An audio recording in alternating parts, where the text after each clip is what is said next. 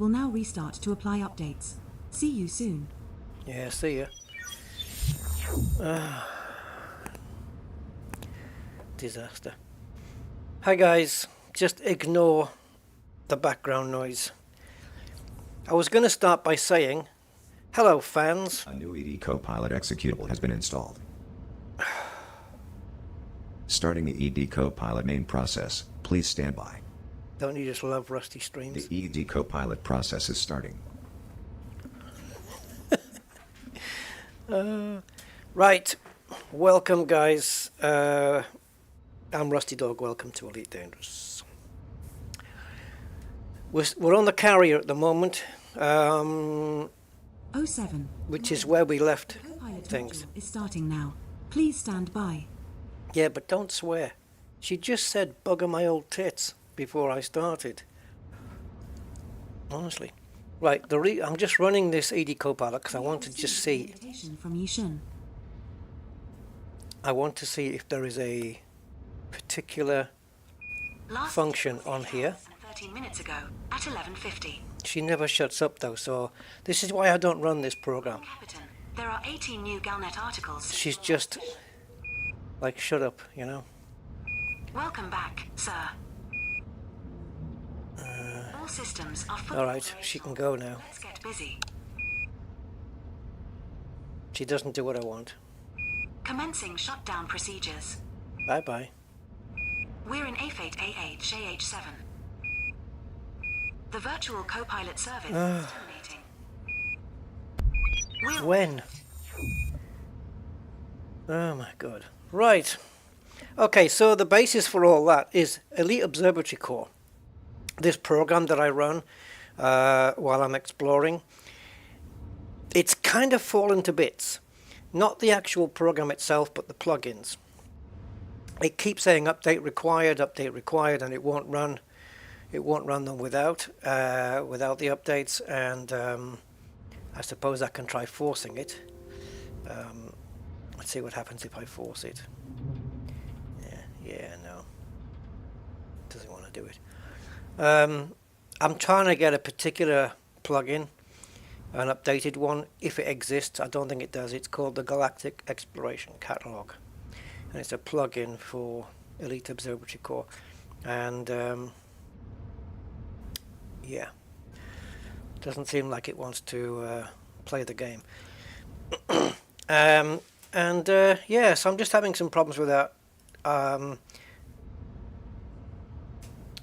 What else was I going to say? The GEC, let's call it that because it's easy to say it. The GEC just tells you of interesting things that's around you, where you are.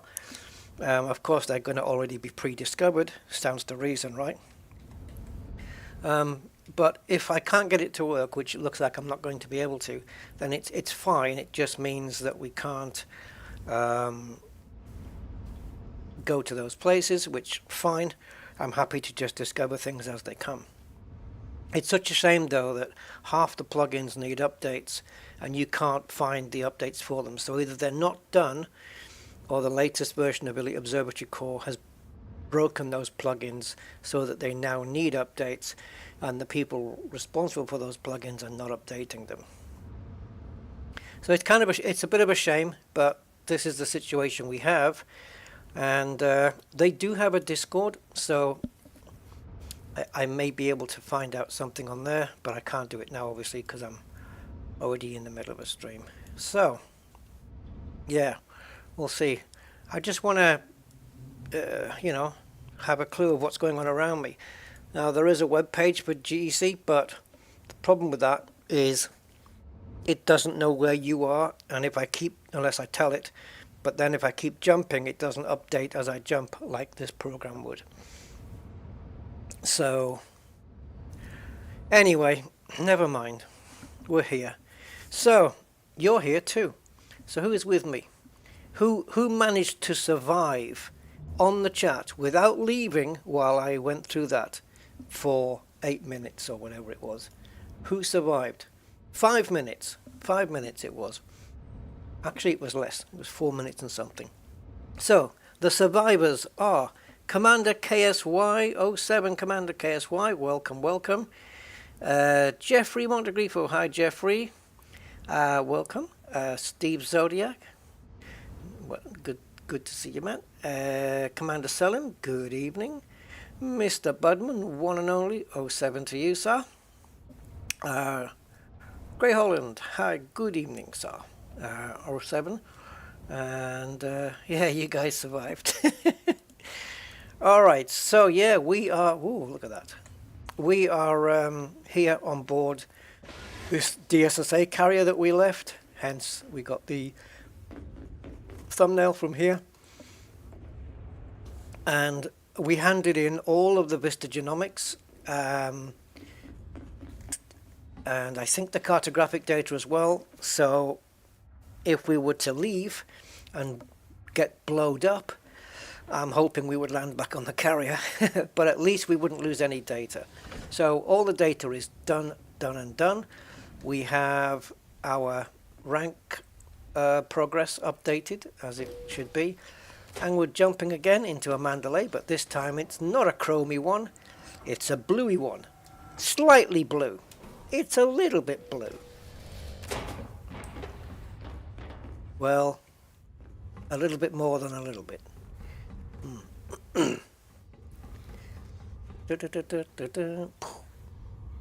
Suit energy, 100%. Right, here we go. Oh, I thought I gave myself enough time, but I wasn't anticipating observatory core issues. But there you go. Right, here we are at Handhold, or Hayholt, or whatever. Oh yeah, and for those that don't realise, because there's going to be one, the title of the stream is obviously a play on I'll have a go at more exploring. Oliver go at more exploring. I mean, I know most of you got that, but there'll be some that didn't. But there you go. Hello, Martin, 07. Welcome. Right, so where are we in the universe? We are there. Okay. Right, so, no, actually, let's just take a look at that. So we're here, and let's go onto a map that doesn't kill my eyesight. There we go, that's better. Right, so we're here in the Izanami sector, about 34,000 light years away from, home. And my plan was to head out to the outer Orion Perseus, Jesus, conflux, and then into the conduit. But that's quite a distance. And it will take me further away from home, unless I go for this corner, which is even further away, but it would get me closer. There's Colonia, and home is down here. So we are a bit out. In fact, look where we are. We're not far from Riker's Hope. Because we came in via this sector, didn't we? Odin's Hold, and we popped in there to land on the carrier. But Riker's Hope is just right there. Why don't we just pop in, have a quick look? It's not far away. Let's see what the closest place is to that. I think I'm going to need the real map for this. Oh, no, wait a minute. No, I don't. It'll still look okay here. All I have to do, is pay attention to this region at the top. Now then, what's the biggest? Okay, that way. So if I just go this way at this zoom level, there we go. There's Izanami. Now we'll zoom in a bit. And we'll go back. And there's Riker's Hope. And we'll zoom in a bit more. And we'll go back. We'll go back. We'll go back. Still on Riker's Hope. There's Izanami. Zoom in a bit more. And there it is. Ooh, right on the edge. There. So this is an F-White star in Riker's Hope, 582 light years, and with me that means 8 jumps. We do it right. We have to, it's right there. Have I been in Riker's Hope? In my Rusty account, possibly. On the way back from Beagle Point, possibly I went into there. On this account, certainly I haven't. And certainly not whilst we've had all of these anomalies and Lagrange clouds and things like that. I don't think that was around when Distant Worlds 2 was going on, right? So let's make those jumps. I can't remember what's in this system in terms of BIOS. I don't think there's much. We're in C10 1515. I've got nothing recorded. I probably think that's because I haven't used the FSS here, but oh wow. But let's not do that, and let's just wow, Star Wars opening scene or what? So let's just make our way to Riker's Hope, number 1. And yeah, thank you DSSA Carrier for your awesome services. Oh, what's going on? Oh, okay. I had...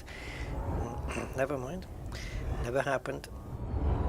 So yeah, it might be a while before we see another one of these guys, so take it all in.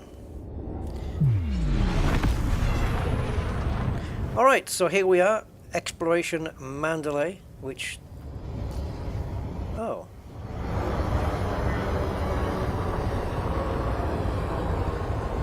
I was going to say, it doesn't have a name, but now I'm just wondering whether the carrier will give me the option to do the livery and the name thing. Did it give me that option? I don't even know what to call it. Okay. Anyway, never mind. Let's get out of mass lock and then we can skedaddle.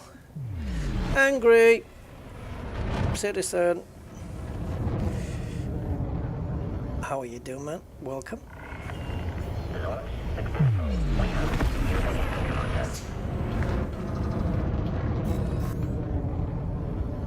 Oh, by the way, Angry, do you have any idea? I know I can look on my TV, but would you happen to know when my thingy expires?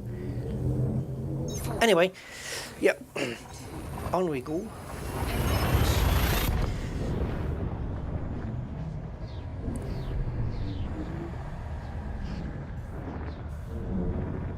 Right, so 8 jumps. We can do that. We have a really decent jump range on this thing, and we don't have the pre-engineered SCO drive on this, so we could squeeze a bit more out of it when we get one, but for right now...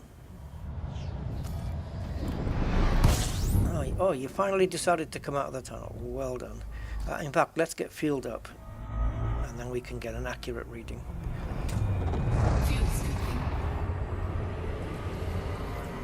Fuel scooping.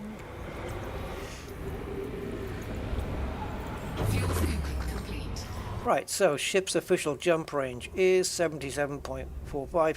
We can get it into the 78s, maybe 79s with the version 1 pre-engineered thing, right? I think it adds a couple, 2 or 3 light years or something. So yeah, it should get pretty good. And it's not like I've really skimped on the modules either. It's pretty well kitted out for what I need. Yeah, and we need to be in analysis mode, don't we?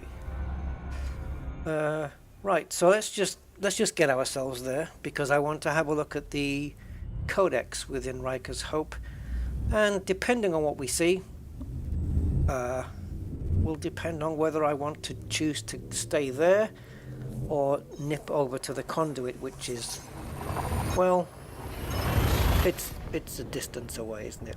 Especially if we're taking the scenic route, that being stopping off when we see things rather than jump and scoop.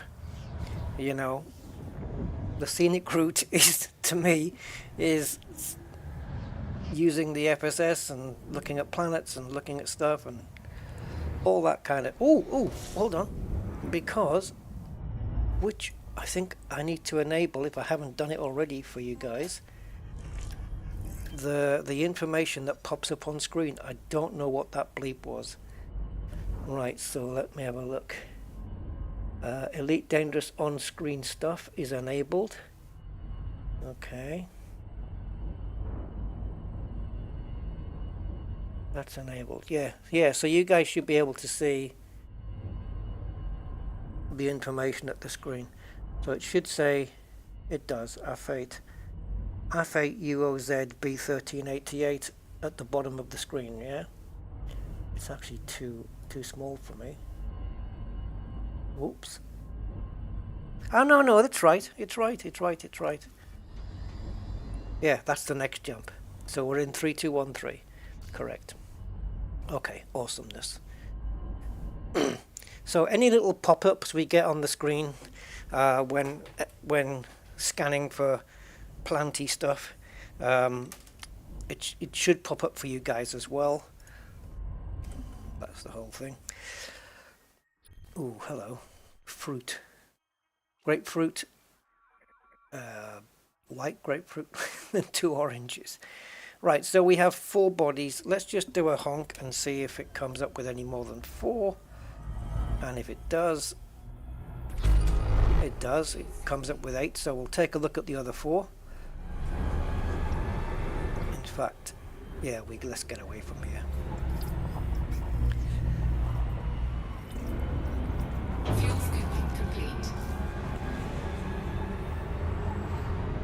Right, so we'll just get this star at the bottom of the sensor, make it shrink to about the size of the ones above, count to 3 and back it off, and now we're good. We should be distance enough away that it won't interfere. Ooh, we can see them all right there.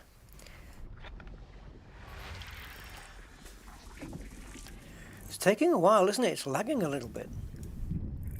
Yeah. Okay, I'm not sure. Okay.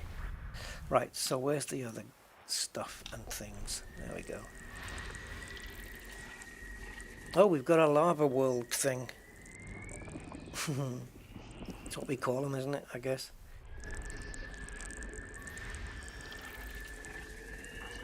Because they're lavally to look at. Okay. We're missing one. We're missing one. There it is. System scan complete. Okay, no bios, but at least we get a complete map now. There we go. So we've got the little lava world there.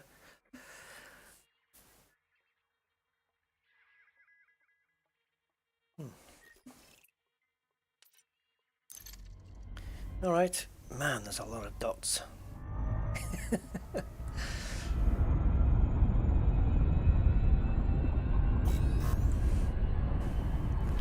Feb 20. Ooh, sugar. Oh wow, it's a good thing I asked. Because F1 season, beginning of March, well, second week of March, I think. Oh, what's the damage at the moment? I can't remember.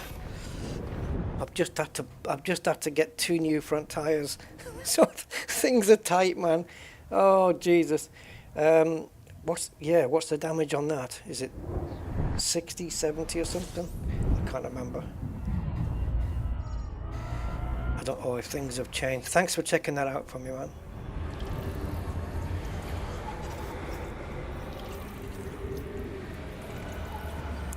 $70.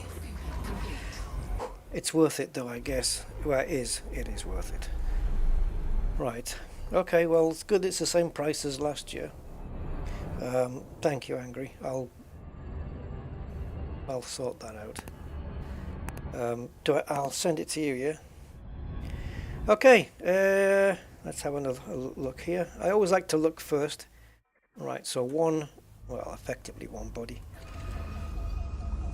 It counts the clusters as well, doesn't it? Not sure. Oh, jeez. Alright. Alright, okay, we need to get a bit further out. Oh, so nothing in the way of water worlds, earth likes, or such things, or ammonia worlds. Just high metals, rocky ices, and a couple of gas giants. Wonderful. Right, maybe we can track down one of these first, because when we do, they tend to have babies. And there you go. There you go, there's all the little babies. Do you think we can get through 35 bodies without a single bio? It's possible.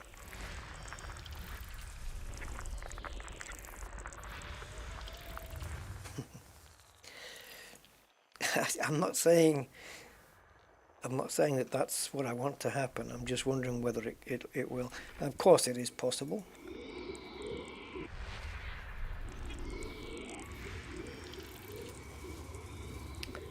No, that's another gas giant.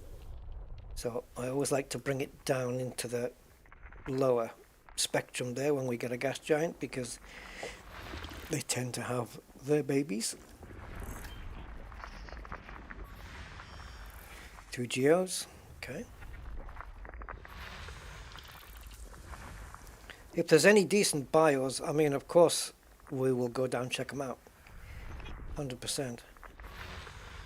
We got quite a lot of cash last time, didn't we, for the hand-in that we did on that carrier?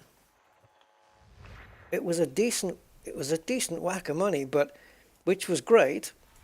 But it also improved the what's it called again? Oh, the exobiologist rank. Yeah, that's what I'm trying to get up, and also the exploration rank as well. I want to increase that. And it's nice to be on a Elite Dangerous account that doesn't have notoriety. Did you get that message? No, I don't think you did. What's all that about? Wait a cotton picking minute then. So EOC, which is Elite Dangerous, no it isn't. Observatory Planets, okay. It's got it down as Windows 10. Is that right? Was it that? And what was the other one? Station or body? No, that's not Elite Observatory Core. EOC. That's Windows 7. Yeah, I just got a thing that popped up and said Nested Moon, and I don't think it popped up for you guys. What's all that about? It's definitely enabled. Now, there's no way to do a preview test or anything, unfortunately, because it just pops up and then sticks around for a couple of seconds, and then that's it. Okay. Maybe we can fix that later on. Pity I can't make it zoom in and do it again. Maybe when we get some plants. I can't remember if one of the things pops up and stays on the screen. If it does, we can maybe work something out there. That one just said all premium boost materials in the system. I'll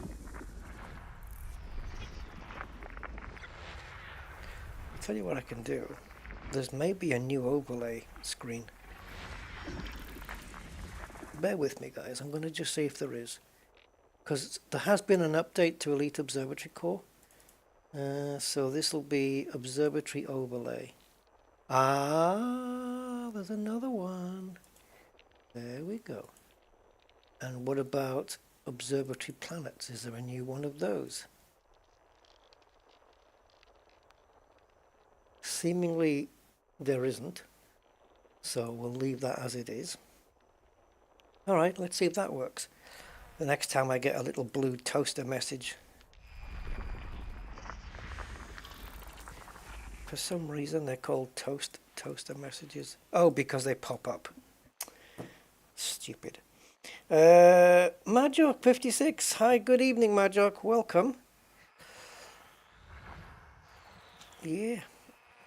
I'm a little late today because I got, let's just say, unnecessarily distracted by things that I shouldn't let distract me, but I did. So I'm a little bit late, and I had a bit of a nap this afternoon as well. Yeah, I could have, if I wasn't distracted, I could have started at 6 p.m. So basically 2 hours later than what it should have really been, but we're here.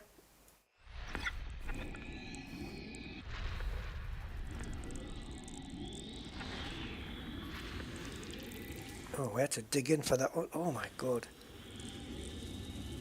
There you go. I was waiting, hoping it would anti-alias, and it did. Because that looked awful. But you know, it's fine. Right, so we've got geos here, but we don't have bios so far.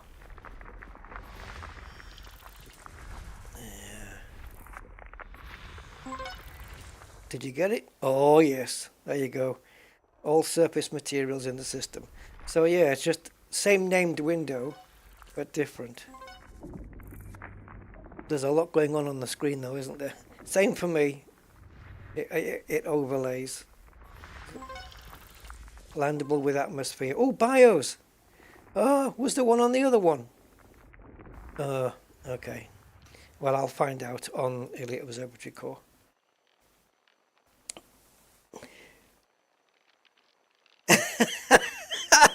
Oh, Majok. Well done, sir. Shake your hand.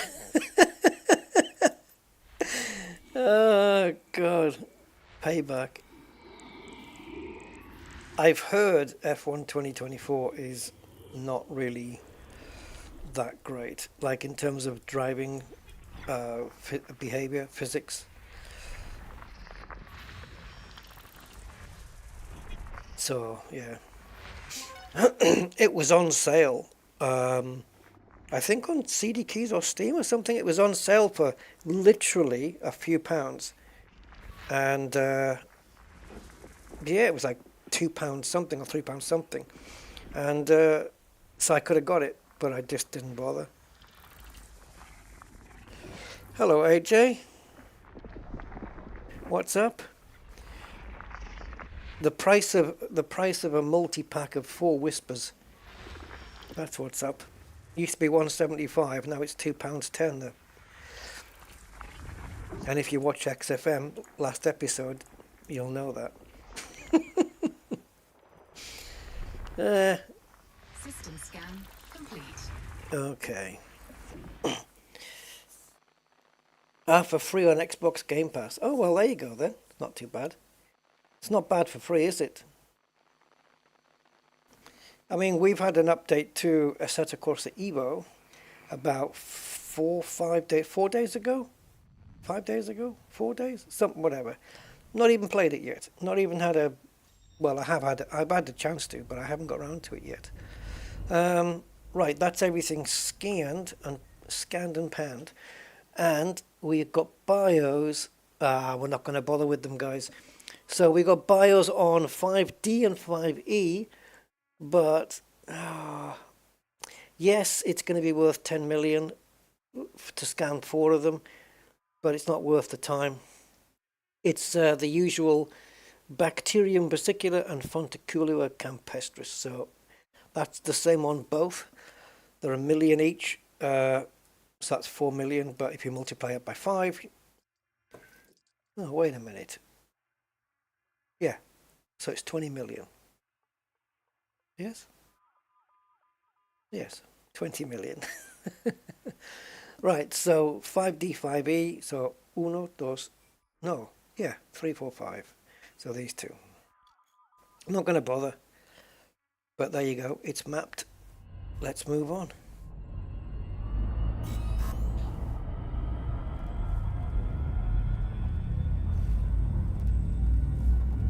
Yeah, I'm halfway through this episode, AJ. I've done half of the editing yesterday, and the other half I'll do tomorrow. And it'll get, well, I don't know. She's been picking it up from me on Tuesday evening, so I don't know whether she records it on the Wednesday or the Thursday, but yeah, all good. All right. How many more jumps do we have to go for? I'm going to honk first this time. 9, and we're showing 1. All right. Let's get out of here.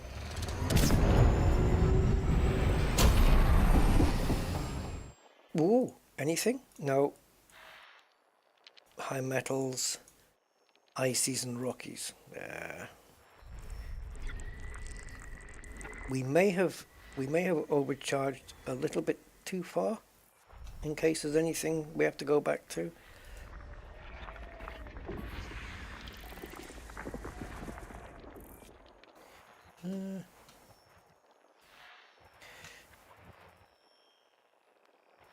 Wait, something just flashed, right?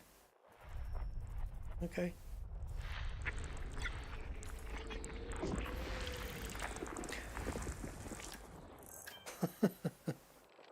Oh, go back in.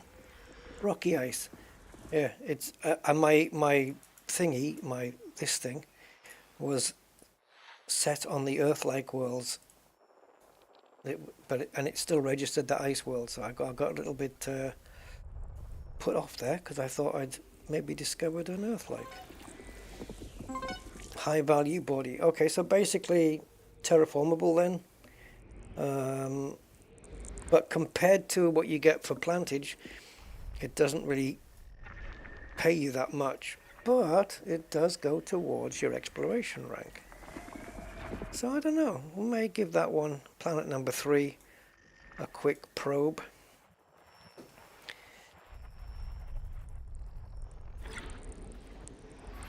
Because obviously exploration rank is working quite differently to the exobiology rank. Now then, where are we? Where are we? There we go.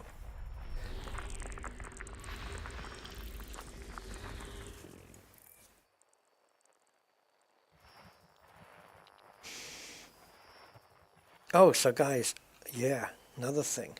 On the gaming front, something new is coming out. Well, I say new.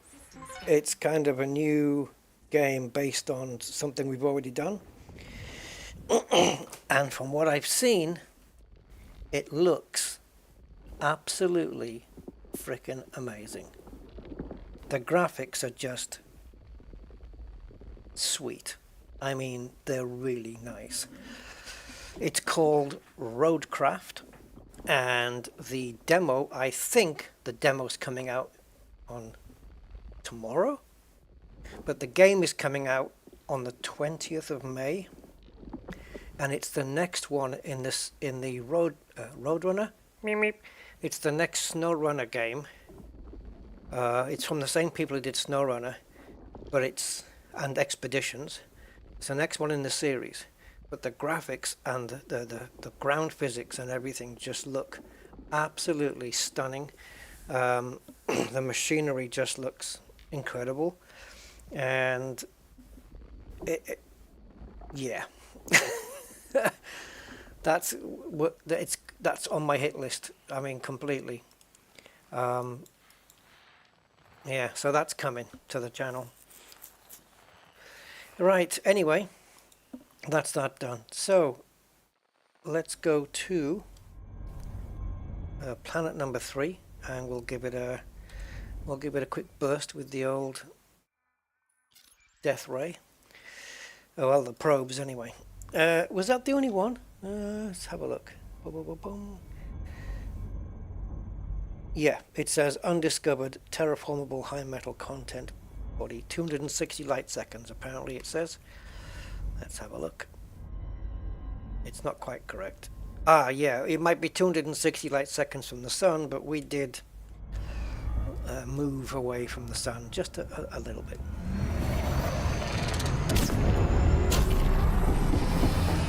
Oh, did I nail that? I absolutely nailed that. Whoa. Get some lottery tickets in. 07 Blog Twat and Clive Hughes. Hi, welcome guys. And Andy, sorry mate, didn't see you there. How you doing? Yeah, Clive, Andy and Blog Twat, welcome. Welcome to the stream.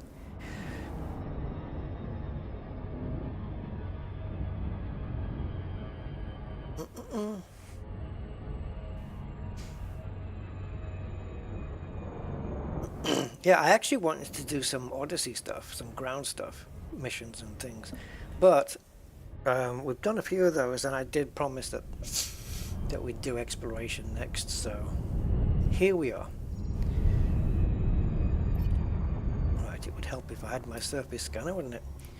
Right, 6 probes. Okay, so we get it done in 3 then, so 1 right at the front, and 1 right at the back, and maybe 1 at the top.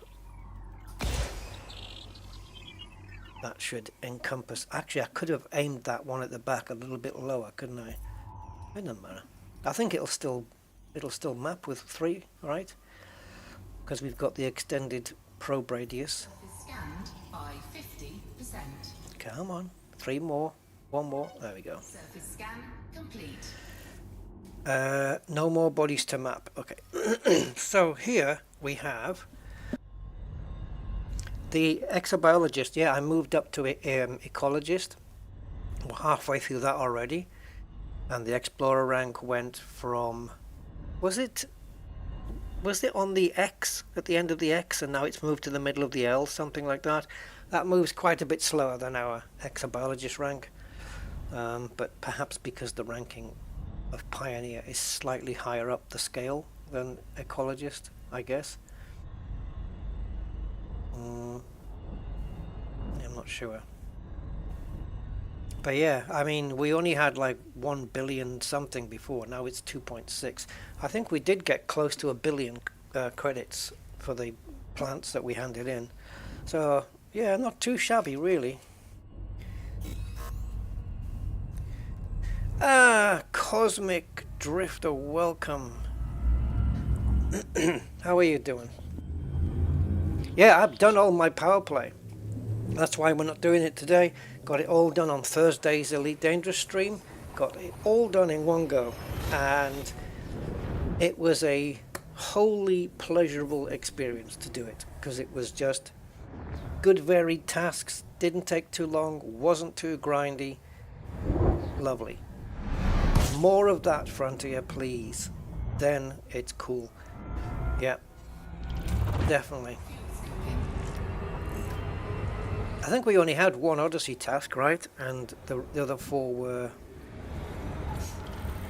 I can't remember now. Was it 2 Odyssey tasks? Yeah, 2 Odyssey. One was to do with getting stuff out of lockers, which didn't take very long. And the other one was to download from data ports. Always fun.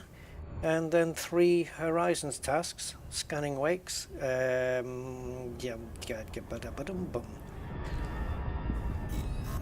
remember what the other 2 were. I don't think we had to scan any mega ships or hack any adverts though.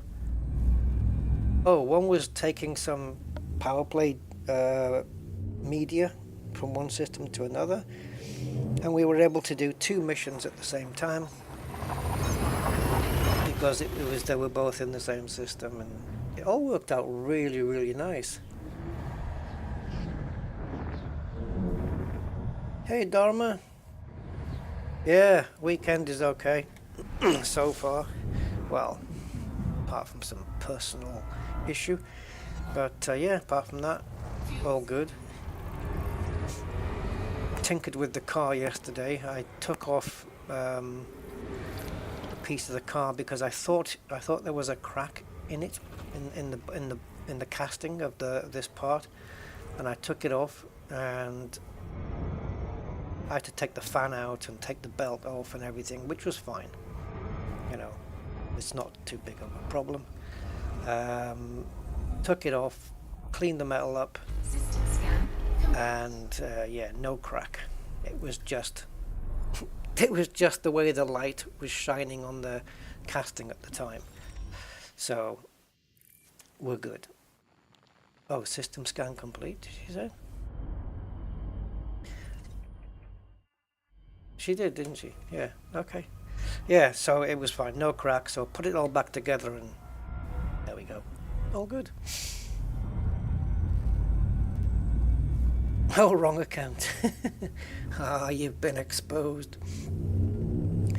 Oh, you're CGing and getting excited about colonization. When's that coming then? Is it 25th? Yeah, because when I was under the car, Cosmic, doing my oil change, I was just having a look around with a torch, and I thought, oh Christ, is that a crack? But it isn't. You know, aluminium, when it goes a bit flickery, you know, it goes a bit like, it's aluminium rust, corrosion. That it's, you know, it just goes all diffuse and stuff. But if you get a screwdriver and put a line on it, you get like a shiny metal line, right? Well, it must have been, it was something like that. It was shining, it looked like a crack in the casting, but it actually wasn't. It was just the way the casting was made, and it's absolutely fine. So yeah, I actually bought a replacement part as well just to change it, but the part was different, so I couldn't have fitted it anyway. But yeah, it's it didn't matter in the end because we were good. It was all good. Yeah, oxidizes, yeah. Did myself a bit of damage as well. You know those wire discs, wire brush discs that you can put into your drill? Yeah, well, I was cleaning the metal with that, and it slipped onto my thumb. So I've got like a nice corned beef rasher on my thumb, which doesn't look very good. Wire brush and dental, exactly. Wire brush and dental, Mom. Oh, and what are you in for, soldier? Yes, I know, Cosmic. I know what you're talking about. I'm well versed. And what's your goal? Right. Yeah, it was an ouchie, that one. Yeah, my thumb looks like corned beef. Do you like corned beef? I'm okay with it, but I had a corned beef pie once that didn't go down very well with me at all. I've never eaten it since.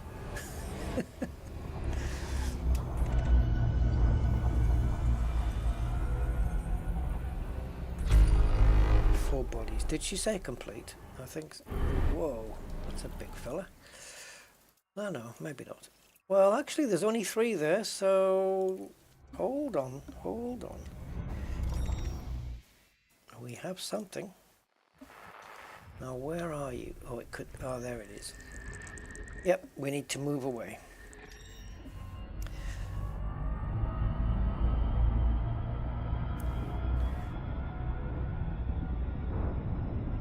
Yeah, it was a little bit blue. I tend to be quite creative with my profanity. I can come out with some very creative stuff. I'm sure I invented something. If you could hear some of the stuff I come out with, I can't say it on the channel, but I get demonetized. If you hear some of the phrases I come out with, I've got one that I just can't say, and it's just, I don't know where the hell I got it from. Sorry, I'm just gonna shut up. Anyway, right. How many jumps are we away? Oh, are we in Riker's thing already? Did we jump into? Did we jump? Okay. It appears we're here, guys.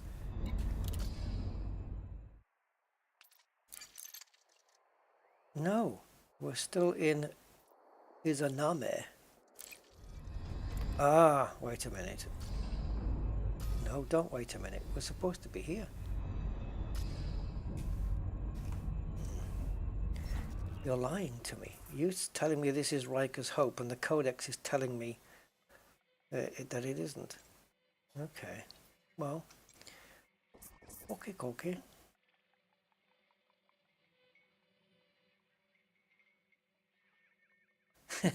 Cosmic. You should. There should be a plugin for OBS that does the profanity bleeping. But then you'd have to have a delay, wouldn't you?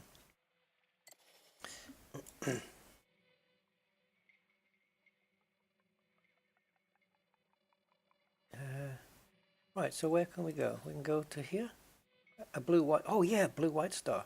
They're always nice. So yeah. Oh, it's only nine away.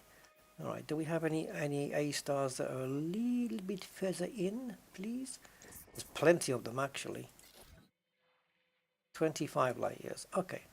We'll initiate the jump, or we'll begin the sequence and see if we get the message, because we're supposed to be in Rikers, but the codex says we're not.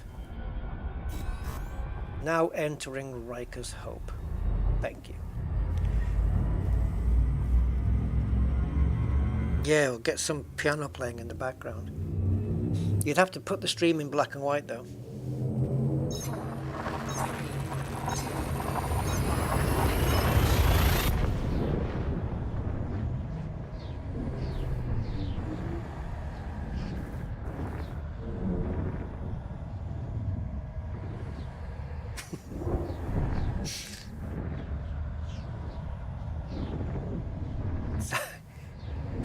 Sorry, I'm just thinking of my swear phrase. It includes the F-bomb, it includes religion, and it includes parents, all in the same line.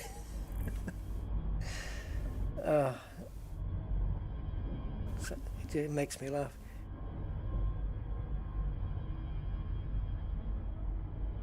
It's reset all your configs.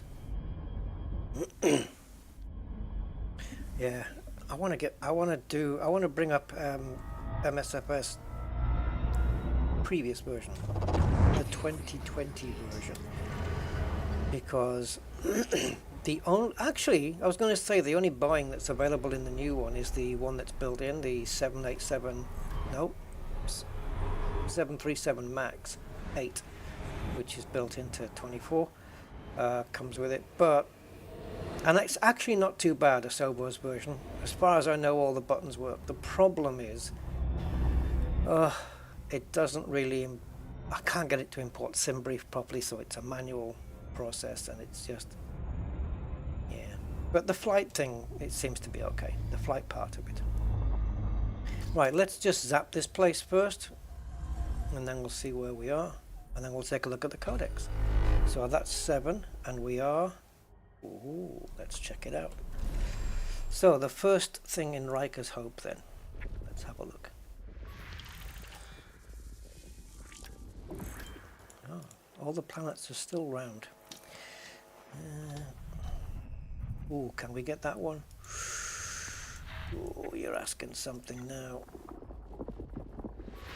Just about.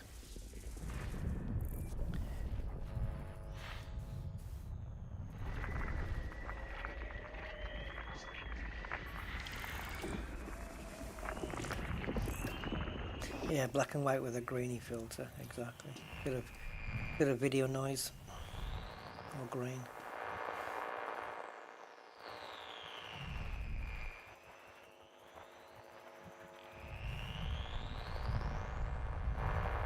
It's not behind there, is it? No, it will be showing up surely. Where are you?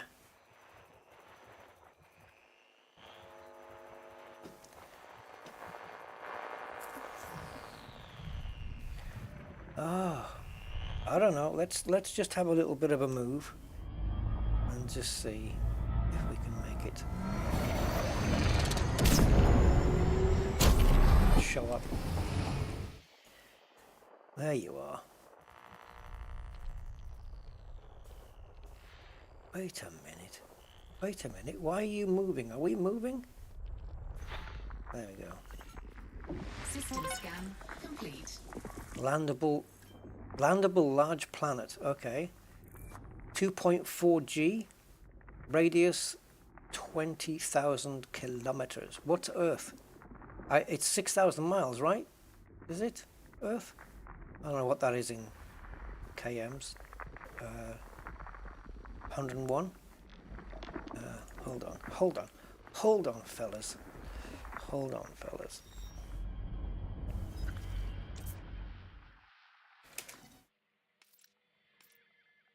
Oh, come on. Why don't you accept enter as a form of input?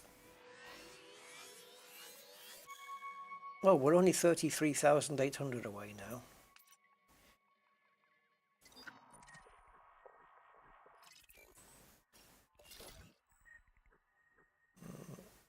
Oh, it's 6,000 kilometers, not miles. Okay. Right, so we're looking at 3.2, is it? Times bigger? Oh, hello, Mama. Should we pop down? 2.4G? Go check it out, go get first footfall. There's nothing else on there, but hey, it's going to be brightly lit, we know that. Alright, let's go check it out. And also, we've got to check out the codecs. No, not everything works. I mean, no, not everything works in 24. I think the airports, most of the airports are fine. Some planes are okay. But study level stuff, like the Phoenix, needed a little bit of tweaking. They got that done quickly. PMDG, however, well, yeah. Still waiting on that. Yeah, we've got some new updates now recently, like the Red Arrows Hawk was just released for 2024. I already bought it for 2020, it didn't cost anything extra. I believe it fires weapons now as well. But yeah, no, out of the box, definitely not. Not everything. Absolutely not. Certainly not with the study level planes. And the small planes, such as Cessnas and stuff, they're already in 24 anyway, so yeah.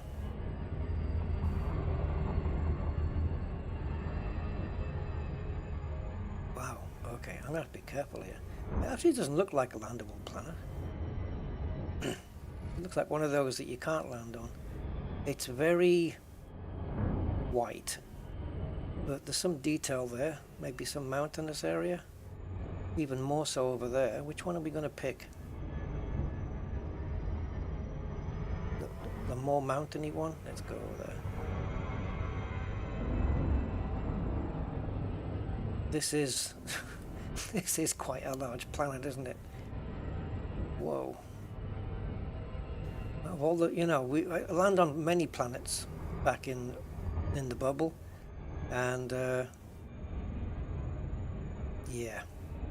By comparison, this is a biggie. You can tell by how little detail there is on those mountains from this height. That makes sense? It makes sense in my head. Like normally to get that detail, you have to be higher up on other planets that are smaller.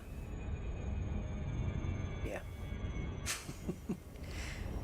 It makes sense to me.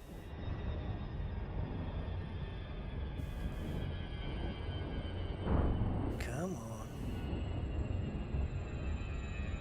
It's actually quite, well, from here anyway, it looks kind of white and featureless, basically. but we'll get... Oh, will it let us out though? 2.4G? I'm gonna hazard a guess that 2.5G is the limit at which it will say you can't, we're not letting you out because you're gonna be too heavy. But 2.42G would be right on that limit, wouldn't it? So let's see if it'll let me out at 2.4.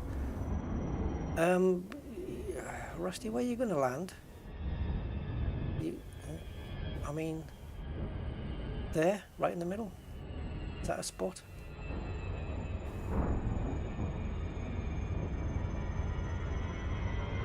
Yeah. We might need the docking computer on this one. Especially at 2.4G. Oh. Himalayas, hold my beer. Jesus.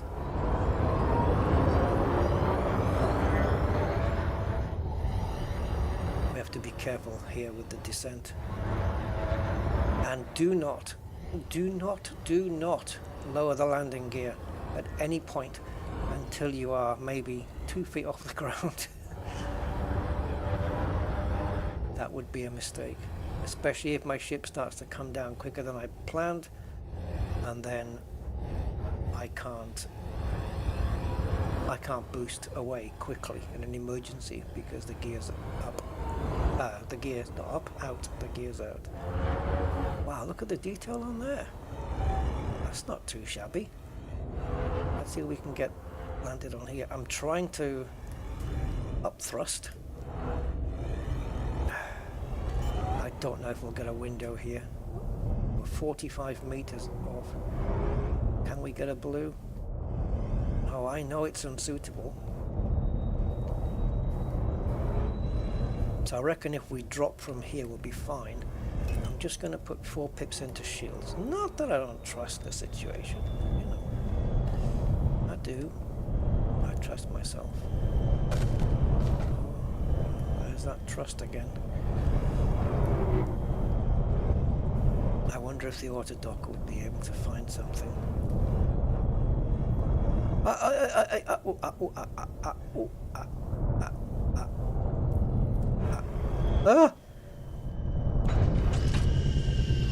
Okay, well done, Mandalay. Not too big, not too small. It's gonna let me out as well. I think 2.5 is the limit, like I say. If it was 2.52, I don't know, I'm guessing it might not let us out. Yeah, snowball fight. Woo! Should we build a snow Thargoid?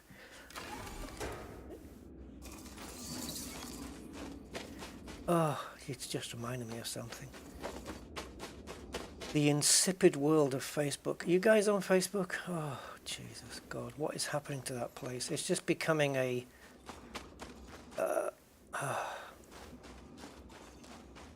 honestly, Facebook's just becoming a hive of bollocks and bullshit, basically. The amount of AI generated images that people post and pretend that they're real, and everybody's falling for them as if they're real, and they're not like bot accounts, you know. These are real people with like profiles and friends and all that kind of stuff. And it's always the same ad. It's always like some wooden sculpture or some snow sculpture made by some guy or some young kid, and he's like, Dylan has made this wooden car, and he's very sad because he's not getting any appreciation for it. Please leave a like. Oh fuck! And the amount of people that are gullible. Honestly, it's just High gravity warning. like, if you want to see, if you want to actually visually see your IQ neurons just fall out of your head, go to Facebook.com.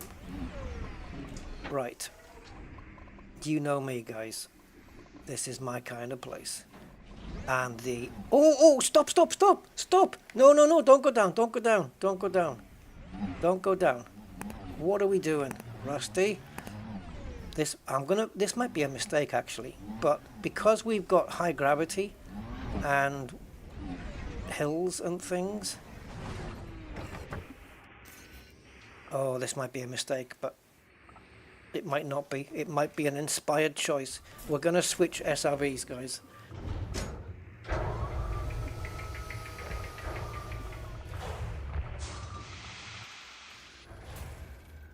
Is this the ship I can do that in?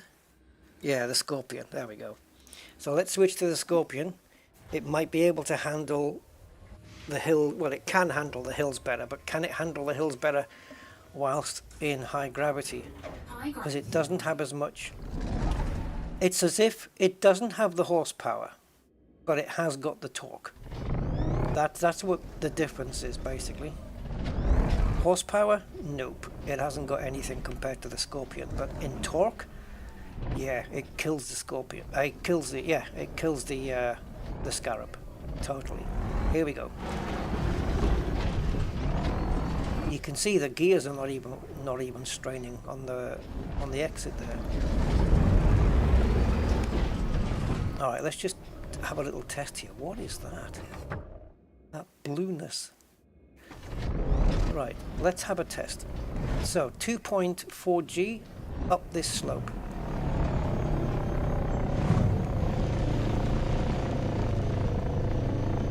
Oh no. Needs a bit more horsepower to go with the torque then. However, look how far we got.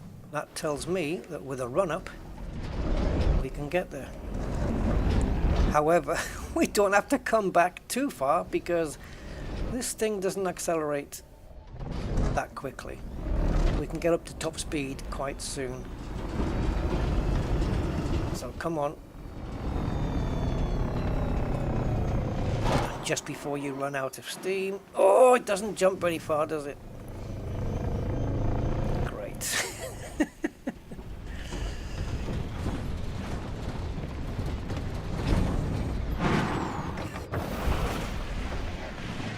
Okay. I think the Scarab wouldn't have got up there either. I think it would have struggled. It would have spun its wheels halfway up, where this one doesn't. What's going on with this blue? What's this all about? Oh, it's going away. That's a shame. It looked actually really cool. Right, should we have a look outside as we're doing this? I don't know where I'm going.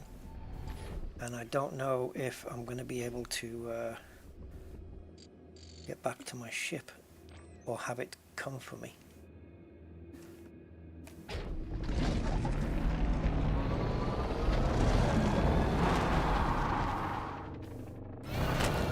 Ooh.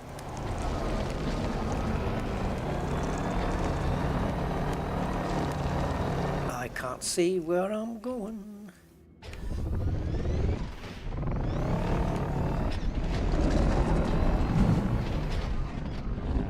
Quite cool. I mean, the snow ice looks very nice.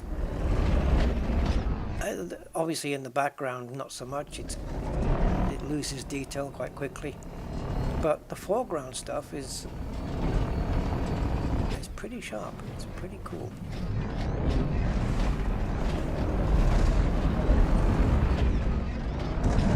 Did we get footfall on this? Yeah, we did, didn't we? I'm sliding down, guys. Yep, there's no grunts sideways. That's what she said. So that's bumpy. Can we scale that? Yeah, backwards. Yeah, I mean, reverse gears got the most oomph, hasn't it? Just like a car does. Reverse gears most considerable amount of grunt on it in a car, but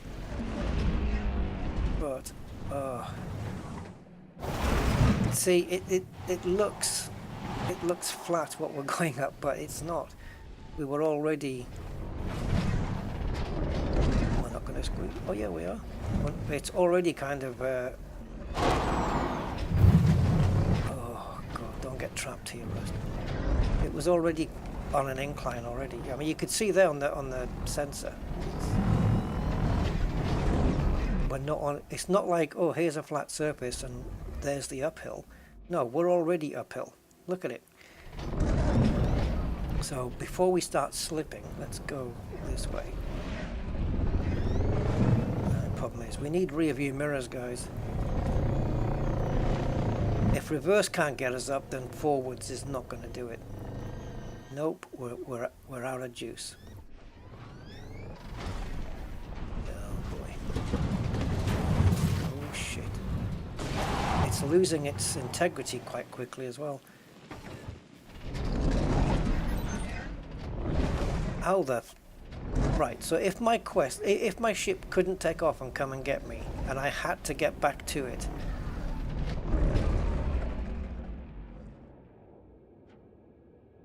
I mean, it's going to have to be a gradual process, isn't it? We're going to have to find the least steep way to get up there. Let's see if we can find a way back to the Blue Eagle.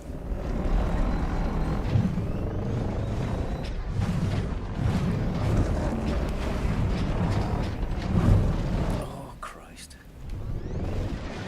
I can see an SRV repair happening before we get back.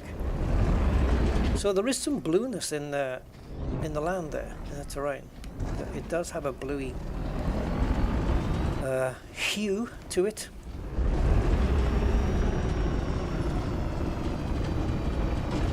Come on. Left to right, jiggle. You gotta jiggle it. There you go. Okay, a bit more. Turn right. Oh. Okay. I didn't realize there was a drop on the other side so quickly. Jiggle, left and right, jiggle. Come on, don't let me down here. Come on. I've got caught up on something. Okay, all I did there was just pitch the nose down to take some weight off the back wheels, and it got us there. Alright, let's keep going. I'm caught up again on something.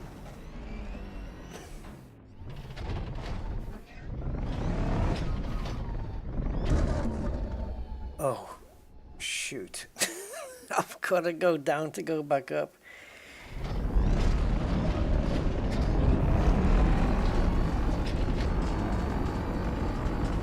Let's try and minimize the amount we have to go down, and then we can minimize the amount we got to go back up again.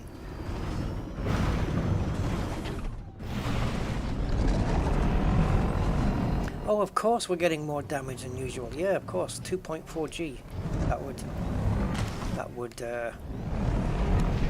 would be the reason why we're getting slammed down so hard every time. The problem with this thing is it has literally no jump boost. It's useless, isn't it? I mean, yeah. The jump boost unit is very good at blowing up party balloons, but that's about it. Oh, look at the slope that we're on. Maybe we can go sideways. If we go sideways, then we're at least getting some forward-ish momentum at the same time as gaining height. That's my theory. Now we have to switch around to the other side and do the same thing, because we've come to the edge there. And now the ship is below us. Ugh. I solved the puzzle. Land on the front wheels only.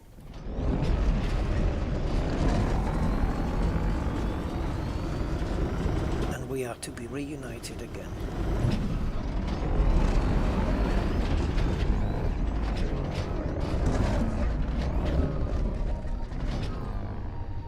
Wow. Thought I might have to get picked up there, but nope. We're just fine.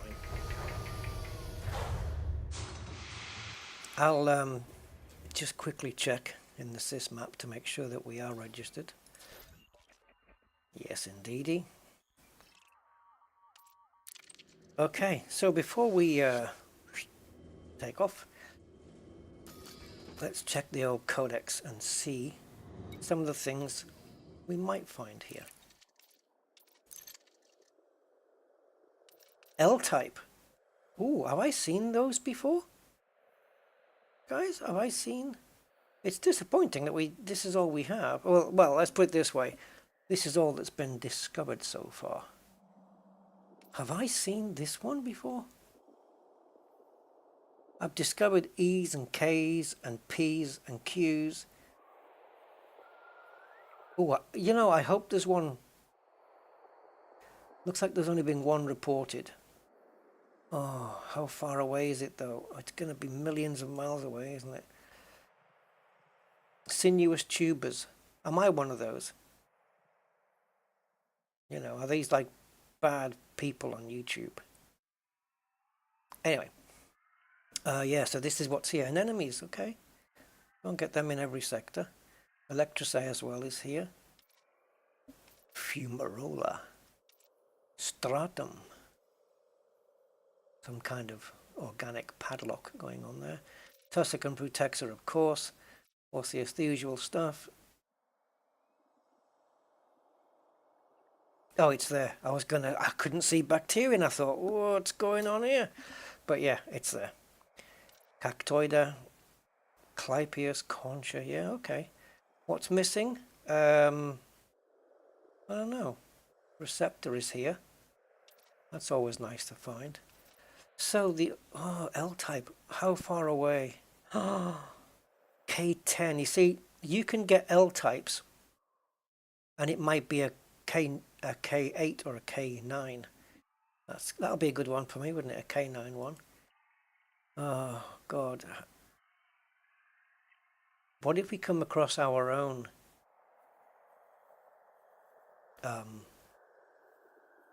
Lagrange cloud? We need an NSP for that. On or around planet types, green gas giants. Oh. Right. A high energy phenomenon comprised of multiple bright blue-green cores emitting slow-moving clouds. What if we go all the way there and it turns out to be an anticlimax and we've seen it before? Right, distance 5,000, and it's a neutron star. Where are you, like, compared to me? What? How is that still in Riker's? Oh, it is. It's just, yeah, it is. It's so close to the galactic center, though.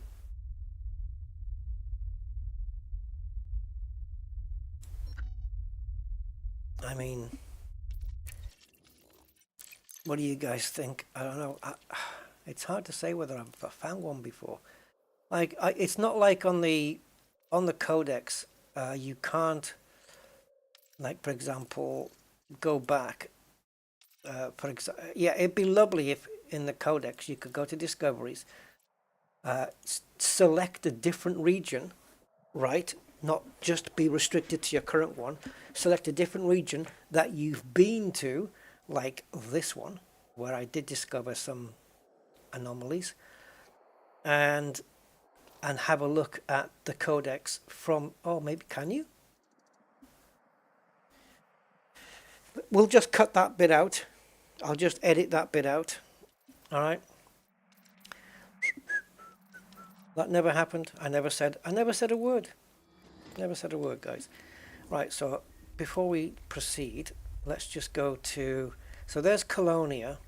So the sector that I found lots of anomalies in was this one, Odin's Hold. I think they were kind of dotted all the way across down here. We discovered quite a few there. So if we nip back into the codex and go to Odin's Hold, which is, there we go, and then I can go here and see what I discovered. E, P, and K. Right. Lovely. I thought we couldn't do this for a moment, but thanks to Frontier, it's there. Right, so maybe I was thinking of this fella.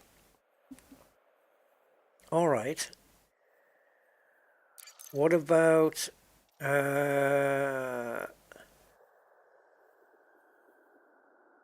so Odin's Hole. So Colonia is in here in the inner sanctum, scrotum region, whatever it is. Ah, L type. So I have found an L type, and look, that one, that was cool. So we have found an L type, but here it's a 07. Oh, the K type is. What's going on? LPQ. What's going on? We're here. I can't believe we're here. Beagle's only up there. So this one is, it is L. But this is, why does it say K10 then and not L10? If it's L type, why is it reporting K?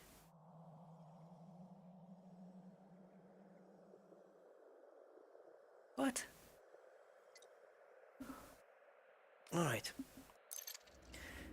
If we are to go to this, guys, I mean, what's the plan? Is it just to jump and scoop? Do we spanch it?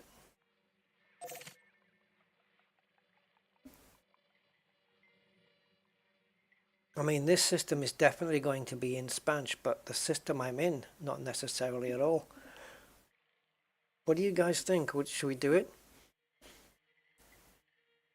Just to go see them?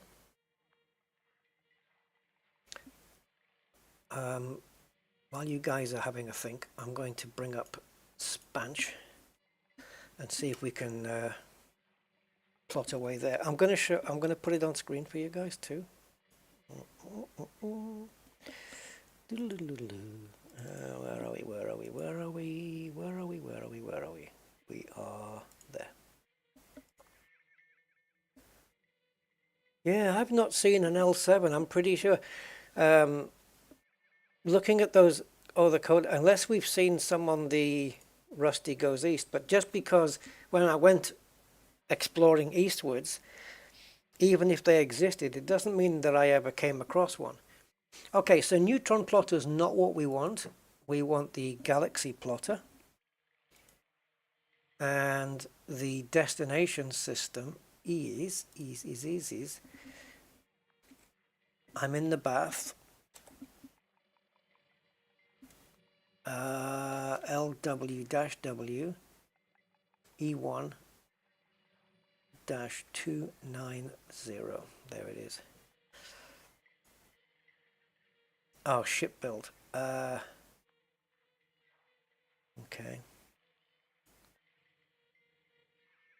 Let's put in the source system first, and then we'll get to the ship build. Ship build is actually quite important. We really need to do that. But I think I should send it. Actually, Coriolis is kind of caught up with all that stuff, so. But I'm going to send it to Edie Shipyard, I think. Okay, so source system. Well,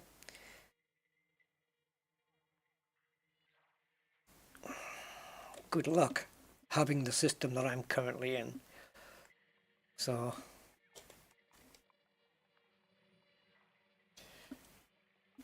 When does it start breaking down? The later the better. Ooh, ooh, ooh, ooh, ooh. 3. I've only got to type in 227.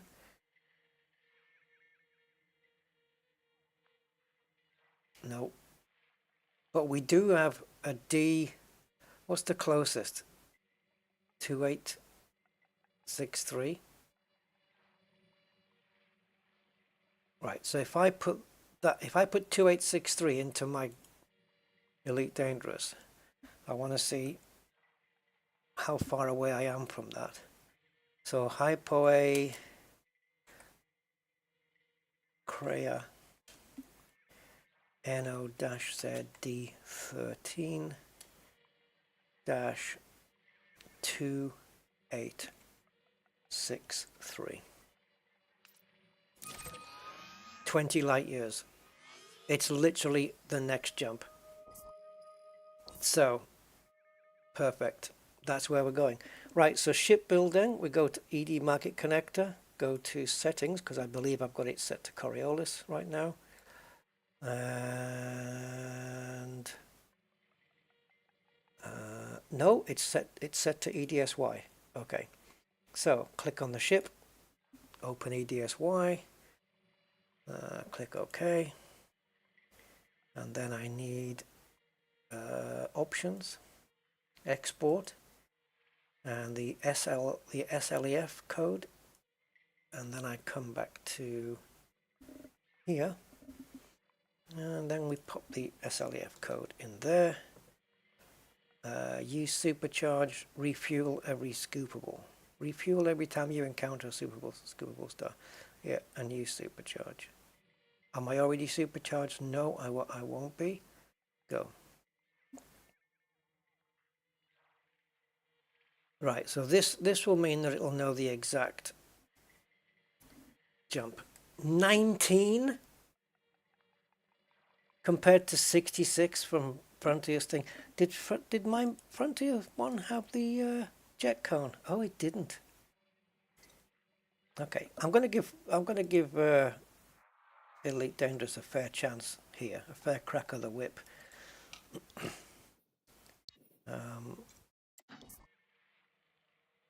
Where are we going? Mbath.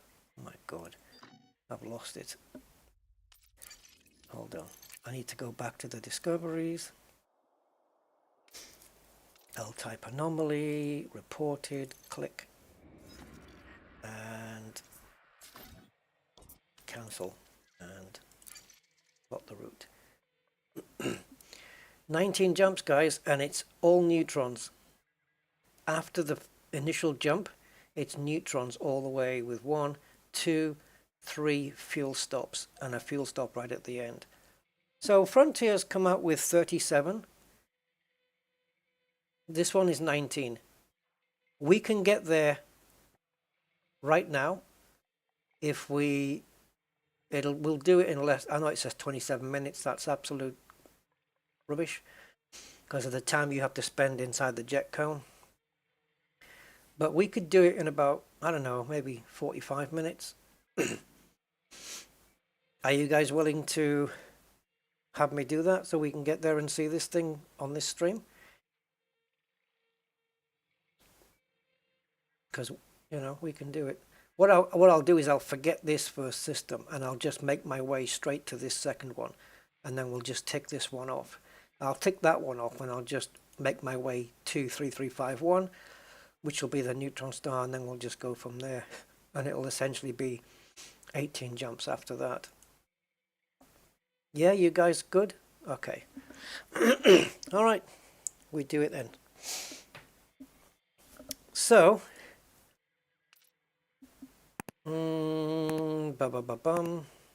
so I need to make my way here, basically, which is, again, it's a jump away. So I just do this one jump, we're straight onto the neutron star, and that's it. All right, let's do it. So the chat I'm going to have to now see on OBS instead of my browser, because I'm going to need the Galaxy plotter. Yeah, it's much better. I don't know why anyone would want to use the neutron plotter now, because the Galaxy plotter is just better in every way, because it calculates your fuel usage as well. As your fuel usage drops, your jump range increases, and it calculates that into the thing. That's why it tells you in those other systems, do not refuel. do not top up because you won't have enough fuel for the next jump. Because your ship's heavier. Right, so anyway, let's try and get out of here at 2.4 G with as much uplift as we've got. Oh, come on, baby. Okay, landing gear up now. Just nice. There we go. Now, are we able to just... No, okay. Right, let's go and see this L-type anomaly then, guys. Let's do this and hope it was worth the journey. It's going to put us so close to the galactic center that I don't know, guys. Maybe I'll have to forget going to the conduit and do that another time, and maybe we will end up at Sagittarius A. Oh boy. Can we jump now? Yeah, we can. Where the hell is this thing? Oh, you're just there. Alright. We can just about get out of here. Let's leave that on 0. Should do it still.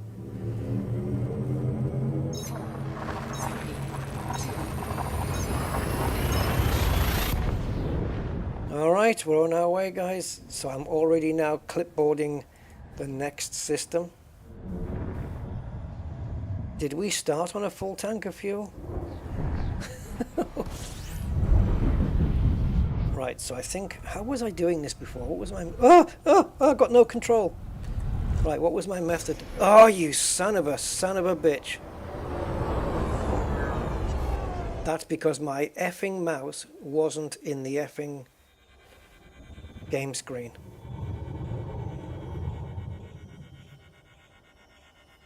How far away is that fleet carrier?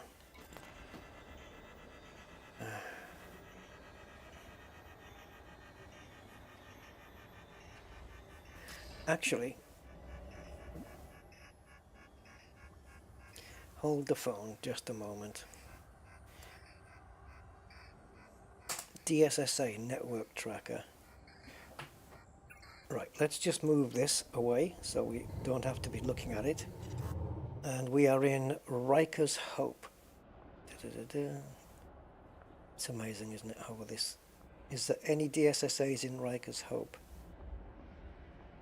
Yeah, we got one right there. Okay, we got 2. 3.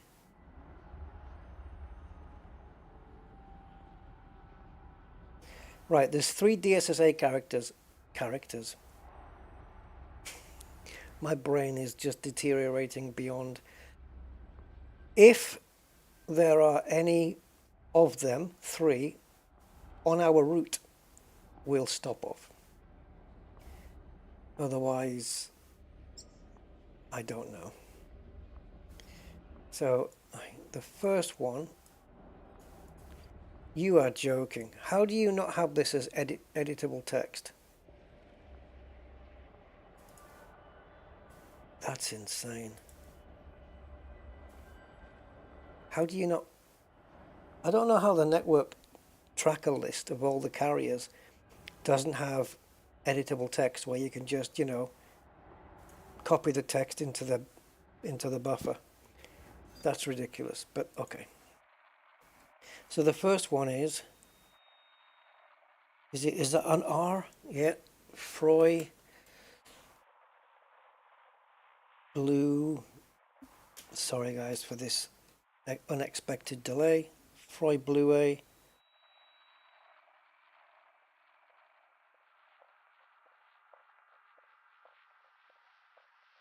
Uh-oh. Is that bad? Have I done something bad? Why has it stopped already? Keep going. There you go. Okay, so that's 4,000 away, but is it close to the anomaly though? It's kind of in the other direction. All right. We want to be going across the bottom, don't we, really? Diggity bum bum, where's the other one? Okay, so the next one is in...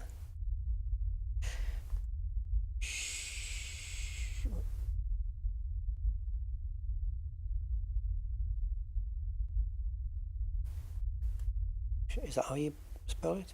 E-A-U? Yeah. Shao Blau. TBA C28-271.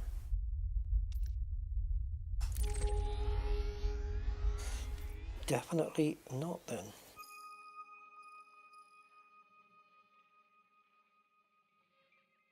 And the other one, where's the other one? Riker's Hope. Right, we've done Shea Blue. We've done... Ah, that one. There it is. So PL OEAAUS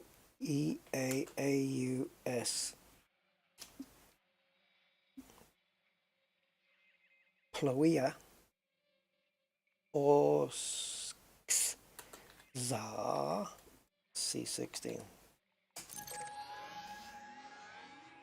Definitely not.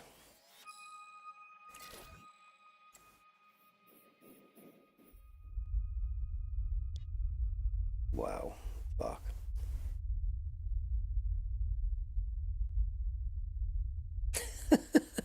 I don't even know. I mean, the other one's not far away, is it? It's a couple of jumps. But which one was it? So, okay. So, let me just take a quick look, guys, and this won't take long, I promise. So, Izanami. Oh, stop scrolling, you prick. Right, so Izanami. Oh, that's the one.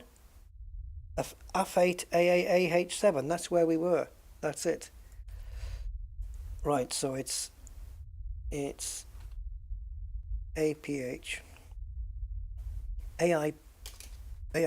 There we go. AIPH AITT AA-A H7. That was the one, right? We were in?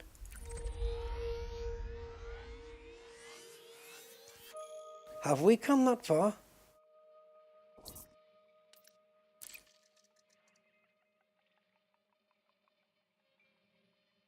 Come on. Mind you, we got to where we were without... It's 3 jumps. Let's go back and then we'll plot from there outwards. So only going to add another couple of jumps, I think. No biggie. Oh, you're kidding me! Oh no, I did plot it. Okay. I thought I didn't plot it. I did. So why is it not on... Oh, it is on the compass. Right, let's go get fixed and then we'll be back. Right. Oh, get out of here.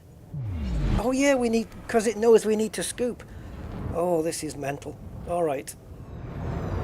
I've never seen a disc at the end like that before. What's this all about?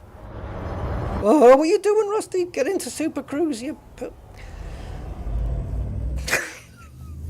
Oh, imagine going into that while we're in normal space. Oh, yeah. Suicide. Suicide by jet cone.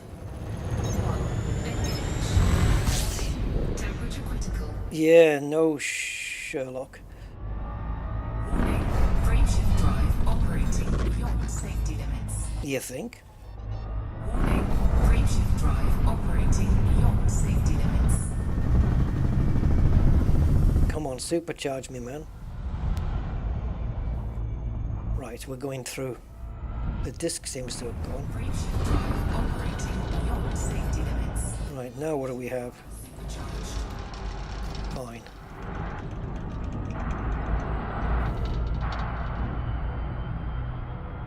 Alright. That's why it's only 3 jumps. Because of these. Oh man. 5, where would we be? It's a good thing this happened here.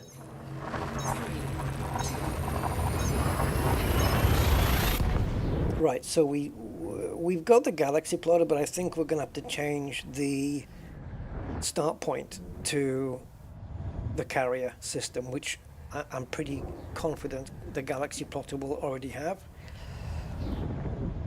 Oh, is this another neutron? Yep, that's why it's only 3 jumps. Neutrons are a really nice way of getting around quickly. They're almost like slow teleporters in a way, because you have to charge them up first, like, but there you go.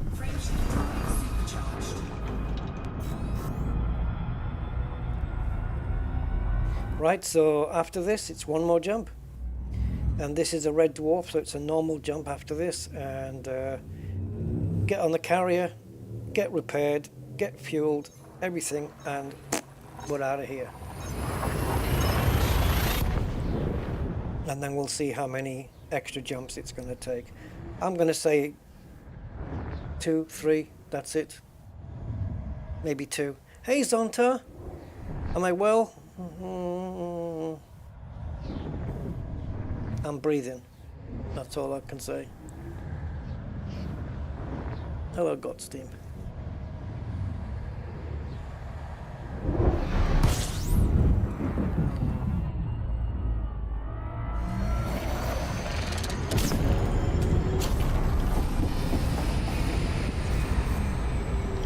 All right, here it is. AA-A.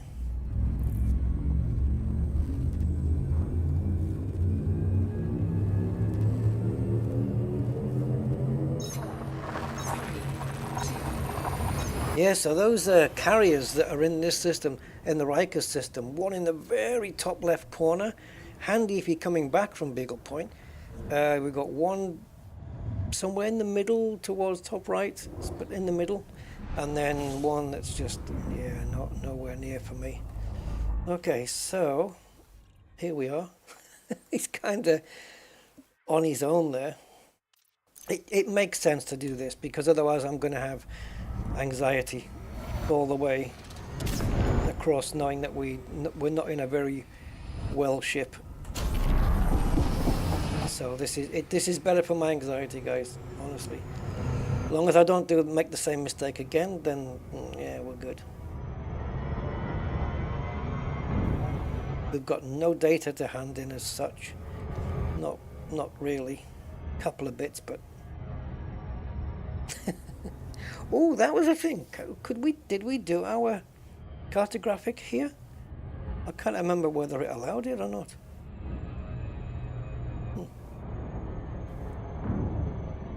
I don't know whether there was sufficient. I can't remember. I think so. Yeah. It must have done, because we went up on the ranking. Oh, you got a chest infection? Oh no. 6 years old and naughty. Good. That's how little boys have to be, Zonta. They have to be naughty. It's built in. It's part of the chemistry. I was the same.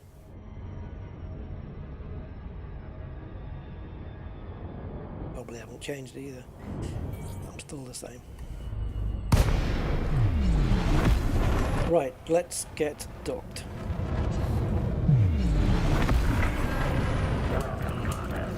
Docking permission will be granted following a successful eligibility check. Docking request accepted. Proceed to your designated task commander.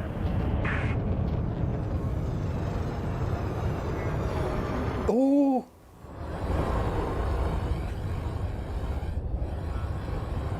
My fingers just can't find the right buttons on the keyboard anymore.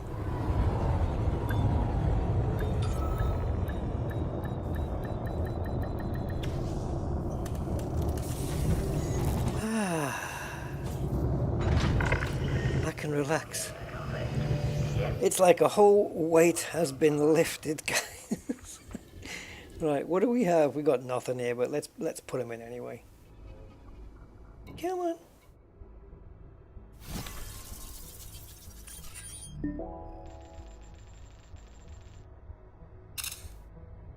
There you go, first discoveries on that. And the 20% carrier fee. Yep, but we get the ranking. Alright, lovely. So I'm going to go on the other screen, and I'm going to remember to put my mouse back onto the game screen before we get going. And we're just going to go into the galactic map. Click where we are. And we have copy target name. We'll copy that into the source system. Wait a minute, is that the right one? Yep. Copy that there. Okay. And tell it to calculate. Right, so before, what was it? Was it 17 jumps last time it said? I think. Something like that. Oh, it calculated 21. 21 jumps. And it's all neutrons from here. So 1, 2, 3, 4 fuel stops, with the last fuel stop being at the at our destination. So it's basically 3 en route fuel stops. First jump seems to be a normal jump to a neutron star. Okay. So 21 jumps straight.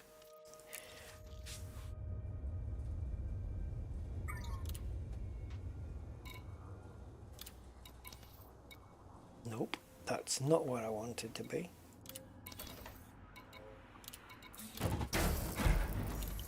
Screw it. Fully repaired. Let's go.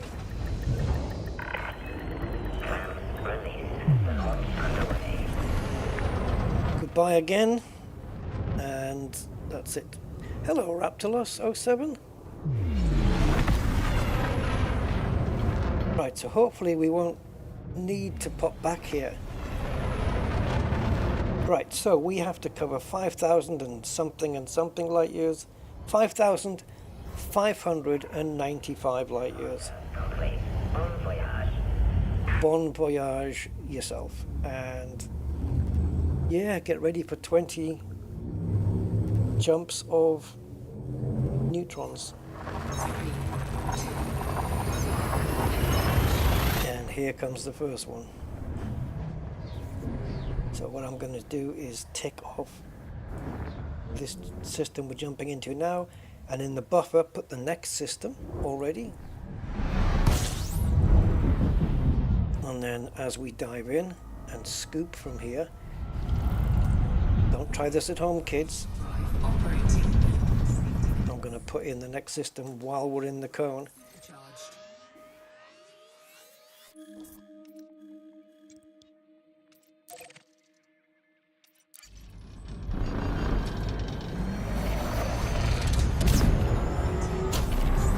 That I shouldn't have done because it uses up fuel.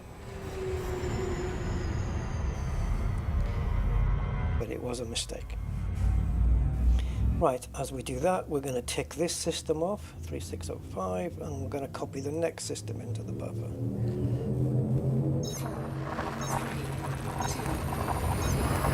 It'll be over before you know it.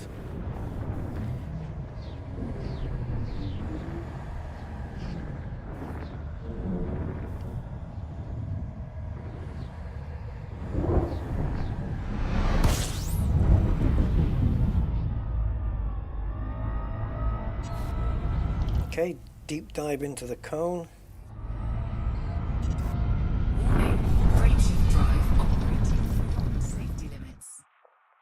Yeah, this is a smart idea, Rusty.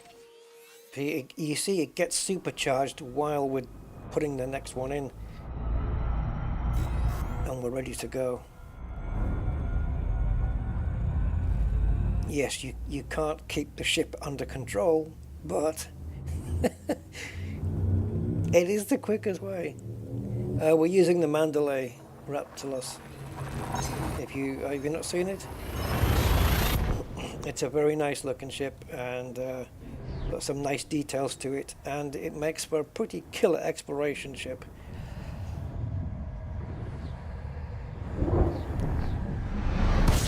Oh, I didn't, did I? I didn't copy the next system in. Are we in 3336? Oh, 3236. 3236. Let's copy the next system in before we jump into the cone. Now, the problem is these fuel stops are going to have horrible neutron stars. What I do is with these, as I'm going into the galaxy map, I'm putting on a little bit of throttle. I may have had too much on that one. Yeah, we didn't supercharge. I had a bit too much throttle. I just put a tiny bit on so that the ship is still plowing into the cone. But yeah, I did. I had a bit too much throttle on that one. Just need a little tiny bit. Okay, we're supercharged. Oh, we're already set to go. What am I doing? You just get stuck in a rhythm.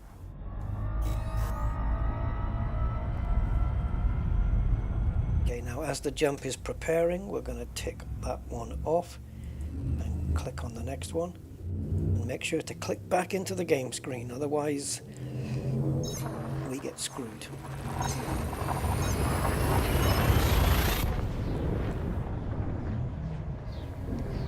Right, after this is the first fuel stop already.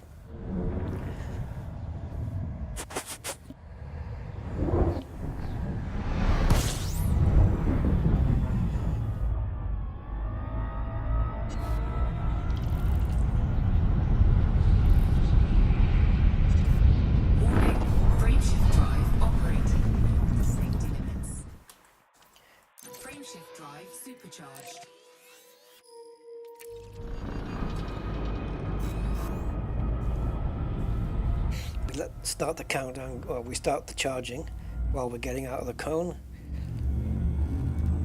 because by the time it counts down we should be out of it. Right, make sure to do the copy paste, or at least get it set up. Right, this might be a horrible one, guys, because it's a fuel stop, and if there is a star near the neutron, it freaks out, so get ready. It's going to be a freaky one, isn't it?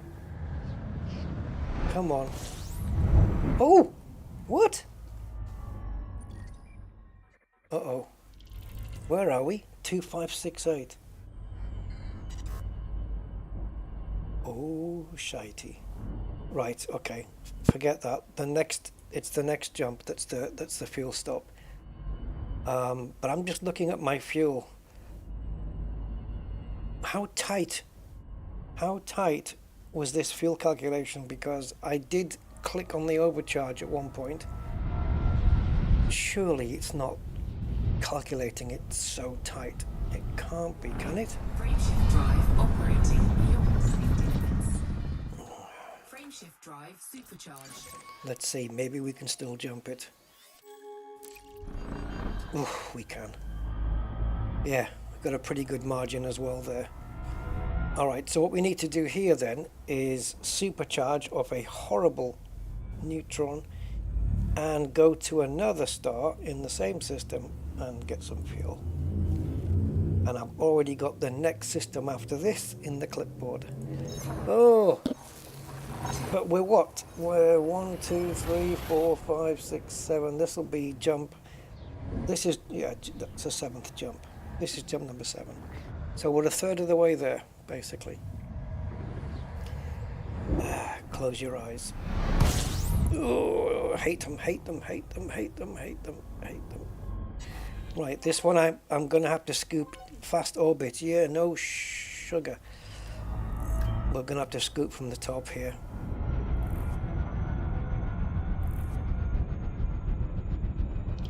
And what I'm going to do is program in the next system while we're fuel scooping.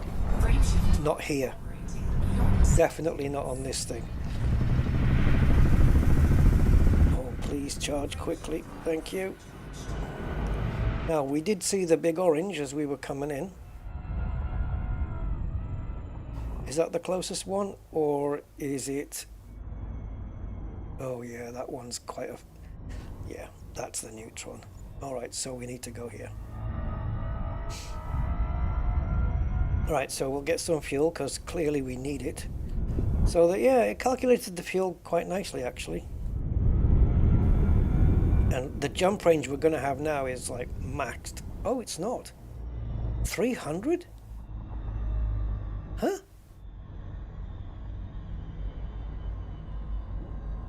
Oh, is that because we've got too little fuel? Yeah, because the next jump is considerably bigger. So let's see when we fuel up.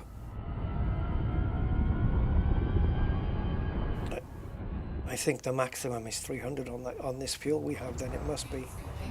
So are we going to see this actually rise as we put fuel in? Yeah, we are. So it should rise and then go down again, right? Yeah. Isn't it going to rise and then go back down?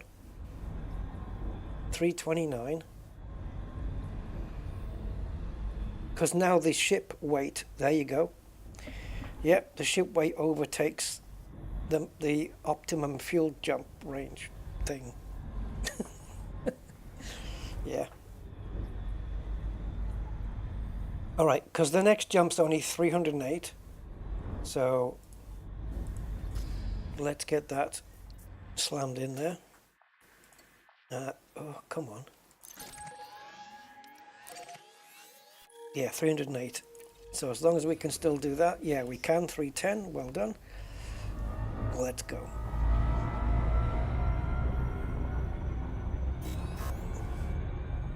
Right, so as we do that, we'll program in, where are we? 5052. So we'll get the next system programmed in. God, it's not going to be long before we're stopping off for fuel again. Like literally 4 jumps and then it's fuel after that.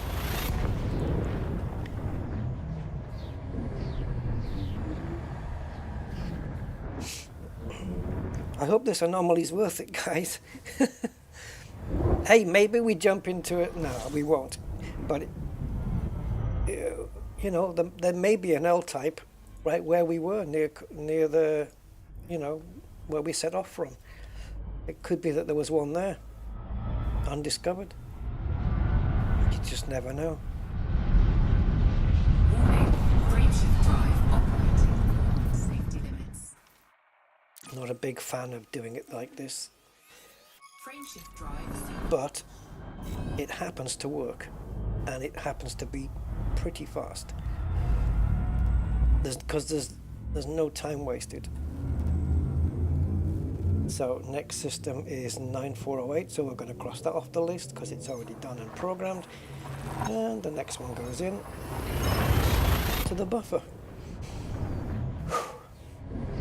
Yeah, so it's, for me, it's like it's all about establishing a rhythm and a way of doing it, so you can just, you're cutting off all the fat and you know, you're just making it as lean and efficient as possible. The other one, Rusty, the other one.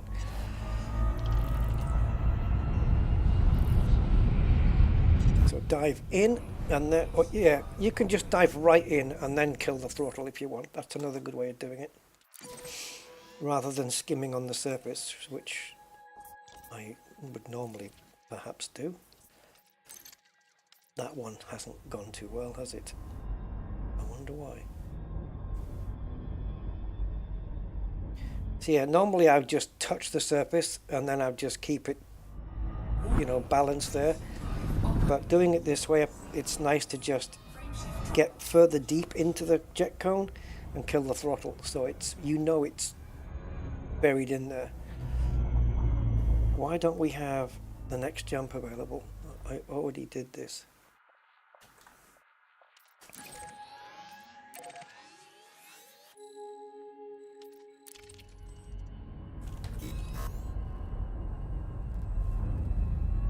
Alright, so 7829. So we're going to jump to there, and then another system, and then another fuel stop already. Ready to engage. Yeah.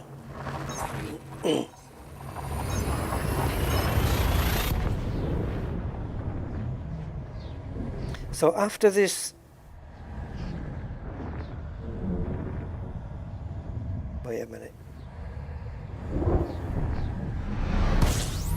So we are in 7289. System scan complete. So it's telling me there's 12 jumps remaining. Okay. I haven't been honking either, but I've got too much on my mind. But it said system scan complete there. Warning, frameshift drive operating beyond safety limits. Oh, did I miscalculate again? Yeah, I think I went too deep into it. And so it came out the other side.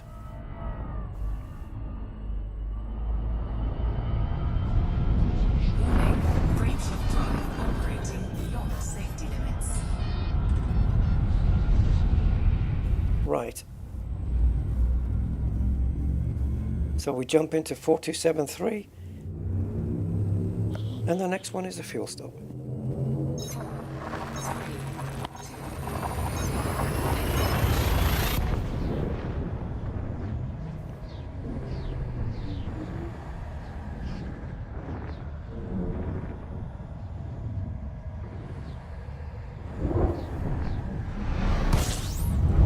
Okay, biggest one is this side. Let's go there.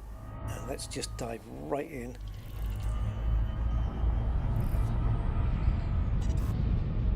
Warning, frameshift drive operating.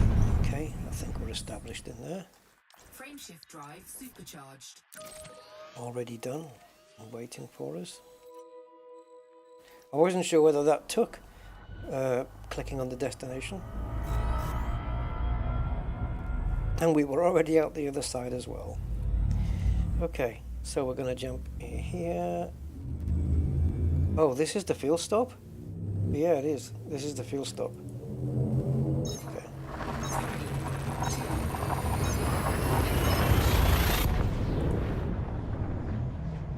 Can we see where we are? No.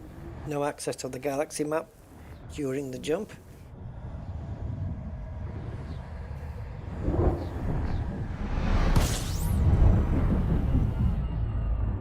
This can't be the fuel stop.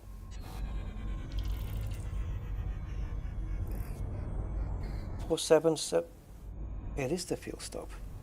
Yeah, it is. Okay, so the nearest star must be a fair distance away then, but it's not interfering with the neutron.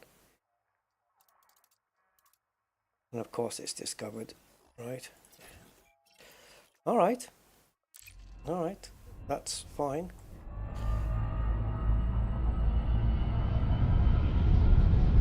So while you are doing your business, oh, I think I'm going to have to stay in it. Yeah, I did that way. I just went in way too quickly.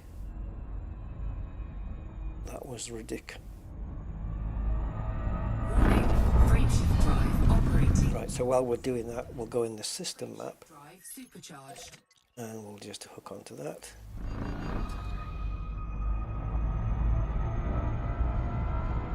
Make sure we're away. Ah! Oh no, it's fine, it's fine. It's fine, you can use it, Rusty. Because you're about to refuel. Doesn't matter now, does it? But yeah, we could have used the overcharge.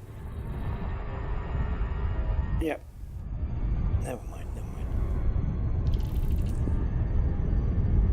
Always careful not to use it when you're using the galaxy plotter, because it relies on the exact amount of fuel in your tank, so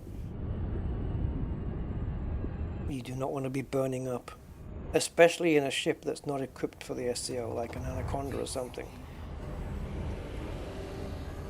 Alright, so while you are scooping, we'll get the next system plugged in. 305 light years away. Just set target. No need to plot route, it's pointless. That's my max scoop rate. Is it? No, it's not. It's 878, isn't it?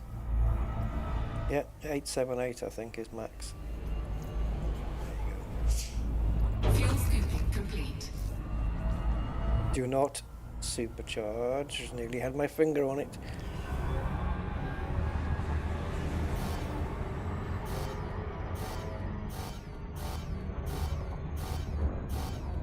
come on.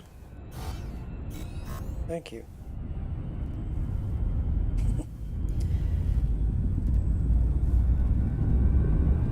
All right, so 3062.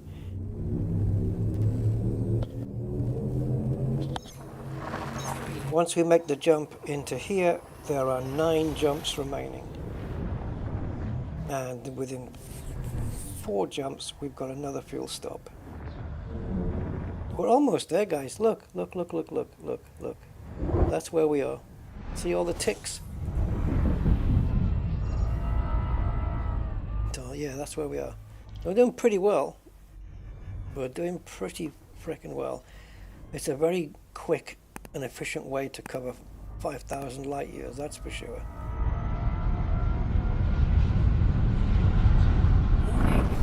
Okay, so 3062. Did we paste the other one? I think so. But I wasn't ready for it. I think we're already out the other side. No, we're not.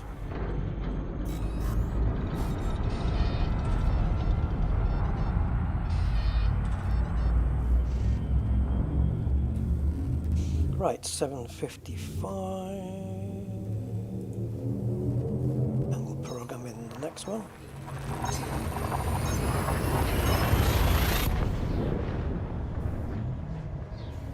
It's pretty quick, isn't it? It's not too bad. I'm going to be interested when we get there to see how many light years it is to Sage, you know. Oh, that's a thin, wispy one. I was going to say that's what she said, but let's leave it. Warning, frameshift drive operating beyond safety limits. Frameshift drive supercharged.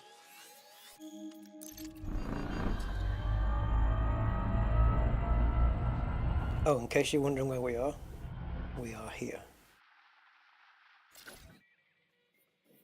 Oh, we're going to be. So, we're kind of halfway across the sector already. And we don't need to go all the way across, I don't think, right? It's not on the other side, but it's not far from it.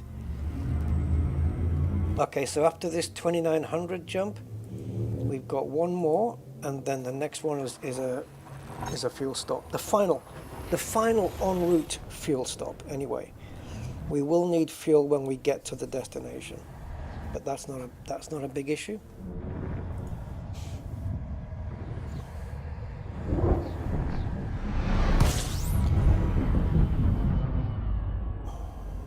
Definitely need to do some more. What's it called? Star Truck, that one. That was cool, man. I enjoyed that. We should definitely do another stream of that. But we also need to introduce Starfield, as it was voted the game people want to see. It will come, I promise.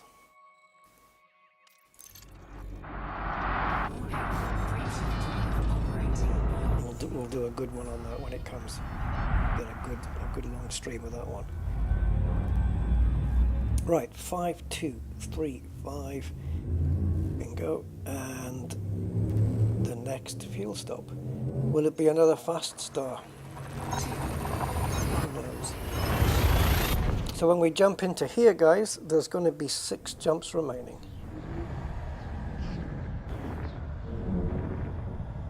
And we started with 21 jumps.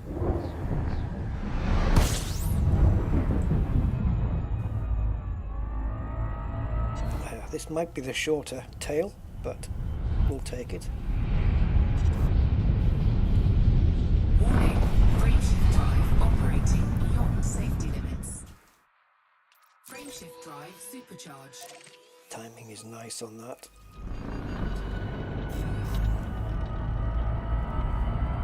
Okay, get out, the ship is stable, and then we'll spin it around.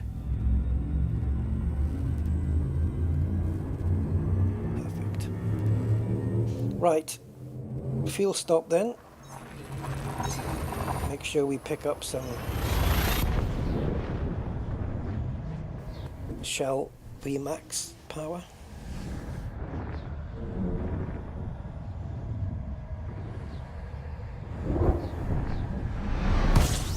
Oh, Mr. Nasty. Yikes.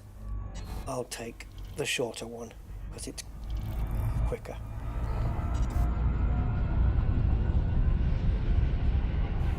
Yes, it doesn't like having other suns close to it, does it? It throws a wobbly, quite literally.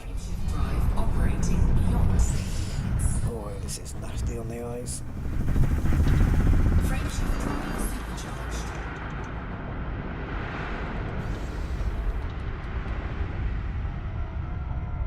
All right.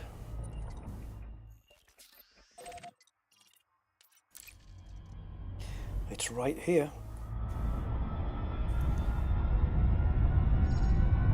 No, Rusty, bad timing. Don't do that. that'll be not good. So what are we looking at now? 328.7. I think we can hit 331 or something with the most efficient maxed out. You know, where we've got that perfect balance of fuel and supercharge. Yeah. I think it's 330, 331, something like this. Right, next system going in.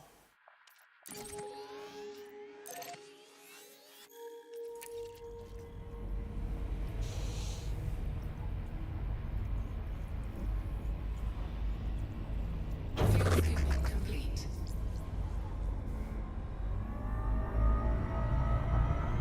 Pull away. Jumping to 1168, so we can cross that off the list. Jesus, we've only got a few jumps, guys. A handful of jumps now, and that's it. We are there. After this, there's 1, 2, 3, 4 jumps to reach our destination.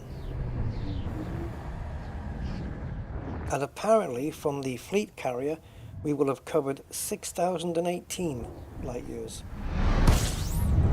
Not quite sure how that works when it said 5595 at the other end. Yeah, why is that? What happened to the other 23 light years? Okay, I don't know. Can't work that one out. Okay. Got time to honk this one.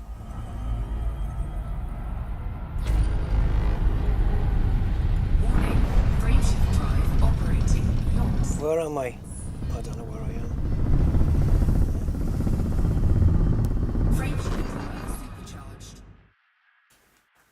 I just want to hold on here a second.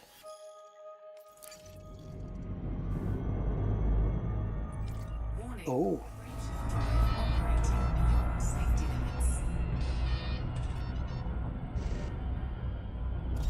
okay. This is undiscovered, guys.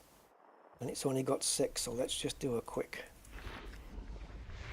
blip. I won't be stopping off anywhere unless, I don't know, unless it says Raxler.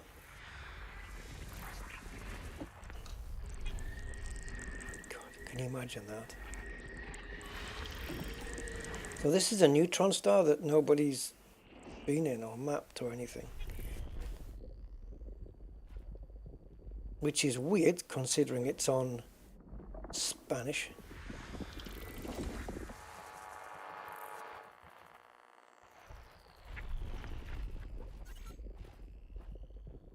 System scan complete.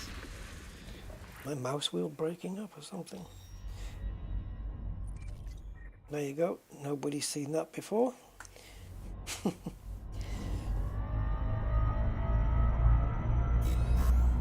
And we jump to 249. Which means we can get 249 off the list. So once we're in 249, it's 1, 2, 3 jumps.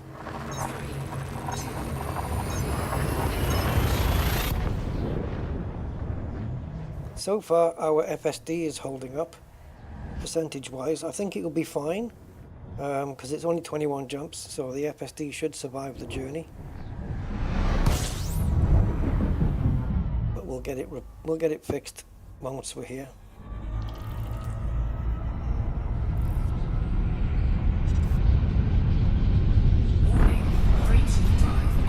I'm not sure if I copied the system in. I think I did. Yeah, I did. I just didn't do a very good scoop.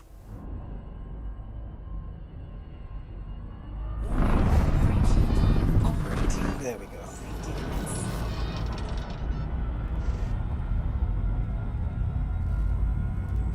Wow, it's very brown, isn't it? Apparently brown is the color of the universe. I learnt that on QI. If you average out all the colors of the universe, it's brown. I don't know what shade, but that's what they said. Okay, so... Okay, we're jumping into 279, right? Yeah. Ooh, hello. Let's have a wade in the stream. Frameshift drive operating beyond safety limits. Paste in this one. Frameshift drive. I wish it would just whiz me there when I did that. Alright, we're already charged up, so we'll hit the jump. Man, this has been monumental. 803 is the penultimate jump. After 803, we're there already. I'm just clipboarding in the final jump. Not bad. I don't know how long it took, to be honest. It estimated 29 minutes. I'd have to look back on the stream to see when we first started counting down to the first jump when we got off the carrier.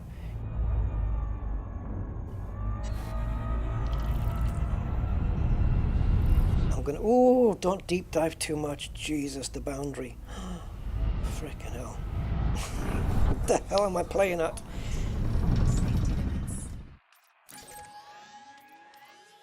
Alright, this 290 is our last jump. This is where the anomaly is. Did we do it? No. Frick.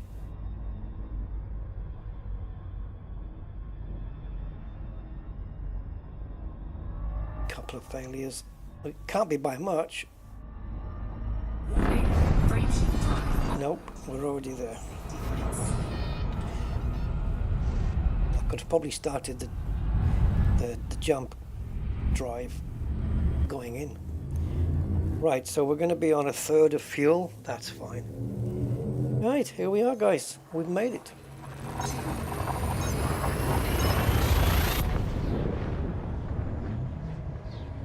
All this way just to see this. It better be worth the frickin' thing, I'm telling you. We have to track it down first, but it's better be worth it.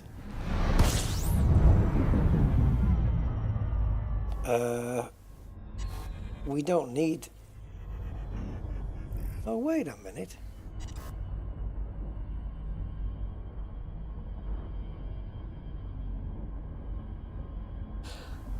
It's not reporting E1290 as a neutron star.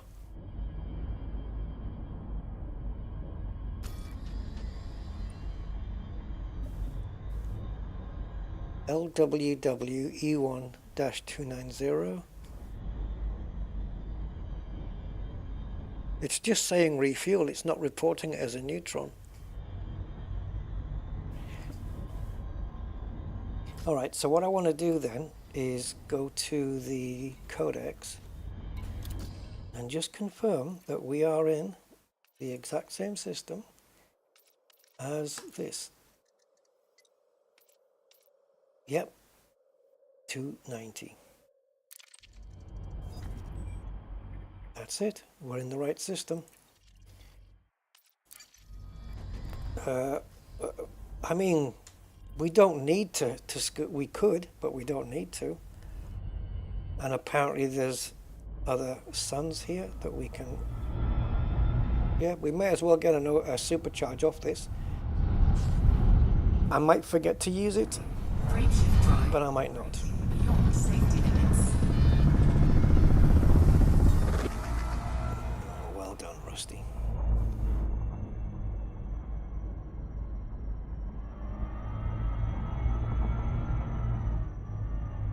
Warning, frameshift drive operating beyond safety limits. Frameshift drive supercharged. Okay. So currently we have a 328.5, which is not too shabby, but it's going to go down because we need fuel, which I'm going to get off the sysmap. Oh.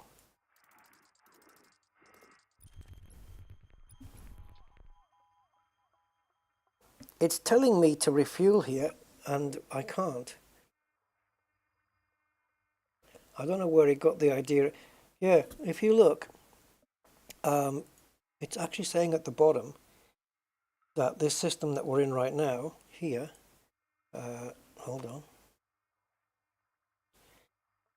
Oh, for Christ's sake. Well, just trust me. It said, it put yes in the wrong column. It was supposed to be in the, here we go. So we're here, and it's supposed to be yes for the neutron, and there's no refuel there, because there's no stars to refuel from. Okay. No matter.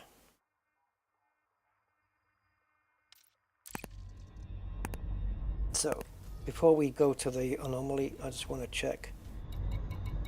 Oh, okay. Another % or two, and we would have been incurring malfunctions. So let's bring the AFMU online and get it repaired, and we can go on our merry way. Because I'll do it now, because otherwise I'm going to forget. Warning, taking internal damage. Don't ask.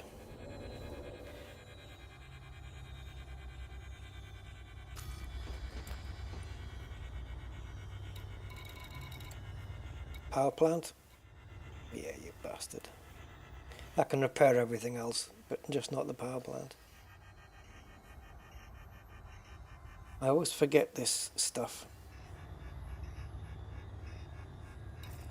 Everybody does it at some point in their life. It's just that I took the time to get this fucking thing repaired. Are you going to repair the damn thing then, or what?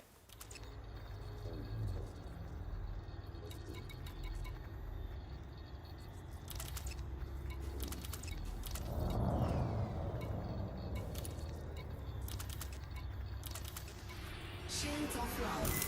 Module repaired. Yeah, Frontier need to give us a way to repair the power plant ourselves.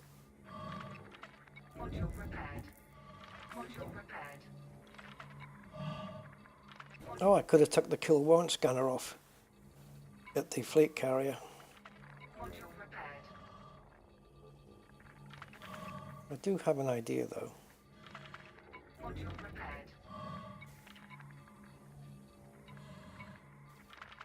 Not a good idea, but I've got one.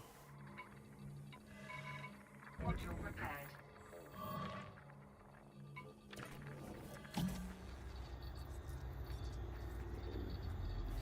Because we're on the fringe of another sector,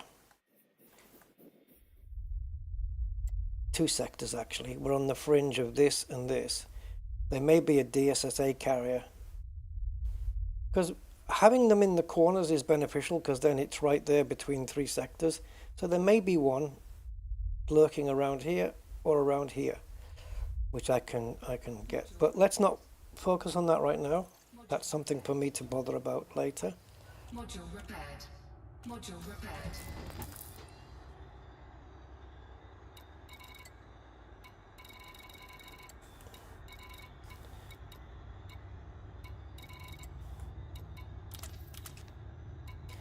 Right, I've got to try and remember now what we had. Online.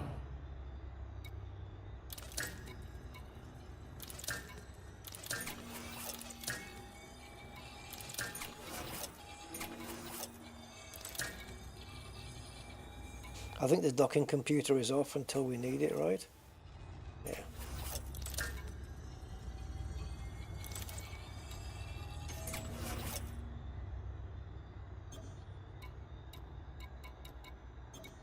Is that it? Right, so things we don't need. AFMU, cargo hatch, advanced docking computer. Don't need that until I need it. Kill warrant scanner, certainly not. Shouldn't even be on the ship in the first place.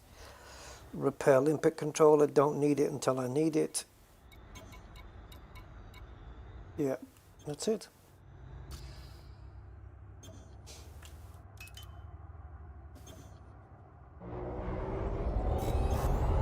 All right, let's go. Jumping into Super Cruise for two reasons. Obviously to find the anomaly, and the other one to get the shields up faster. Shields online.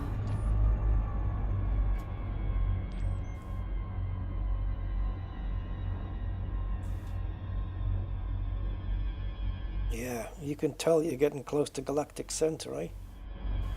Alright, where are you then? Do we have to honk our way there?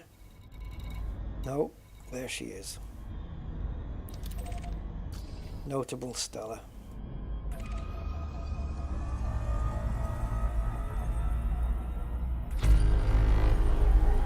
I'm not going to overcharge because I've got plenty of fuel, to be fair, but you know.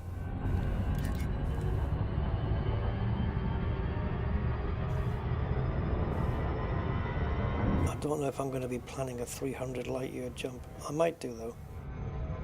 Let's get this anomaly sorted out.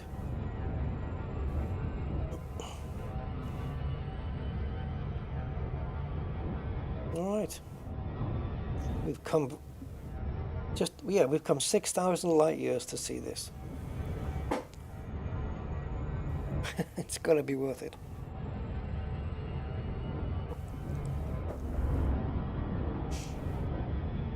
Imagine if we didn't have neutrons though. 66 jumps to come here. Oof.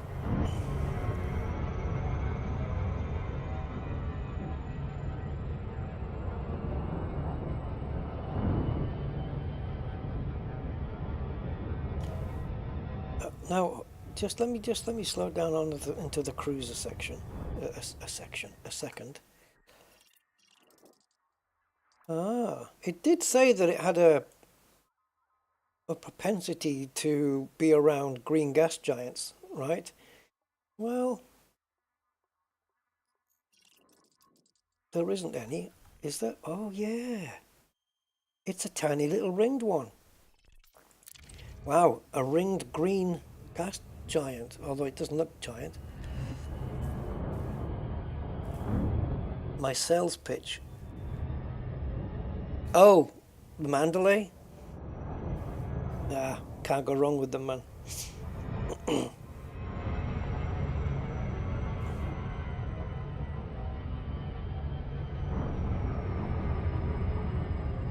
Yeah, they're good ships, Gray. Actually, I can bring the chat onto my browser now, can't I? Yeah, there we go. All right. If it's disappointing, I'm going to blame you guys, because you made me come here. No, it didn't. We were just having a bit of fun. Hey, did you get all your bits and pieces?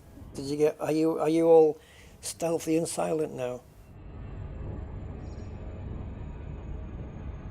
Let's take a look at this planet first, guys. Look at this. I mean, green giants are rare, and usually they're more green. This one's just got a little bit of streak in it, like remember the mint cracknel? No, but to find one that's ringed as well. No, not yet, Clive. Maybe on the next update. We're gonna have to go into this and get some screenshots, because to jump into the rings inside the asteroid rings and then have a green planet as well, that is very cool. We can at least screenshot that, right? That's a really nice shot.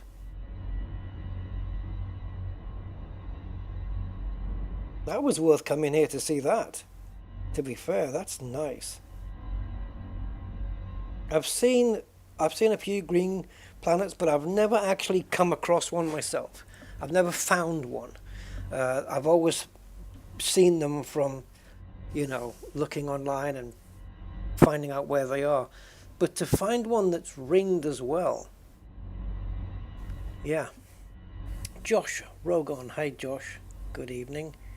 Yeah, it's a nice shot, isn't it? And I think we're going to, let's go in those rings as well, you know.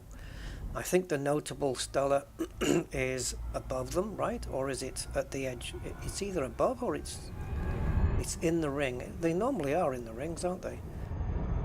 Yeah, so it's on the other side. Let's just get a bit low here a second. I'm going to do a bit of stunt flying. See if we can just nail another shot here. It's a pity we don't have the boosters, you know, glowing up in their lovely color.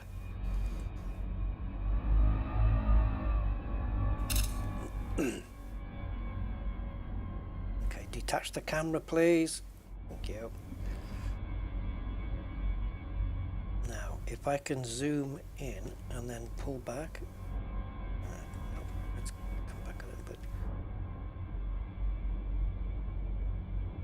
I'll take that shot as well. I didn't want it to get too fisheye. All right, let's go.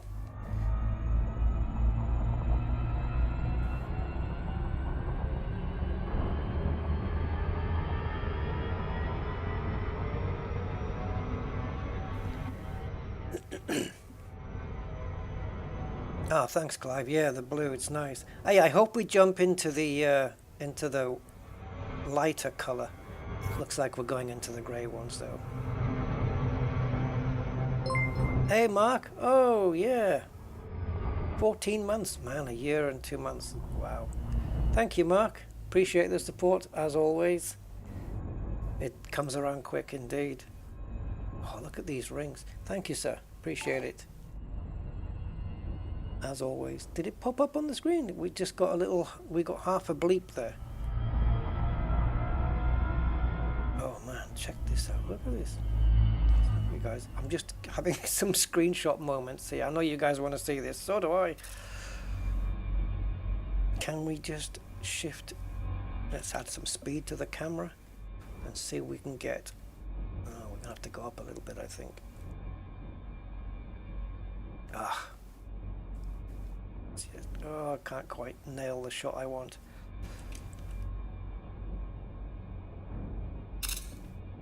Tilt it a little bit there. There you go.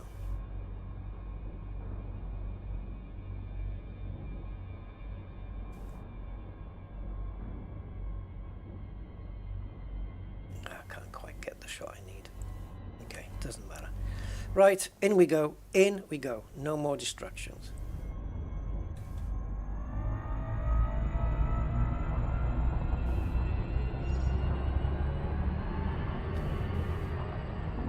It looks, these grey rings look fairly light still, so we should get quite a decent view of this. Let's get a bit deeper before we disengage.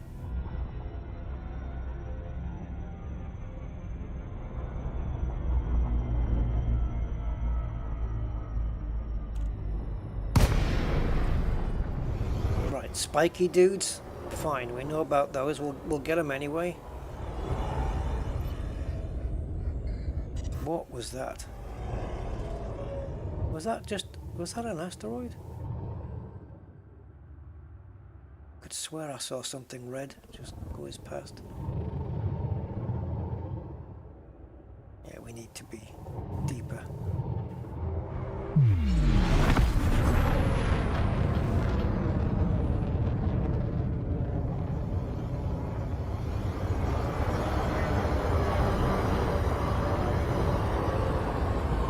Stop. What I'm trying to get is the greenness of the planet and a spiky dude in at the same time.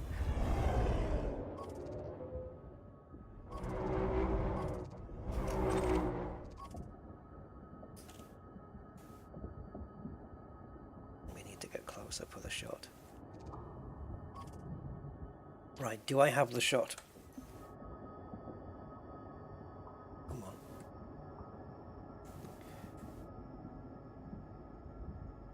A little bit of a tilt. Now, just as we engage a little bit of thrust, we'll take the shot. Oh dear. Yeah, you can stop now. That's quite the shot, isn't it? A ringed green gas giant with a spiky dude in front. Right, let's get in range and scan him. Oops. Stop.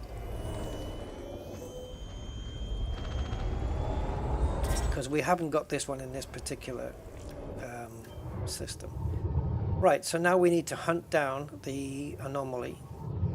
So what I'm going to do for that is we've got quite a few spikies there.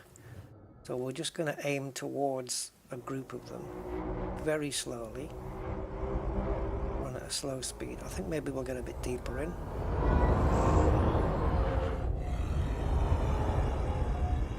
Okay, we want to stay quite slow, I think.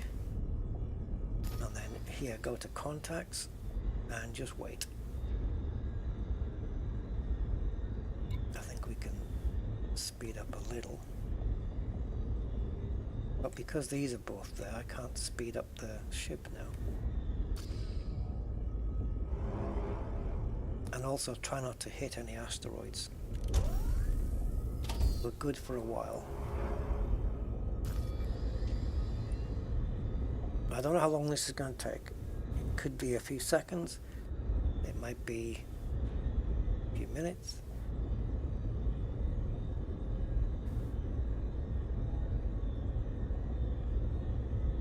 But I think they're too small to see by just flying by, so we just have to rely on the contacts panel.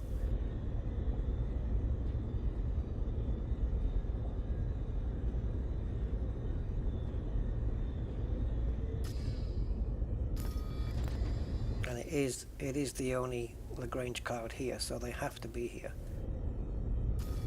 Actually, all the jellies are this way. Let's go towards the jellies.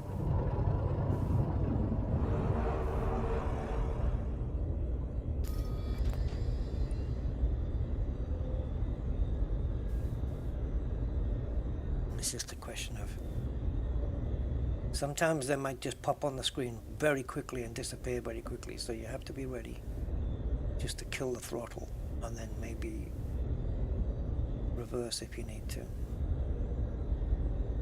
I'm just going to keep checking to make sure I'm not going to hit anything.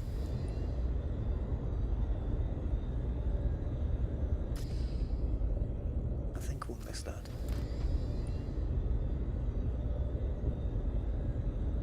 Come on.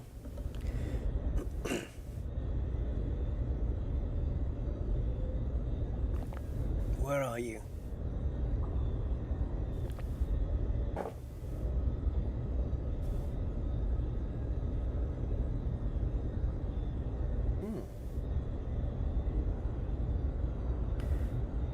Got one. Got two. Got three. Alright, we got him. Oof. So, he's about 1 kilometer off the starboard bow.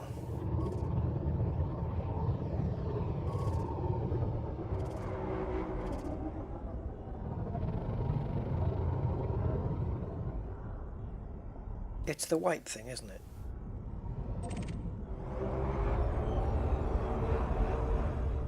What happened? Did we lose him? Oh, for crying out loud. Is it moving?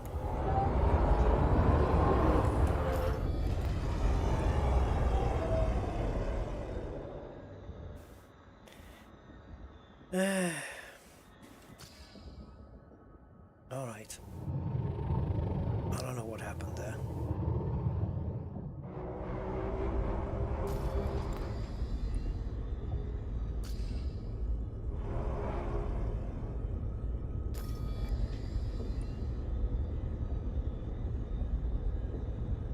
We had 3 of them on the scanner and then they just... Well, alright. Maybe they move. I'm going to check next time. I'm going to come to a standstill. I mean, they are moving. I'm sure they do move. But I don't know. I also don't know if these are the type that will attach to you or, you know, pay attention to you while you are flashing your lights at them. Oh, what the hell's going on? I'm not losing you. Alright. Oh, I think I've seen these before, guys.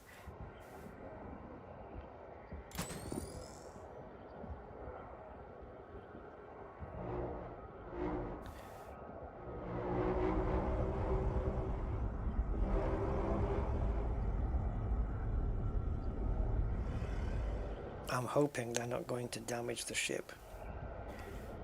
Hello.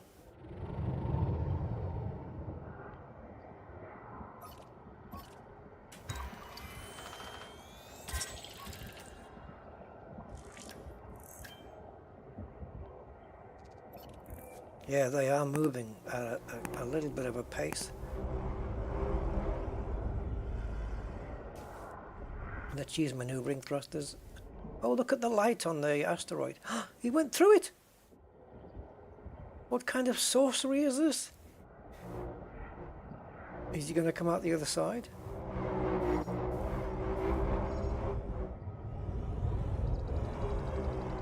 Or are you going to hide inside it?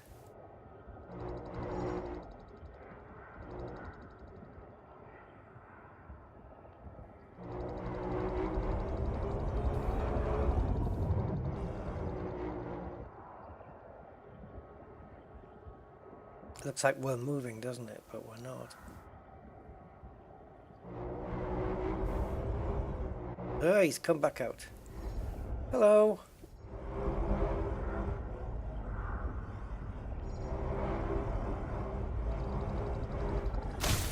Ooh, shite. I didn't realize it was that close.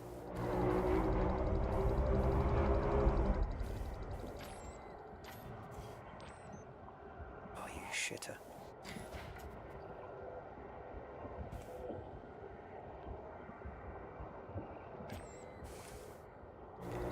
We're not getting the right camera view. Thank you.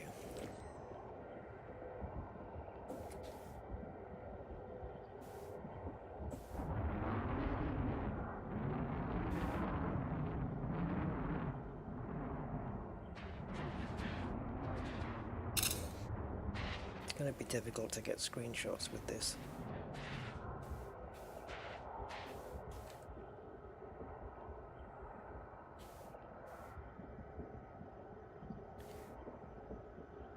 It's sitting high because we're very close to the asteroid.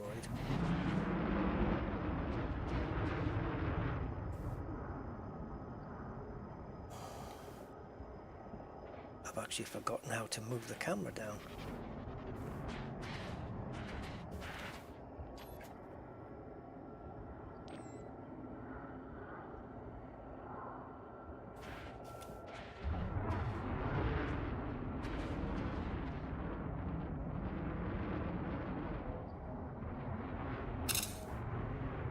Look at the light on the ship, the light reflection on the ship.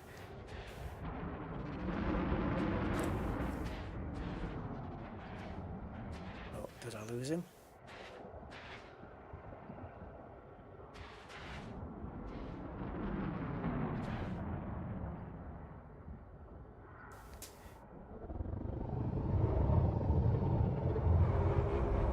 Was it worth it then?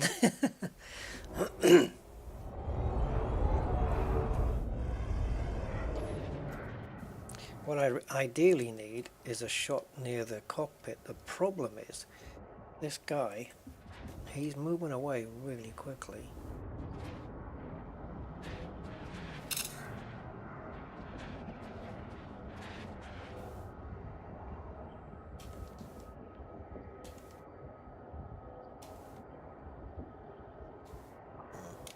I don't know whether I'm operating my lights or not.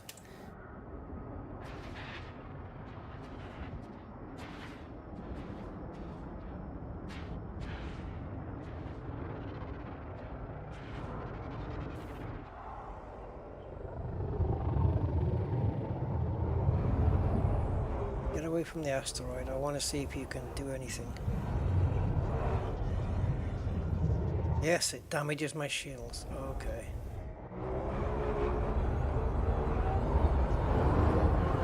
Oh, it knocked me a little bit. It knocked me down.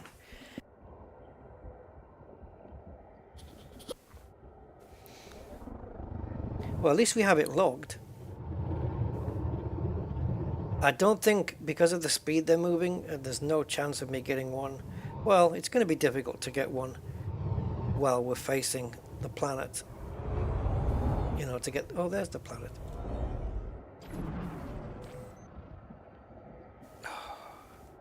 Spoiled it with the wheels, man.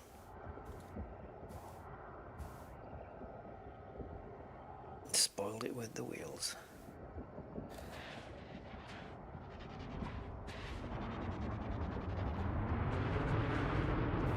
Yeah, you can stop doing that now.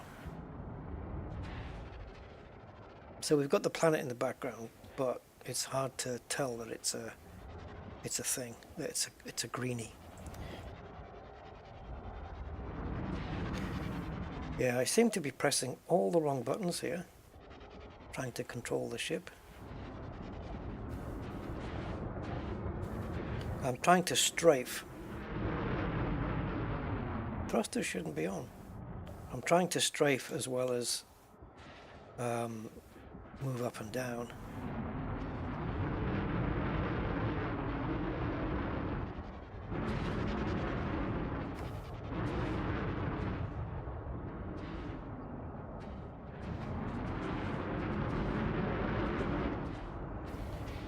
But I can't get the ship in line with the planet at the same time, because they're blocking. The asteroid is blocking the view there, and I seem to have no sense of control for the ship in this mode at all.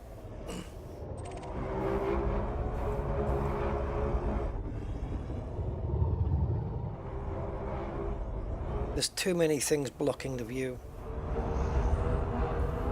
The spikies are not too bad, but the asteroids are... If there was one up here, an anomaly up here on this level, we'd make a decent shot, but they're all hiding behind.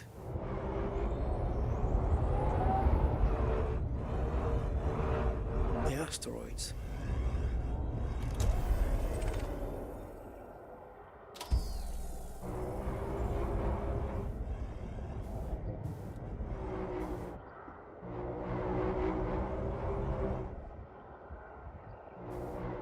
I've got 3 of them on screen at the moment,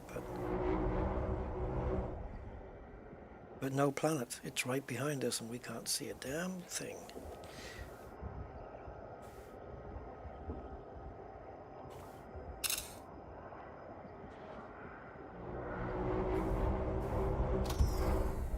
I'm not quite sure why night vision was enabled there.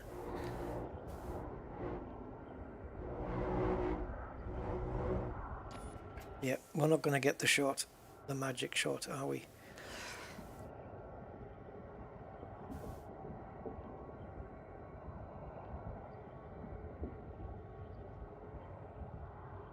They don't want to play.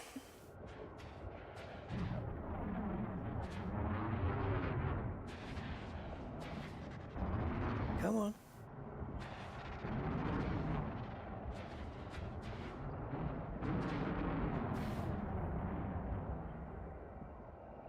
If I bring the camera down,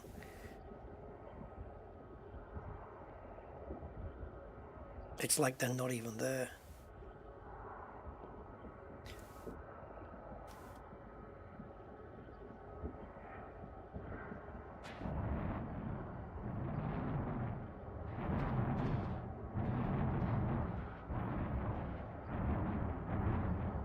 we're in the wrong mode.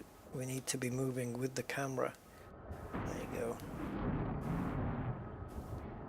Yeah, I wanted to get the planet in and everything, but unless we find another anomaly that's not hiding behind an asteroid, we're not going to do it. See, these three we know. We've got them all there. Let's see if we can find another one.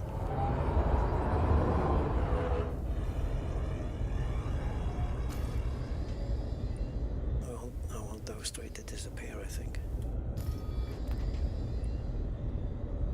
Okay. There's not many jellies around here, though. So if we pick up another one, we'll be very lucky.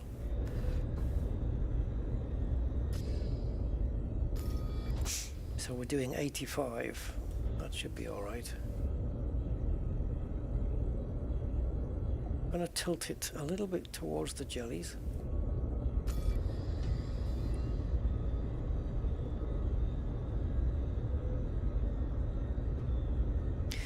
If I haven't seen these before, then I've definitely seen something like it. Something maybe too similar.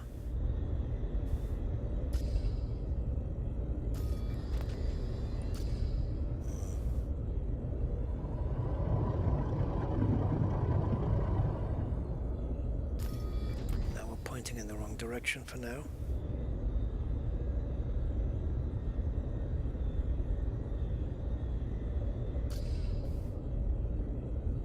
Okay, let's increase speed.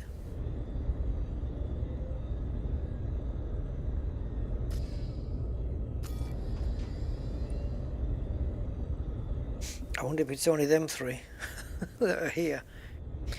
This is the way you have to find mollusks and stuff like that as well. There's usually something sharing these clouds along with the dudes. Sometimes it's those spheres, you know, those three spheres that give up the smoke. Sometimes it's those. Are they gourd mollusks? No, gourd mollusks is something else. Yeah, something spheres they're called. I'm not quite sure what.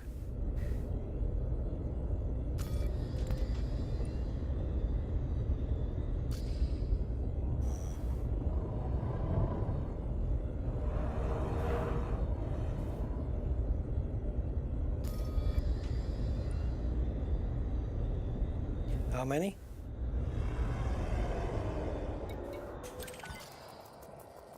So what I want to do with this guy is get to the other side of him. There's three of them right there, and then spin the ship around.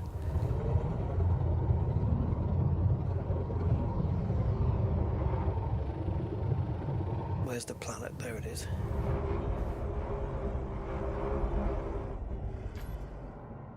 Come on, stupid thing. Nope. We need a bit of height. Okay, go, go. Where are they?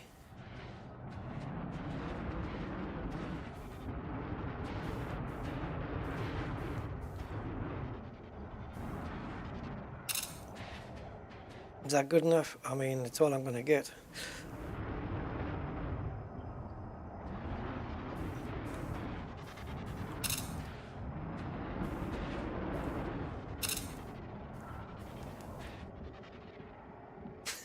It's gonna have to do. I'll frickin' Photoshop them in. Yeah. It's not too bad, is it?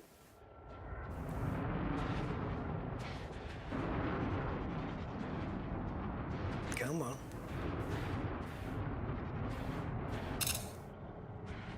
Stay. Come down, come down.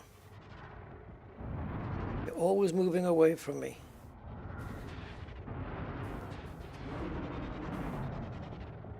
Shall I wait for you to come up? Or are you going to go down now?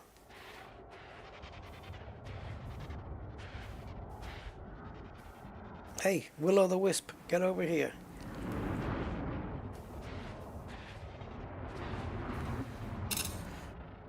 There, that'll do.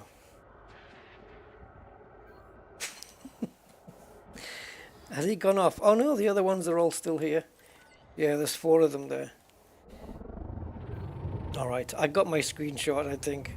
I won't be able to do too much with that. or too much better than that.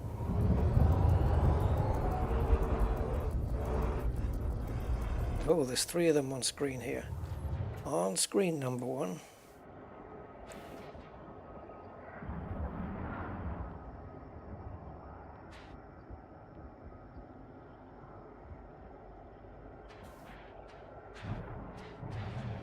Camera shy, yeah.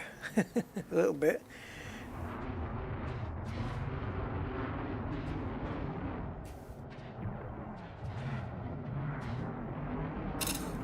Ooh, I think I got that with the engines going. Yeah.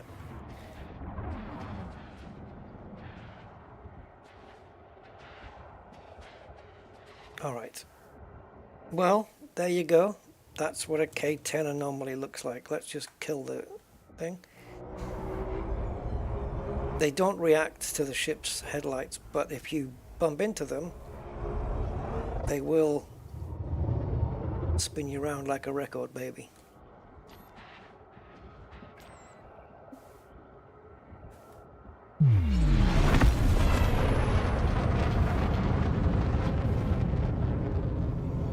I have no idea, Clive. I don't really plan it.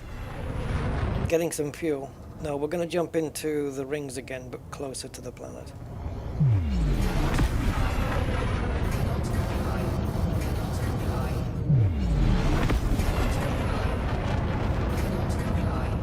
Oh, hardpoint deployed. Sorry, I thought it was mass lock. 4, 3, 2, 1. Hey, Chris.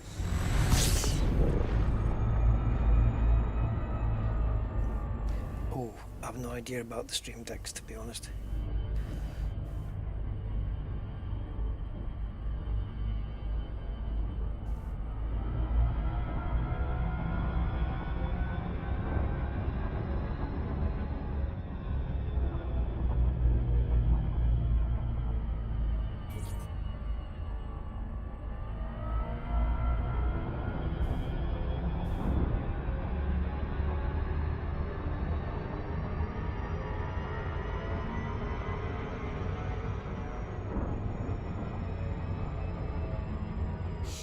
I wonder if we want to be on this dark side or on the light side. The blue... Jesus, Rusty. Where is your brain? The green is luminescent. Maybe luminescent, blue. Is that what I was going for? Blue. Yeah, anyway. Because the green's luminescent, it might be a good idea to jump into the shadows, so that the green highlights up brighter for the shot. Let's see. So we're going to jump in near the edge, so there's not too many asteroids. So you might want to slow down just a little bit, Rusty. Jesus, hell, Christ, on fire.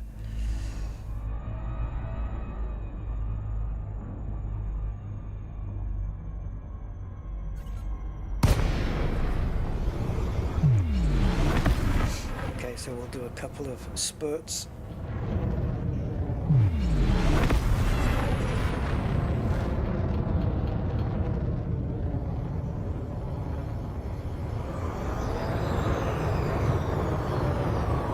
Yeah, we need to be a bit further down.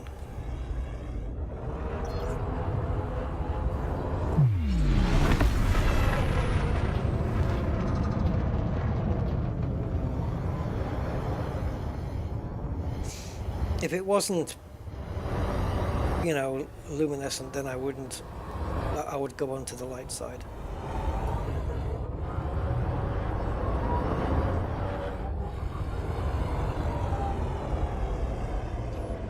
Man, it is quite dark, isn't it?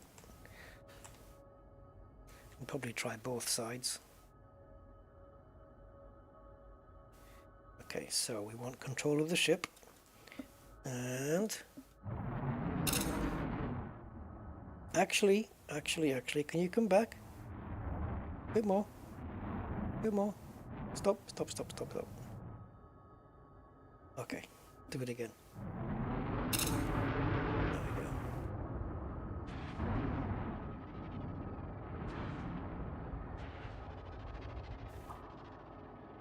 Let's just zoom it in.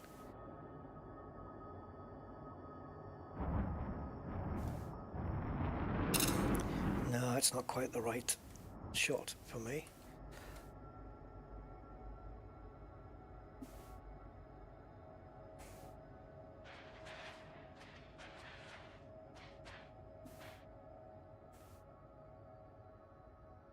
Okay. Yeah, I could do with some more light, really.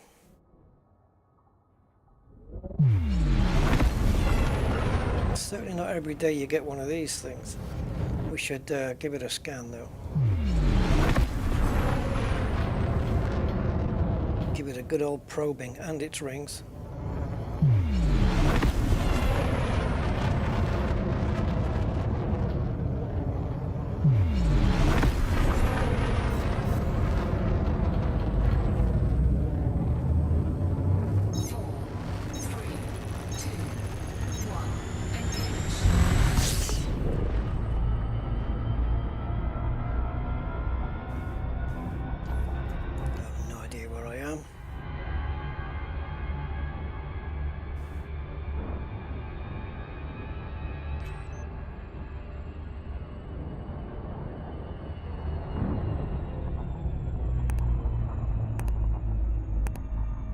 Oh, how did I end up the wrong way around?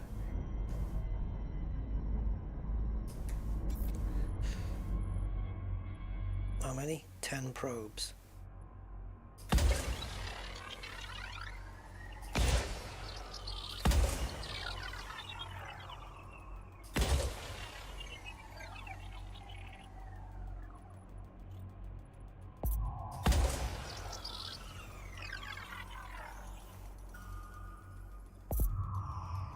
Is that going to be enough? Surface scanned by 50%.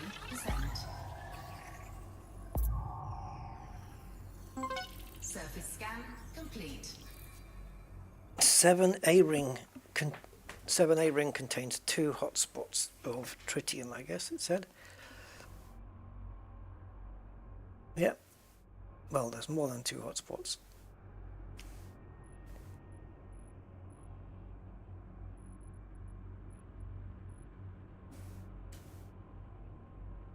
Yeah, well, that's going to be a little bit tricky.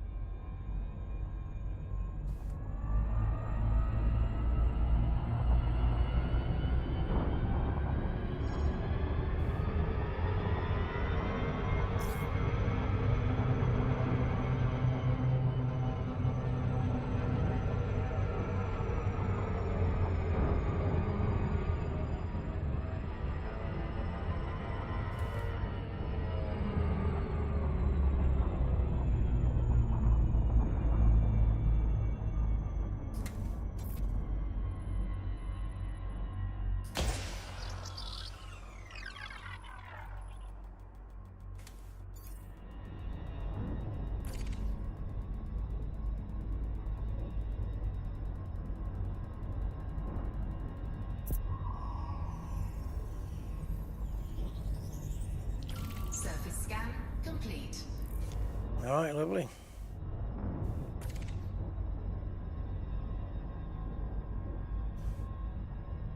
Oh, I thought it said oral hotspot. What's going on with that?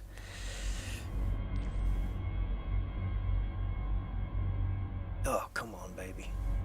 Give me that screenshot.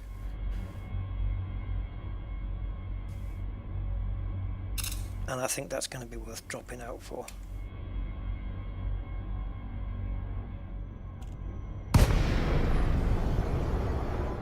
Because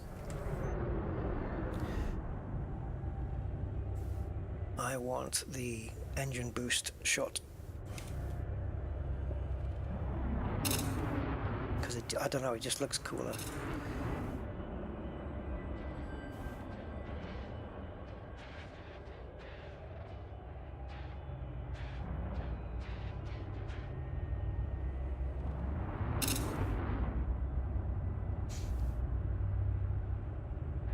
look at the colour there.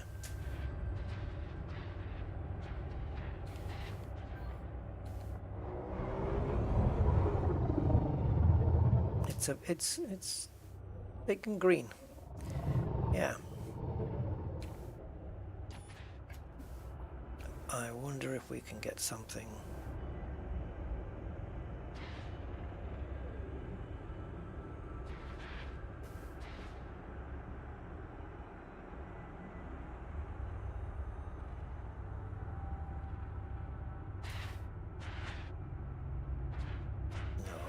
No, dislodge the camera. Yep.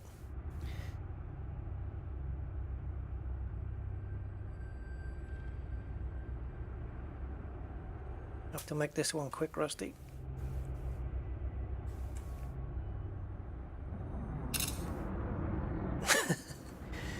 Hey, Paul.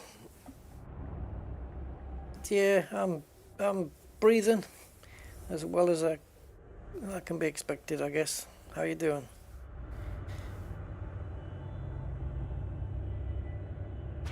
Yeah, we're just trying to capture some,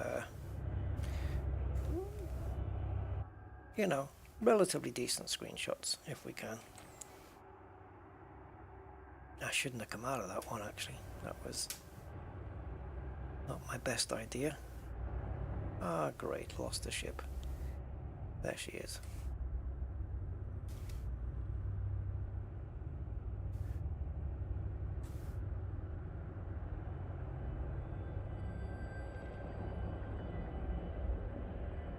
Just trying to see what effect that light spot had on the wing.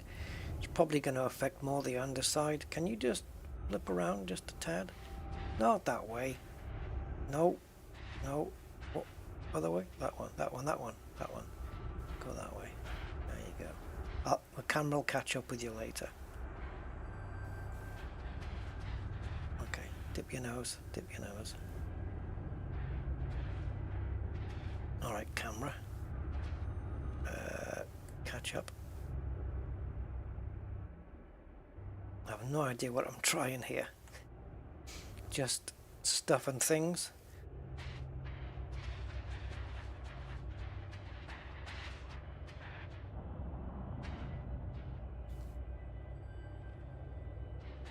Stop. Oh, we've even got engine heat, engine haze at the bottom.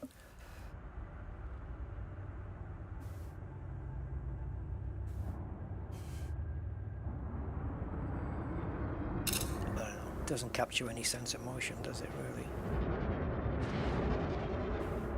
Unless, of course, I do. Ooh, shite. See ya.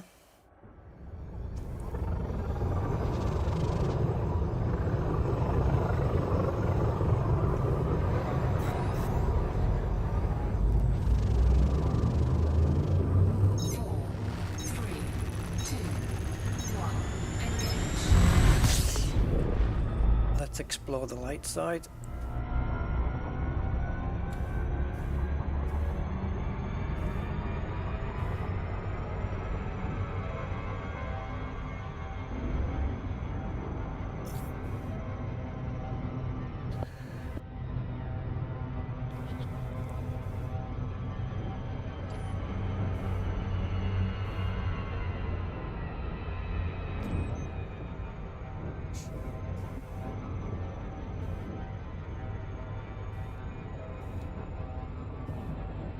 Quick burst?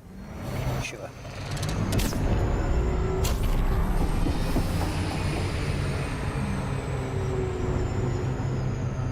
Okay, that's closer than I thought we would be.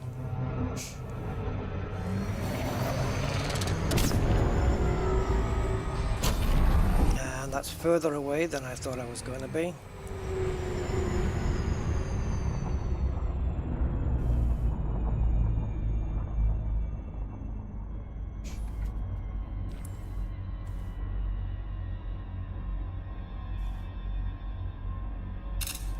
Now we can get this with the engines, but we're gonna have to drop.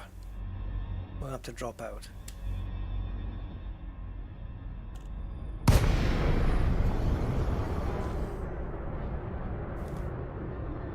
We get a slightly different camera view though. I'm gonna have to just adjust it. Make the ship the dominant thing, and yes, we're on our way to... That'll look better in a screenshot. We're on our way to the green planet. That's what it's meant to be.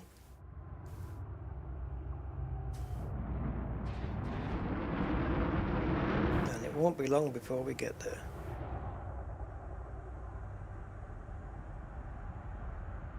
I suppose there's your screenshot.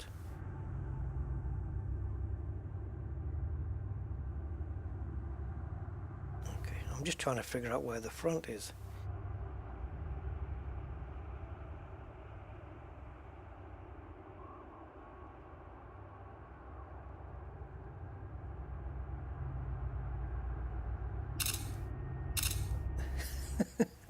A bit small, I guess.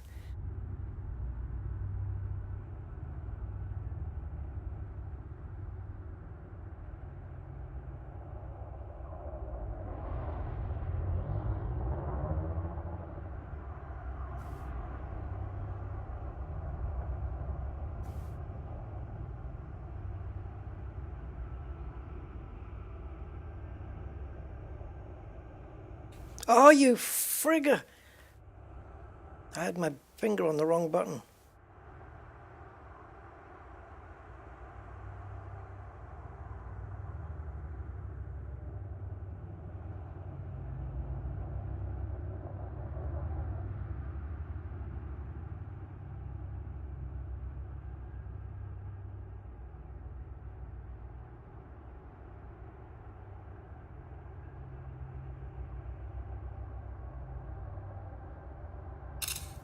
Yeah. It's weird because it looks like it has a flame coming out the front as well, which is bizarre. I don't know what that is. I suppose I can find out if I learn how to use the camera properly.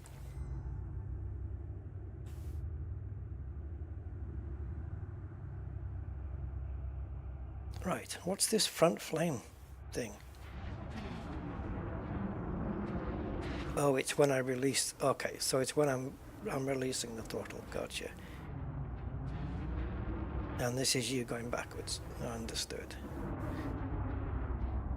Okay, so if I release the throttle, then the retros come on. Oh, yeah, right, makes sense. It looks so big from a distance. It's not undiscovered now. We came here to look at the K10 anomalies. In fact, let's so you can just see it here. Let's take a look at what it says. Gas giants such as this one are typically formed when a large icy body gets significantly hotter, leading to the evaporation of much more surface ice. Right, where's the greeny bits coming from though? A particular gas giant inhibits vivid coloration due to the presence of free-floating radioplankton, carbon-based algae, that extract energy from the plant's intense radiation flux. That sounds like something Geordie LaForge might say. Okay.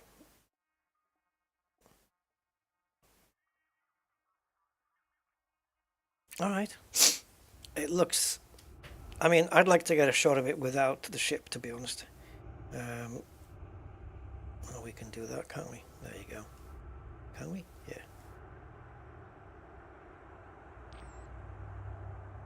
So we can just take the straight shot, the tilt shot,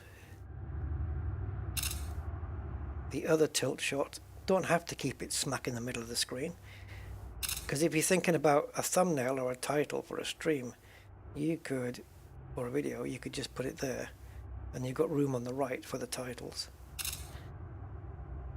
So you can do that as well, or just leave it at the top. But it looks freaking impressive. Another good one is from the top down. So I think we'll just get that shot, and then I think we're done.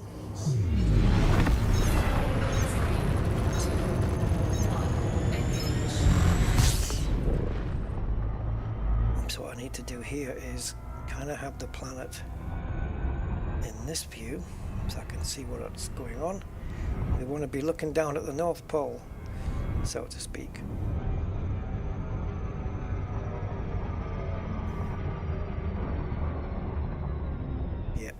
Yep.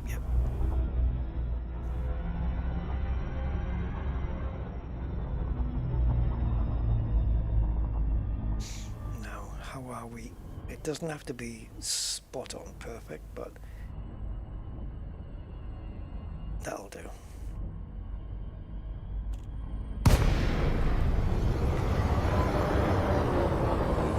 I'm gonna need my ship to disappear though.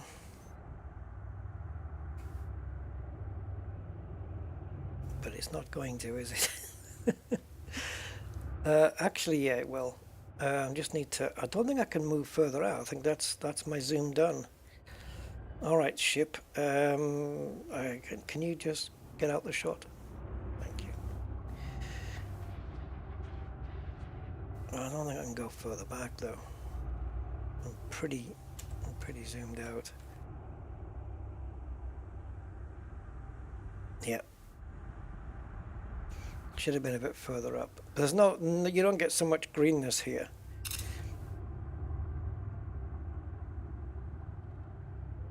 But yeah, it's okay. So a couple of questions I have about where we are is how far are we away from Sag? It's less distance than it was from the carrier to here. That's probably going to be about, I don't know, 18 jumps to get to Sagittarius A.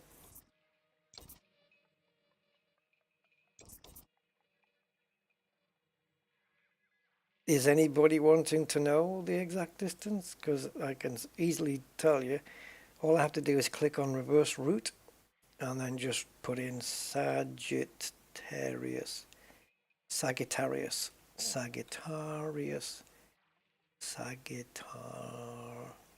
Double T. Rius A star. There we go. All right. So if I was to go from here to the supermassive black hole, which the time we've taken on the other one, we could do it on this stream. Up to you guys. While it's calculating that, I want to know Sol. Distance to Sol. Oh, we've dropped 3,000 light years then. It's over 3,000. It's only 30,000 now. And I have to know, because I'm such a curious little bunny.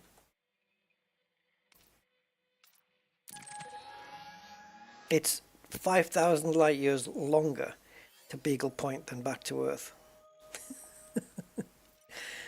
And the Great Annihilator is going to be further, isn't it? 7. That's a great black hole. I love that one. I think that's my favorite one in the that we've discovered. Right, the other thing I want to know is, I'll have to come out of here, is how far are we from Galactic Center? Sounds like a shopping mall, doesn't it? There we go. Now let's make sure that we're kind of fairly well in. Right, so this is Galactic Center. So how many jumps to get into this sector for the sake of the codex? Oh, even using standard. Next jump. It's one jump because we're fueled up. So Sagittarius A is 19 jumps with a couple of fuel stops. 3, I think. It's neutrons the whole way.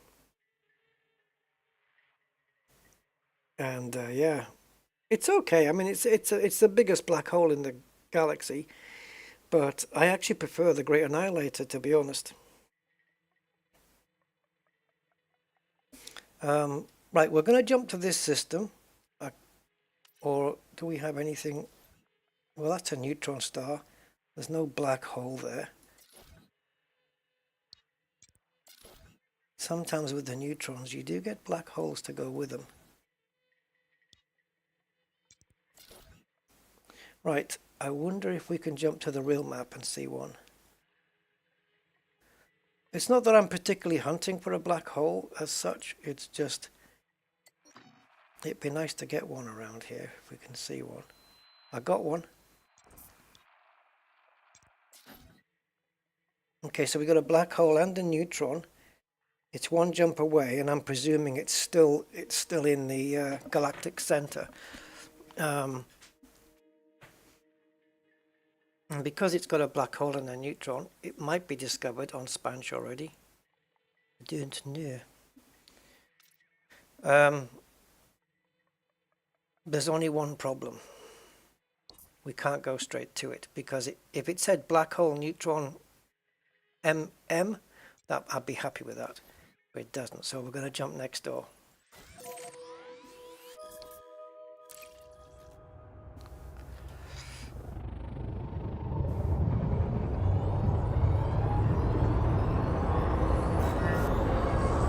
Right, now entering galactic. I can't believe we've covered 3 different galactic sectors so far. I want to see where the DSSAs are. I mean, it's just for the power plant. If they're not around, then it doesn't matter. Yeah, fuel is what we're going for right now.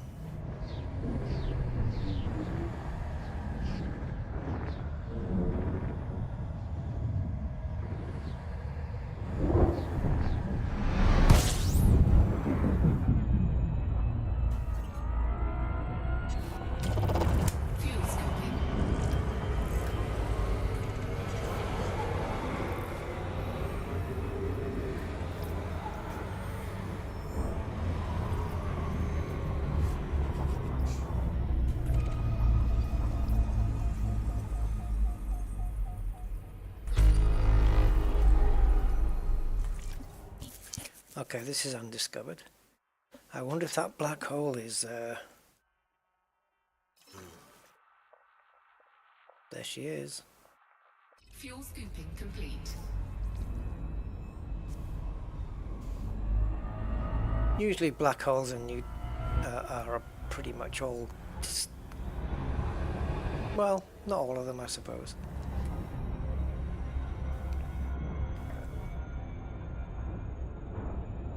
There may be a couple of undiscovered ones still.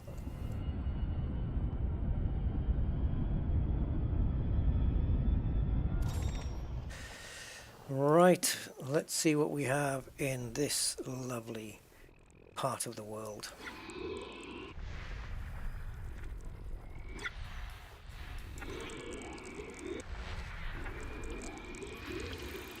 Imagine if we found another green one, another green gas giant right here. It would be my first. I've never discovered one, ever. Never, ever, ever. Not even once. Just no, not happened to me. Earth likes, sure.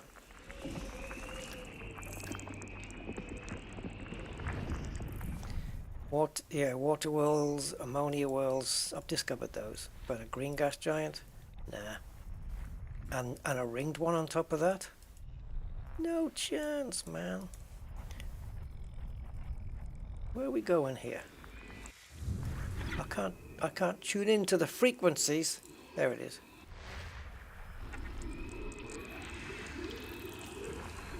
But when you have undiscovered systems like these, right? Okay, the chance is going to be that it's going to be more of the same of what you're used to seeing. But the good thing is you just never know. One of these blips could be a green gas giant.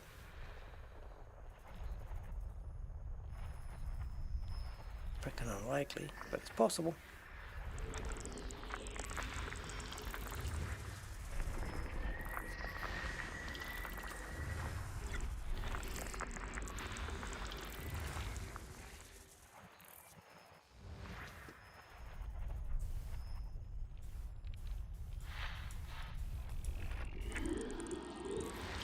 There's no way I would have imagined being in Sagittarius A today, though.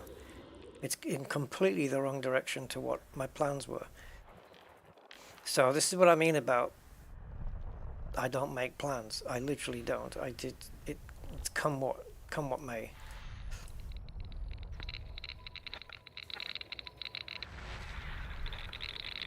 Certainly, I had no intentions being here.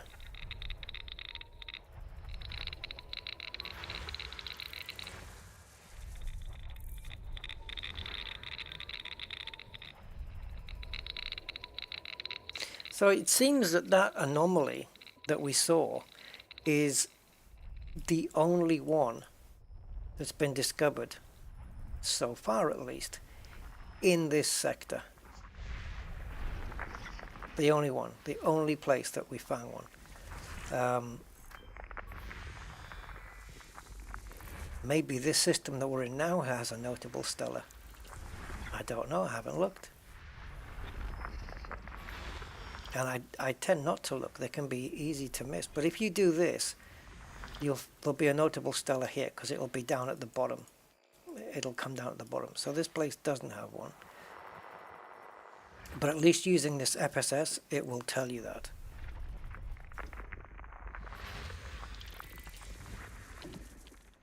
And if you don't use it, well, you might miss it.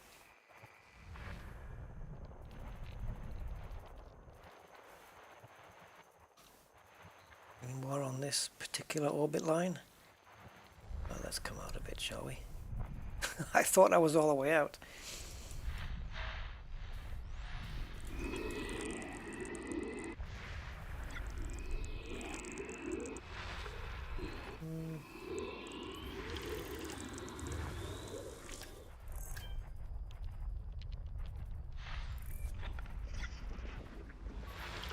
Man, are we only 16, 17 now?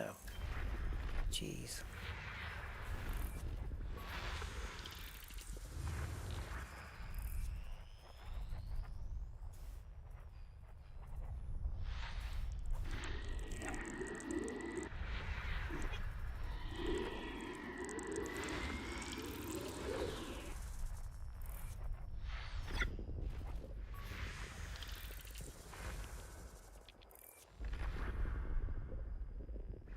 Still got more.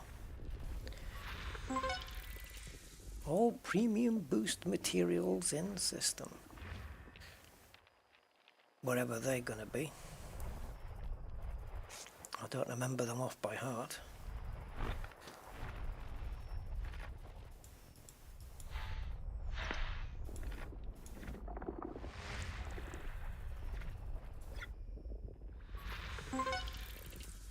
Now there's all surface materials in the system, right?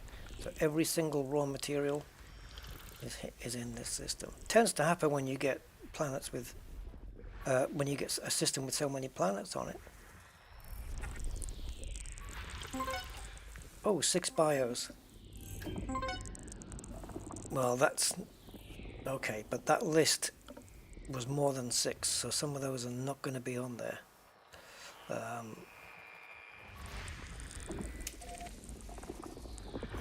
We'll see. We'll see. We'll see. Oh, another one. There's no big. Well, Concha Areolis is a biggish one, but it's not like there's no Tectonicus or anything like that. Oh, Jesus. Right. Any more blips there? No.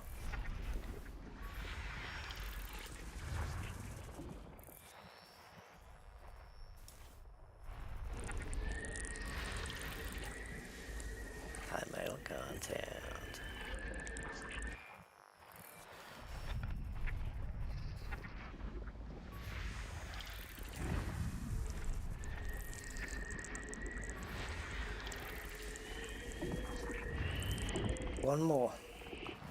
One more blotch of blue somewhere. It's not up here, so let's veer off.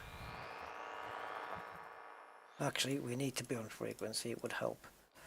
Because then we'd get the white arrows as well. There we go. System scan complete. Okey smokes.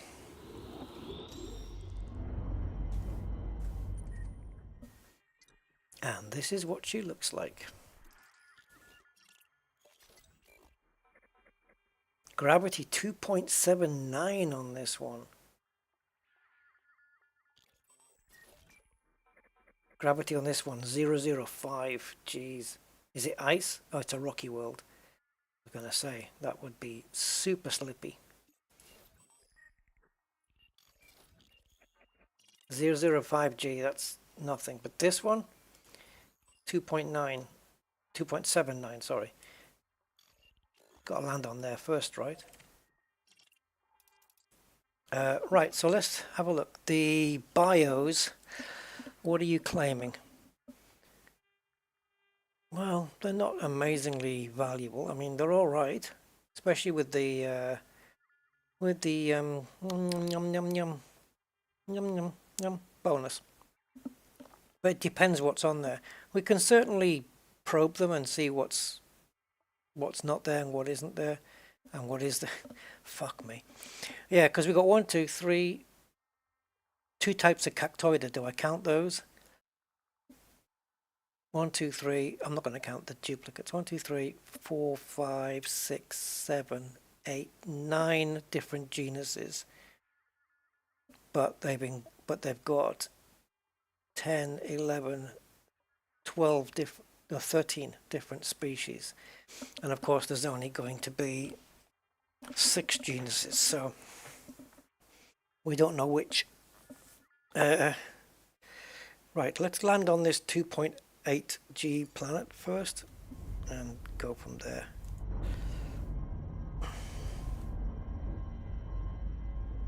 It's just to get the footfall. Oh, we can't. If I'm right and 2.5 is the limit, we're not getting out here. So there's going to be no footfall here. That's my theory, and I'm sticking with it. But let's get down anyway. Try not to damage the ship.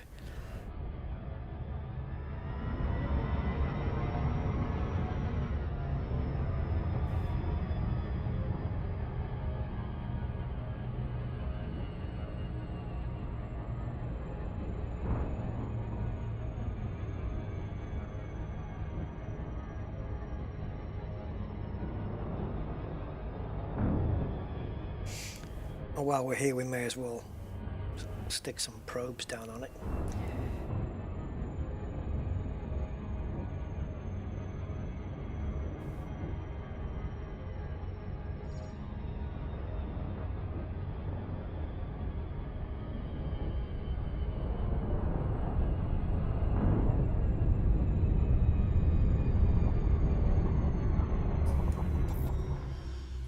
Wow, 8, okay.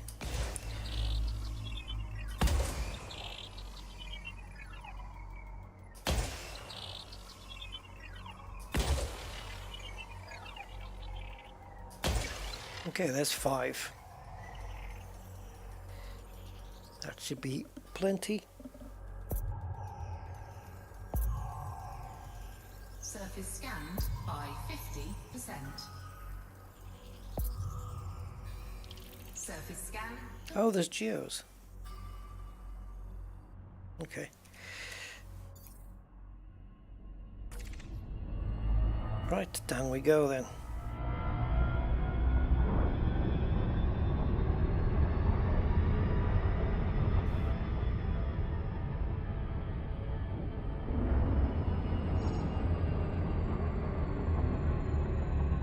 Looks like it's pretty well featured, doesn't it? We've got all sorts of different colours going on. Should we go on these darker areas? Probably got a bit of height to them. I don't know. Maybe, maybe not.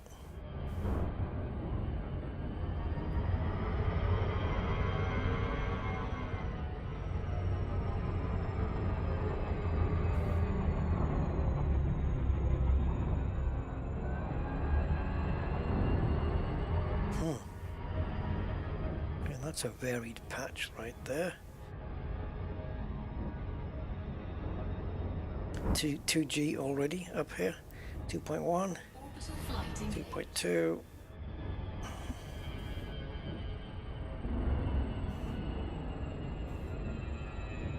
Maybe I should turn on the auto docking computer in case I need it to take over in any emergency. Just put the undercarriage down and she can take over.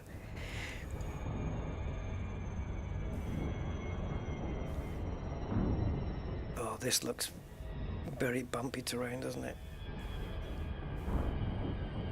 It's not going to be friendly. I don't know if any of these colors are more smooth. Maybe the white bits over on the right, top right there. I don't know. Maybe. But I think this darker area here is definitely more lumpy. We'll try and get in the middle here.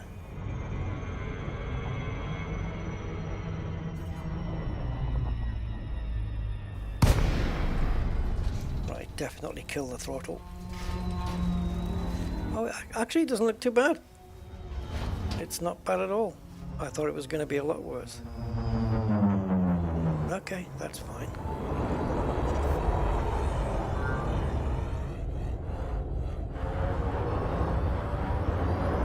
Okay, I'm going to pick that patch in the middle of the screen there as my landing spot and just take it a bit easy. I want to initially start my descent like this and then just narrow it out and make sure the speed is getting dropped off.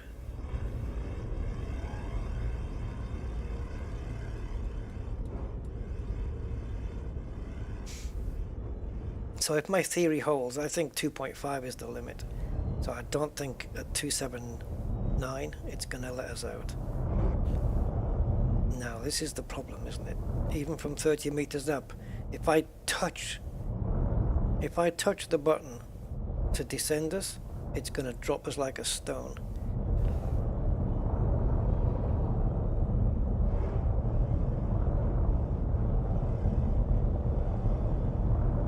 Okay, I can handle this.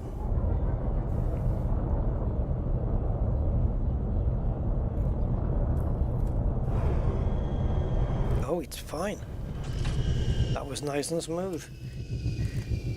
And yet on the 2.4 one, there you go. Cannot disembark due to high gravity. Let's get the old thing out. Yeah. I don't know, we'd have to find, Andy, I think we'd have to find something that's like 2.52 or something, or 2.55, and see if we can get out on that, you know. I don't know, I just got this feeling it's 2.5 G.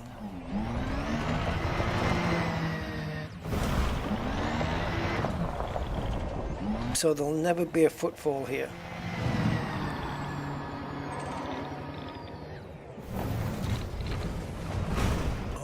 All right, calm down.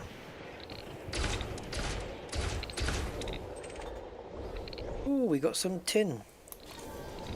I'll give this tin to Tintin. Or Tintin or Rin Tin Tin will appreciate the tin.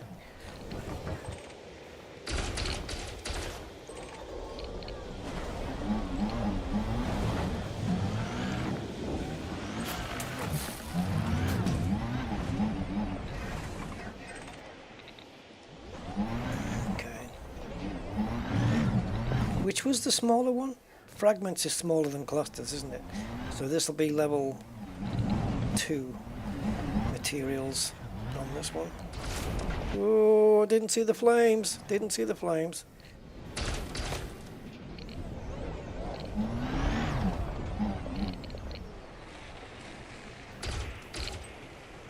Oh, thanks for landing there.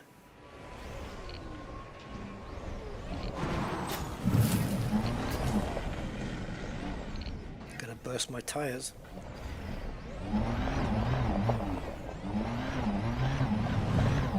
Do we have any decent viewage? It's not too shabby. We can still Yeah, 2.4 will be fine. Commander Kodiak, hi. I like to use the flight assist button on a hold setting and press it. Yeah, just take it, flip it off and on, yeah. I've done that in the past. That does work.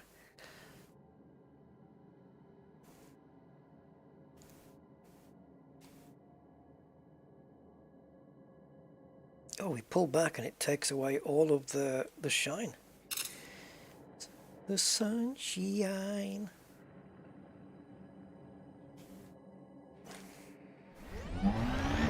Yeah, so no footfall on here, unfortunately.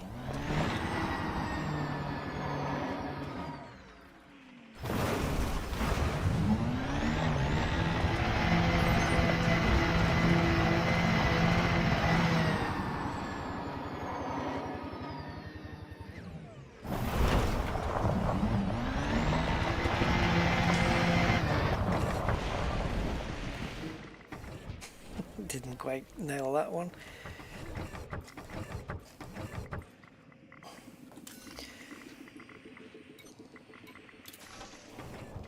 Cannot disembark. You will be squashed.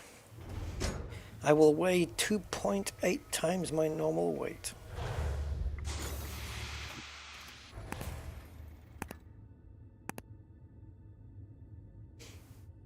Yeah, it's like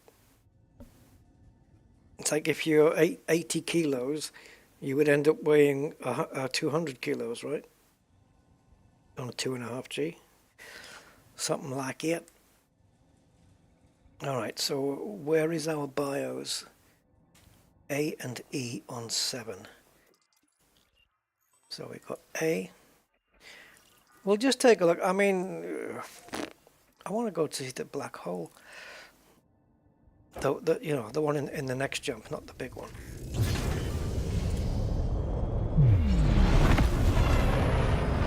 So a bit of forward boost with a bit of height. And slowly she goes up. Of course, we're mass locked, Rusty. Stop being silly.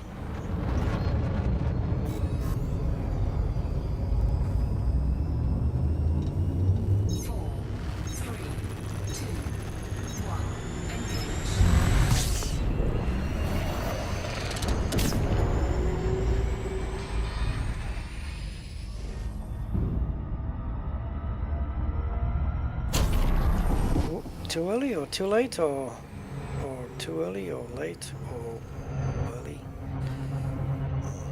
Let's let it go away.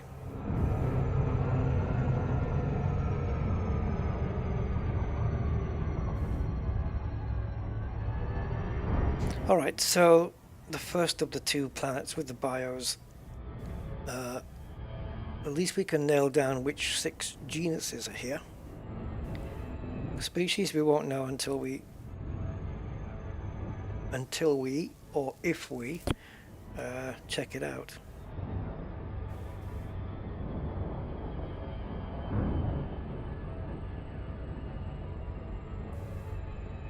How long are we into this? 3:39. Don't know, maybe do the, if we go to the Sagittarius, maybe go there next time? I don't know.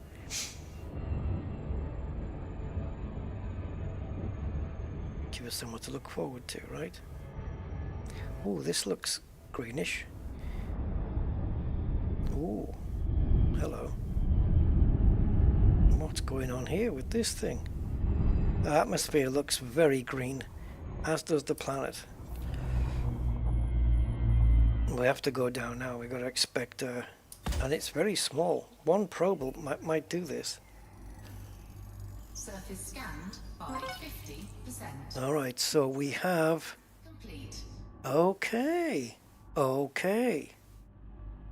Concha aureolus is there, which is worth 7.7 million. Fungoida gelata is there, which is worth 3. So that's 10. So that's 50 million, 55 million. Just in those two. So minimum, worst case scenario is 18.6 million. Best case scenario is 20.2 million. So that means if we get the worst case scenario, depending on what species is there, we will end up with 93 million if we scan them all. And it looks to be a very interesting surface. So the big one is Concha. So let's be very conscious of that. And that L-shaped bit, I think, let's get down there. Orbital flight engaged. Oops, not quite. It looks very khaki greenish and hillish and stuff. Right, so we'll try and get in here. I was thinking maybe this bit here. What's it look like? Oh, is it me, or does that look like a really big cliff? Oh boy.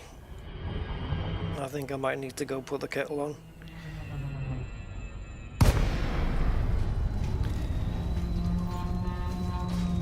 Oh man, look at this thing.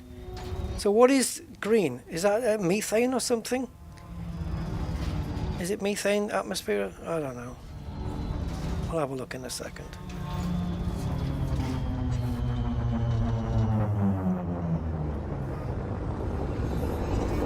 Oh, don't show me cliff edges. You know what happens when I see cliff edges. Can we just stop the ship a minute? Thank you.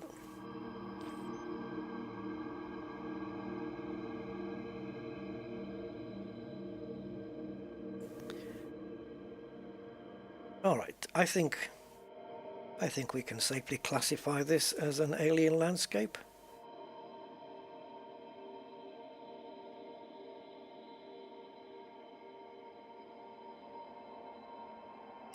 Oops, didn't mean to do that. I'll wait to get back here. All right, guys, here we go. Gravity 005. This is going to be fun. Plant scanning, it might have to be on hold just a little while. So Concha aureolus is yeah, it looks like what it sounds like.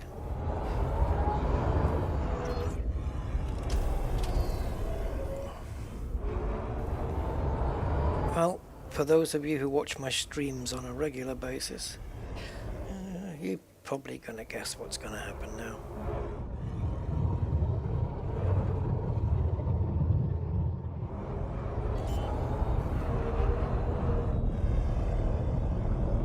It's almost a trademark that just has to be done.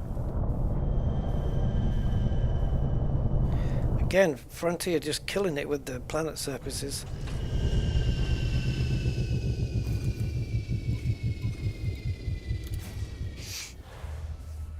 Imagine if they're able to step it up another level. Low gravity warning.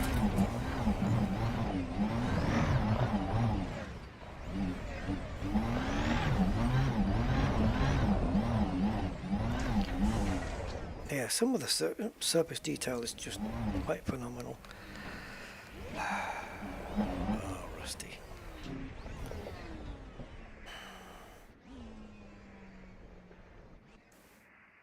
Well, get it out your system.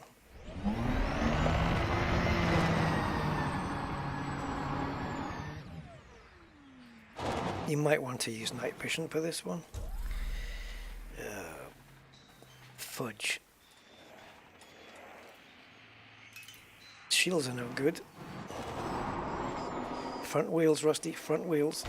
Oh! Why? Don't use up all the boost. Oh! Wow. It's not the fall that kills you, but the sudden stop. Jeez, that was a sudden stop. Anyway, we have some plantage.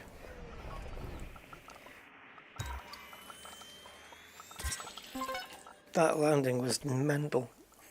But that's the Concha 7.7. That's what we came for. I just didn't not like this. Iconic.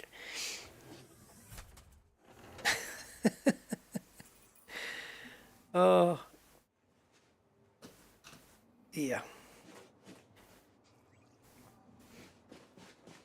First footfall, yeah, first of plenty of things that just happened. First brown trouser moment. And first scan of the day.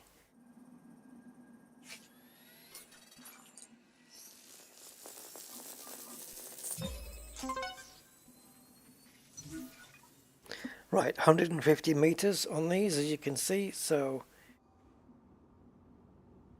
we can actually run to get those.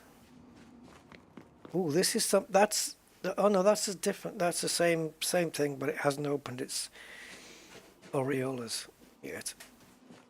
Okay. So 150 meters. I could run that, but yeah, new trousers required, and also a new spine as well if they've got those in stock.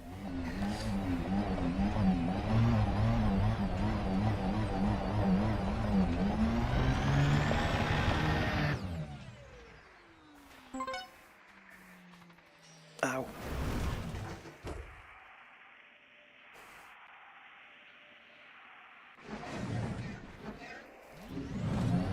Right, with 0.5 G, we should be okay getting up as long as it's not too slippy. Ooh. Jesus. Now, is it that Concha likes to grow down in the valleys? Because if it is, well, we're gonna have to go back down again.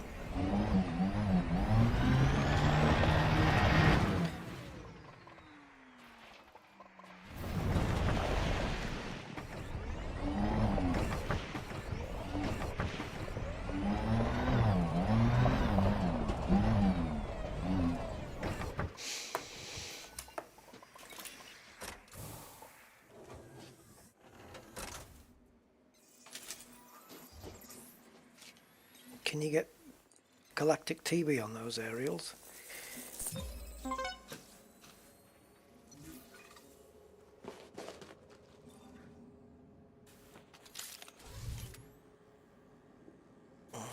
Are they different?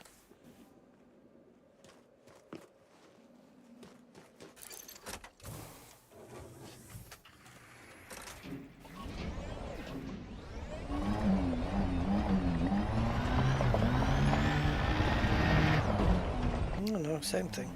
Okay.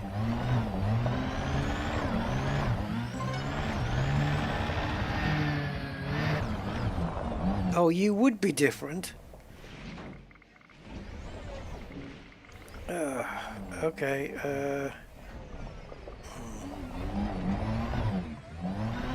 I can't get to you until I've done the old conch.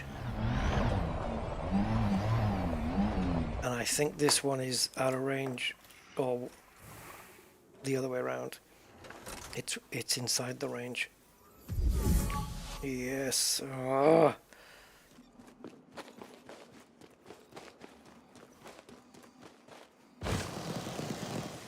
Oh, is that one?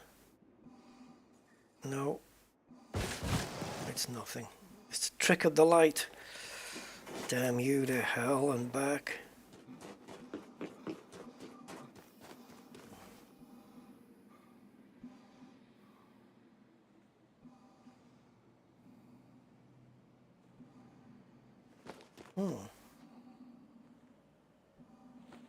Well, this isn't cool that we just ran out and I've got another species there just waiting to be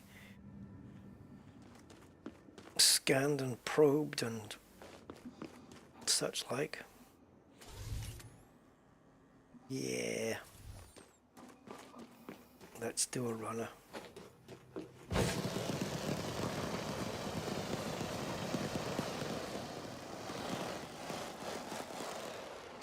was a good idea, Rust.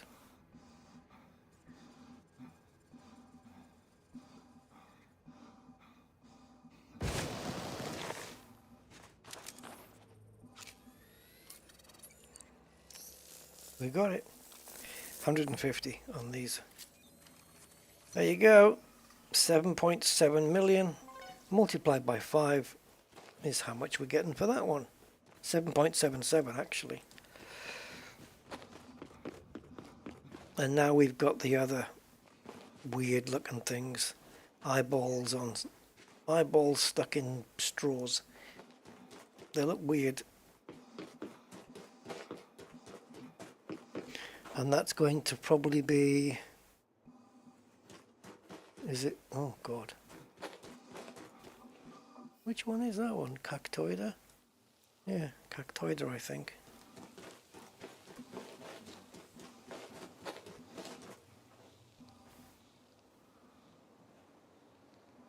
There you are. I could have just gone to those.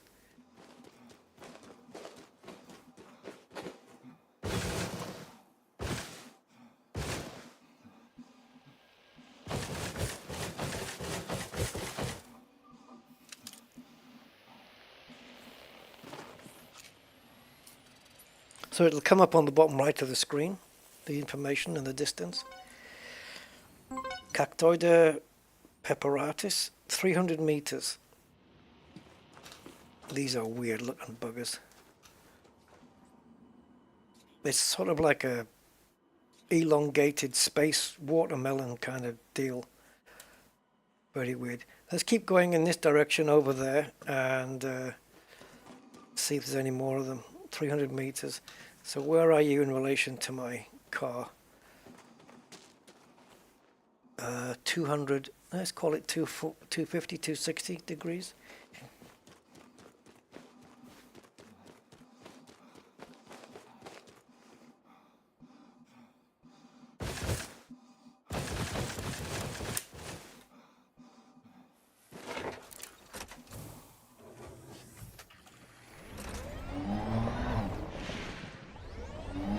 These things don't do J-turns. Not at all. Well, we'll get the night vision on because they'll highlight for us. So the Cactoida then, does it grow up on the top more like than down below, or what?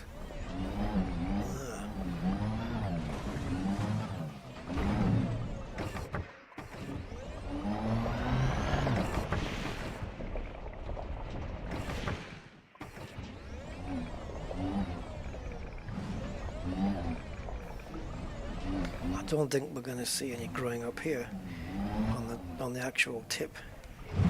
Oh, talking of which.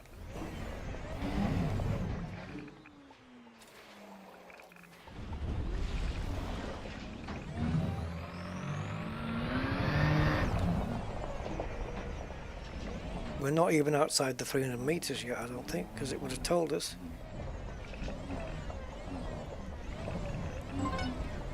There we go. Minimum distance reached. So we need another one.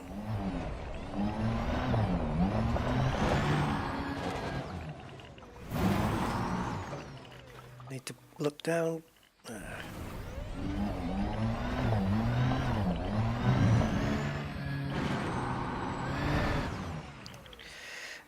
I mean, unless the Cactoid is growing in the same map range as the concha,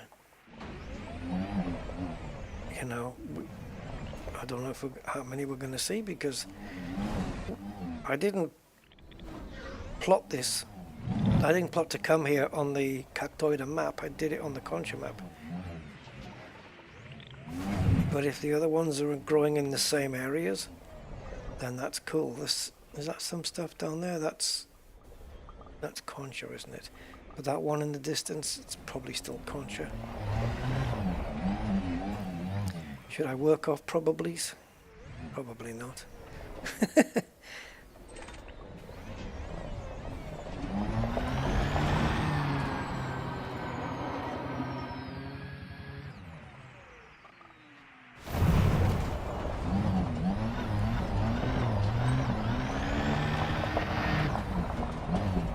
Aha, good thing too. Because here's our second scan.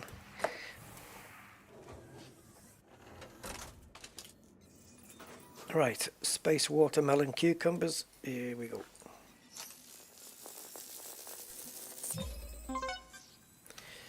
Right, so just the one more, and we've got 2 out of the 6. Any backy here? Yeah, there is.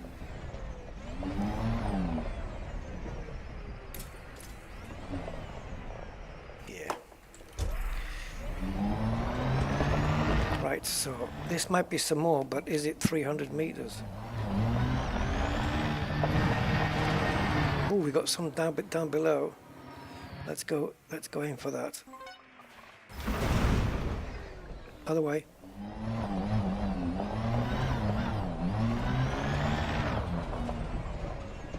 I just saw a whole forest of something.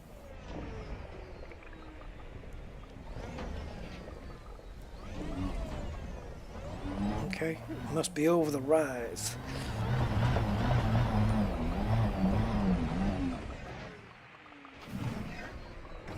Wait a minute. You can't trick me. Come on.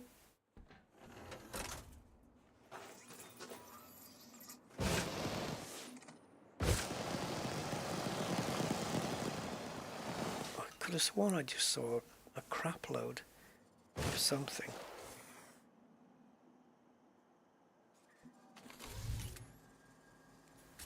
Guess not. Alright. Back to circle 2. No, back to square 1. Yeah, right, here we go then. Let's find the third and final Cactoida scan. No bacteria here at the moment.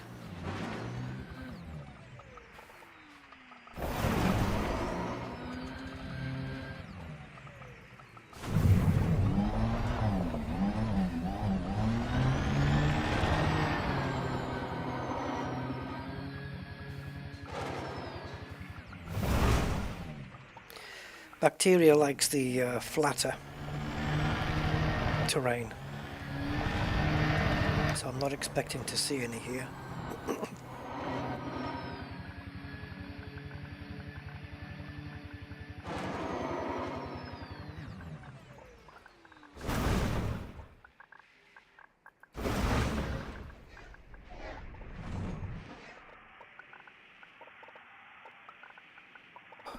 Right.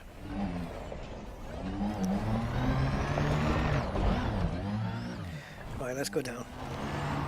Oh, yeah, well done.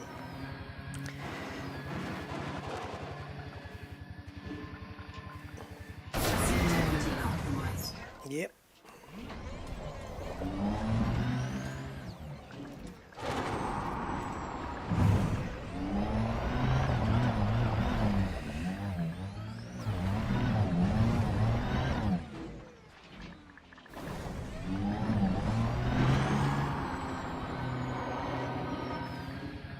Jesus, like the hunt for the Red October, this.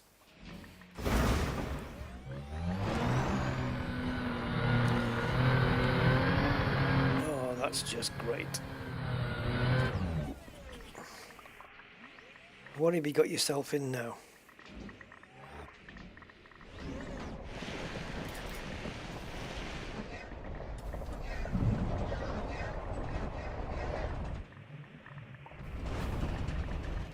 I'm just freewheeling at the moment.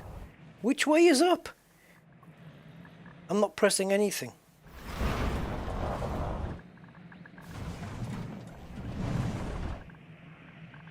I have no idea where it's taking me. You happy? Jeez. Can you imagine if there was just a bunch of cactoids right in front of me?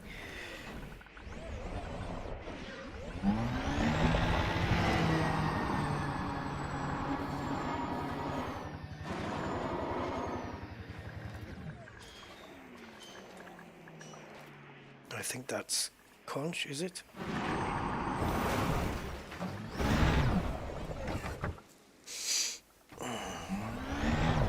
do they grow near each other? I mean, the last two have, haven't they? They've kind of grown. Oh, we've got a nice sun coming up here. That's looking good.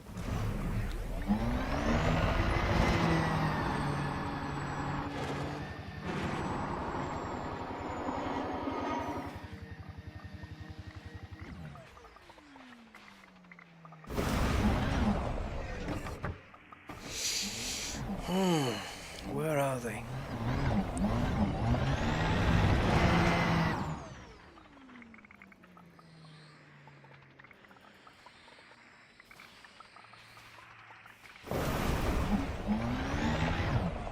What are we on? Oh, 35. Okay. Don't want to risk getting the SRV blown up.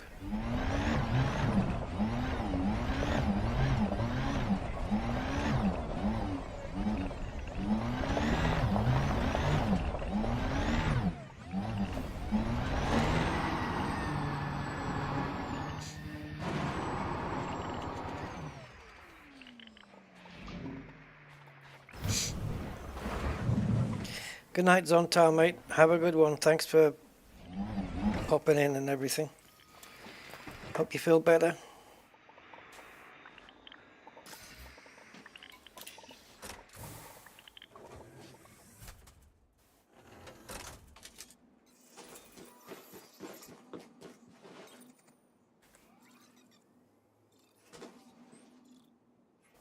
What? What? I've scanned this before? No! We've come back. Oh, well. Ain't that just a bag of bananas? We've scanned that one already. Oh, God. How to know when you're truly lost. When you've got a shadow following you and you end up on a planet that's quite large-ish, and you end up back where you were in the frickin' first place.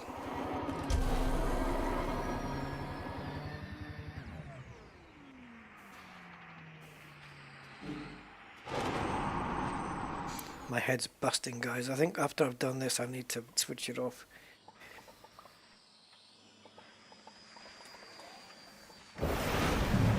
Are these plants or what? They are, and they're conscious. Unless they're, of course, hibernating, in which case they will be subconscious, or semi-conscious, or unconscious. Whatever.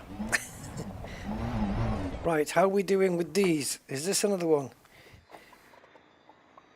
Yeah, I've got to be on foot for that, I think. Don't I, Andy? Yeah, I think you've got to be on foot for that. Right, so... is this going to be green or blue? I don't. Wait a minute. What have we got in our gun? It's these, isn't it? Hold on. Cactoida pepperatus, 2 of 3. So, oh, this is just, what? It's almost saying like we've scanned every single cactoida on the planet. Everyone I come across. Oh, you've done that one. Done that one. Next, you're going to see the landing tracks where my ship landed or something. This is insanity. No! This is definitely cactoida. Yeah, 18 meters, we've done this. Oh my God.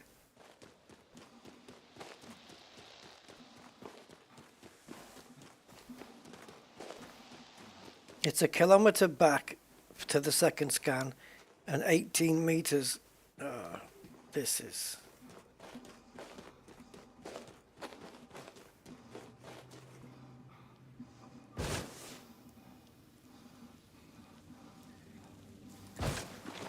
Alright.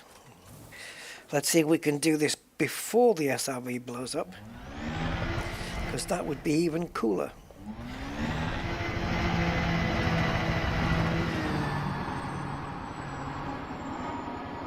Well, one way to stop your SRV blowing up is not to do jumps like this. And do not boost. Don't. Okay, now boost.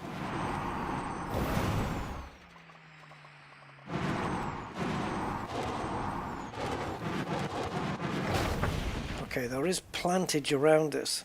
We just lost another 3%. But I don't know, A, if it's distanced, and B, if it's the right plant in the freaking first place. Okay, that's the right plant. And it's in line with, so how many meters away?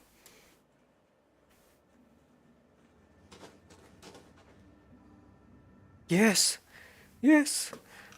Hallelujah! Praise the Lord, Braben. We have found the last scan.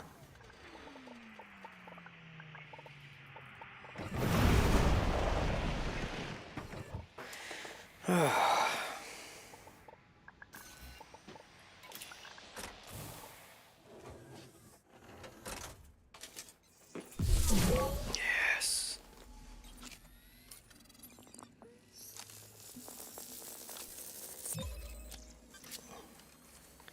Yeah. Ooh.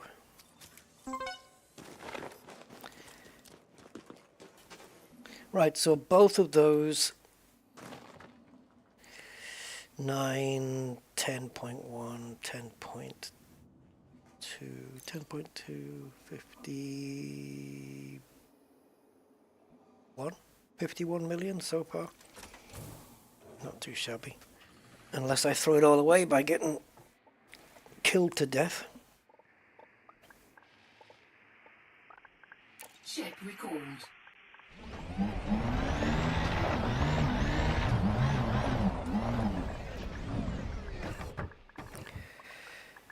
Oh, the ship's going to land somewhere upwards, isn't it?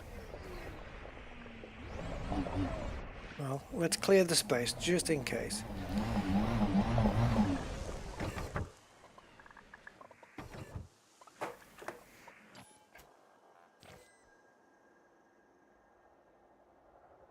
It somehow sticks to, yep.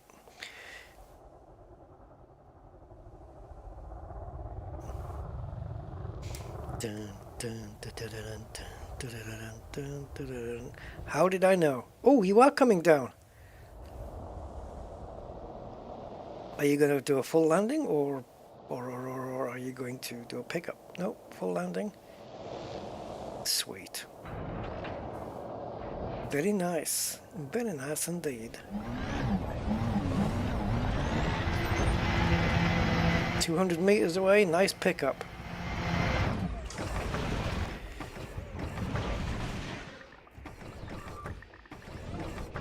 Yeah, got a bit skewy there.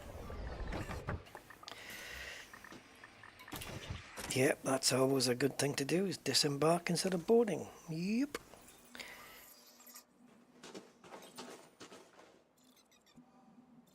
Nope.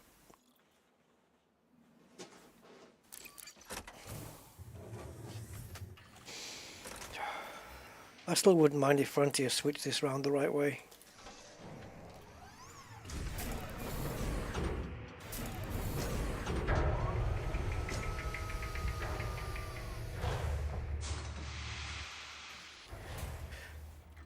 Right, what's the next big thing in case... just in case my head can handle it. Tubus rosarium.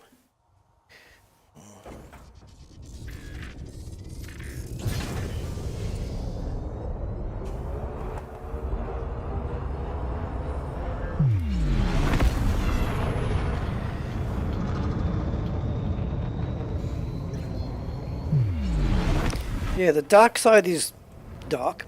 And the bright side of the planet's just full of the, because it's mountainous, it's full of these shadows that, shadows don't know where they want to be. They kind of, they're there and then they move and then they follow you, and It's all a little bit strange.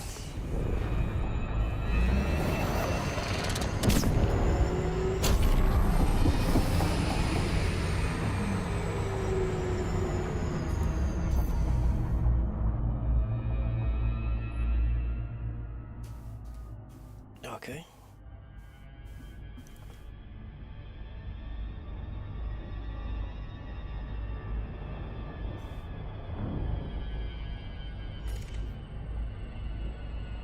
Let's stick onto the top here and hope that they grow on top, which I think they do.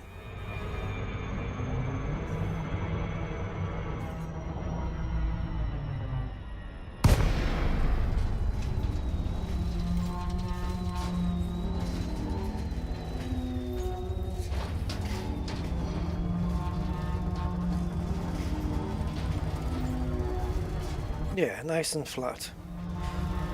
That'll please the SRV, which should be repaired now.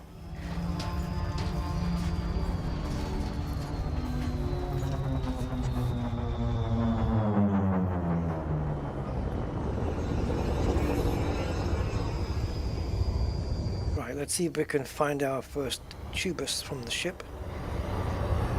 And we're looking at Rosarium.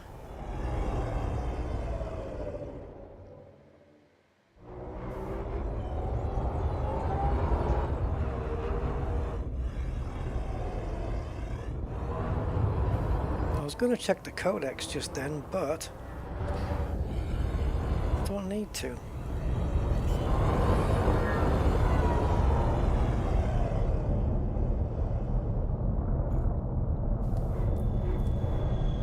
Distance on this is, oh sugar plum fairies, 800 meters on these, so it's going to have to be, we'll have to do it in the ship, I think. It'll be a bit quicker.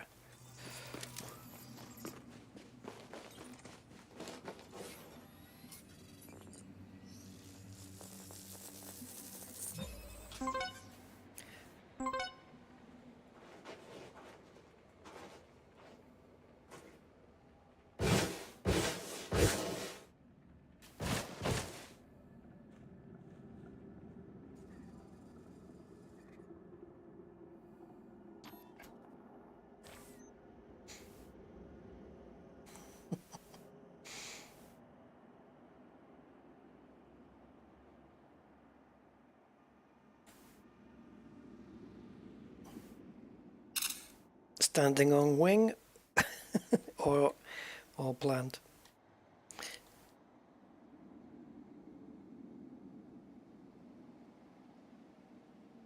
See the shadow of the ship? It's ridiculous. Look, no shadow, and then shadow, and then no. They really need to fix this. I hope maybe in the update. Of course they will.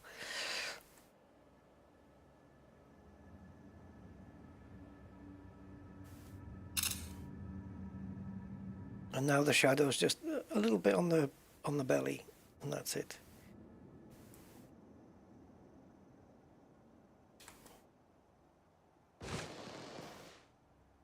Ah, but can you land again? Okay.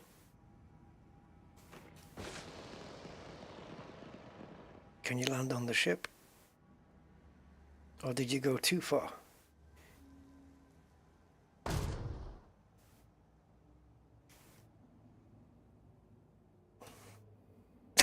I think I just missed it. Right. Two more.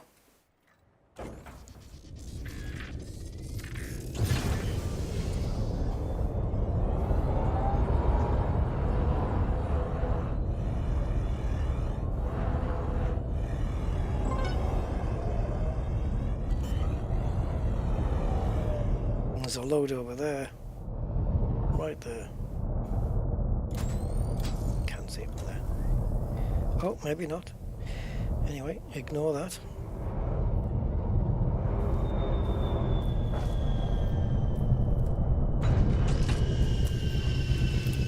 Right, scan number 2.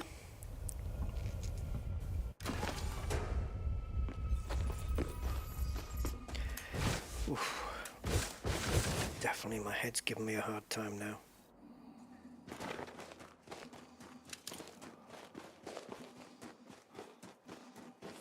They look like something you could hollow out and just make into, you know, drums. Boom, boom, boom, boom, boom. Yeah.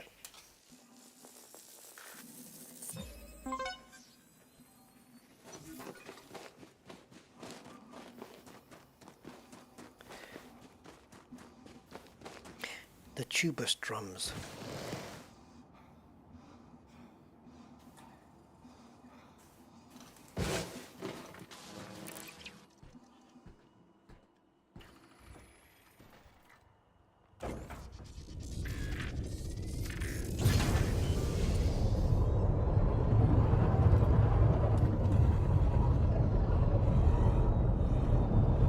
Well, the last scan's going to be the thing, isn't it? If we're going to find one.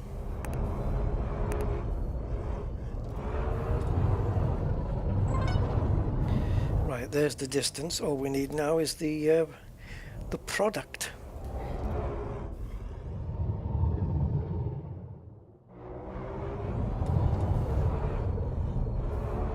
And because they're sticky up things, they should be relatively simple to find.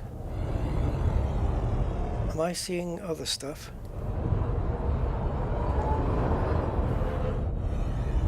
Yes, I am.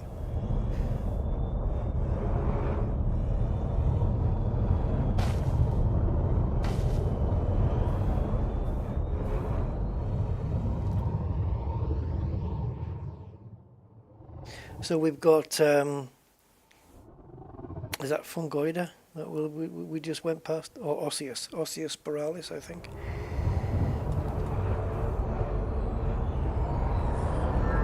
Yeah, osseous spiralis. But the tubus,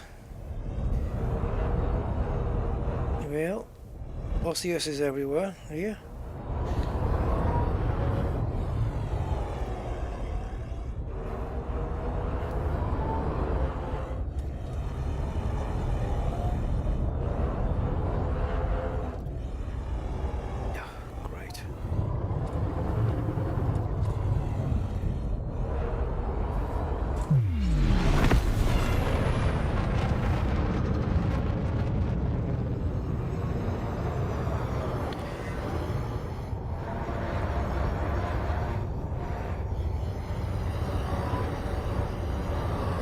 So typical to get two done, and then the third one is a mystery.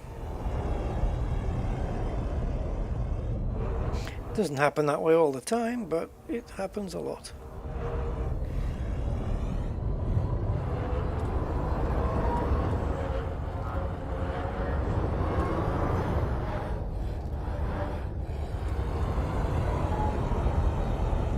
Is this within our scan range, or have we done this one already as well?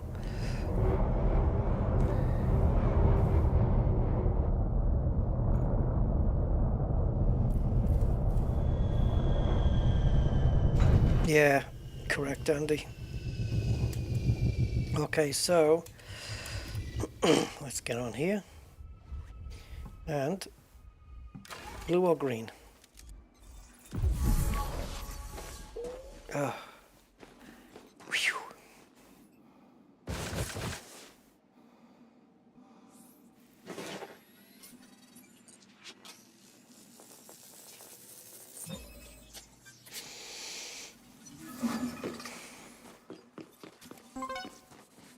So if I did the osseous, that would leave bacteria and fungoida.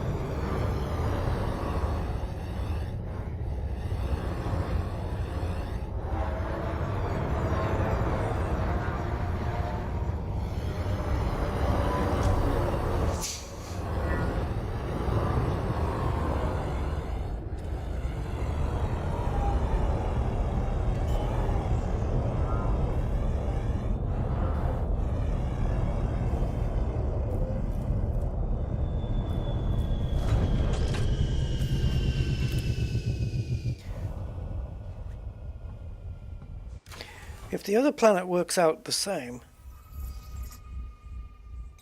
aren't we looking at around 120 million for both planets? It's something around that, right? Ish.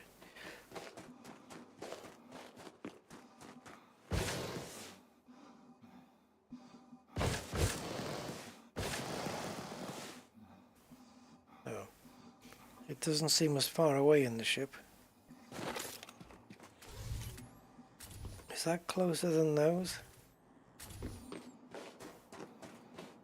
No, this is closer.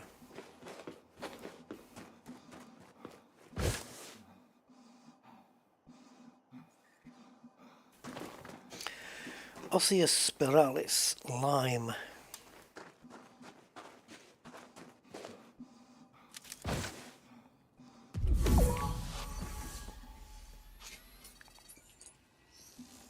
Distance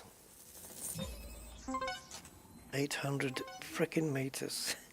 Actually, because we've seen quite a few of them, I don't think 800 meters is going to be too much of an issue. Because we were scouting them on the ship, and the ship can cover 800 meters very quickly. So we shouldn't have too much of a problem with this, as long as we remember where we got our first scan from.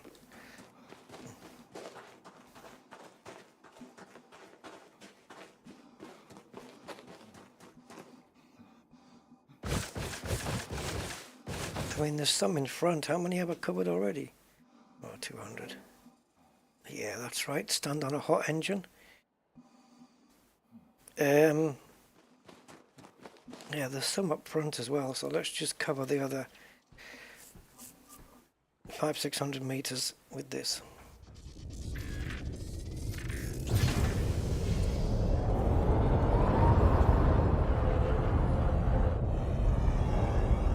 Is that enough? Okay. Can we put this thing down now, though? It's not going to go down on there, is it?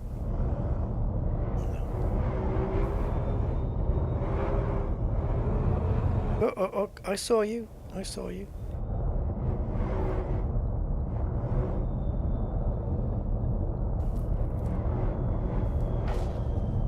Yeah, I thought you might change your mind. There we go.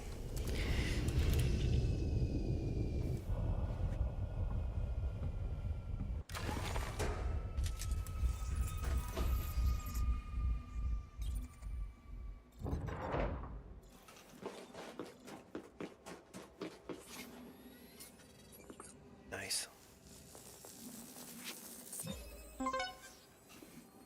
If only they were all as simple as this.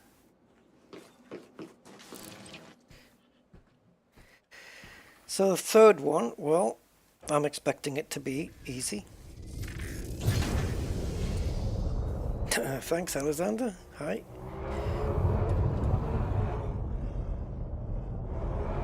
Because we saw plenty of these buggers, didn't we? Especially with the thing on. So there's a couple to my left. And yeah, there's one to my left and a couple to my right. Do the left one. It's on its own though. Did we go outside the 800 meter range? Oh yeah, there we go. I will get that. So this is the one I saw. And if I can land here as well. Icing on cake.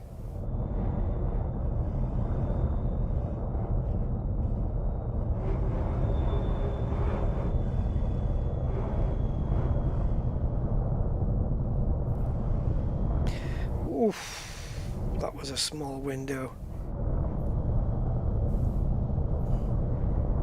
Nah, too much of a fuss. Quicker to just find something else, I think. Or not.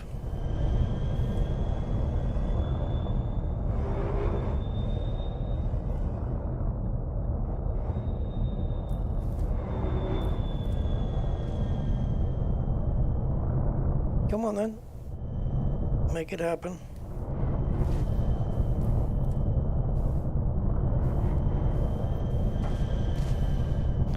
Well, you're telling me I'm straight, but obviously it's not enough.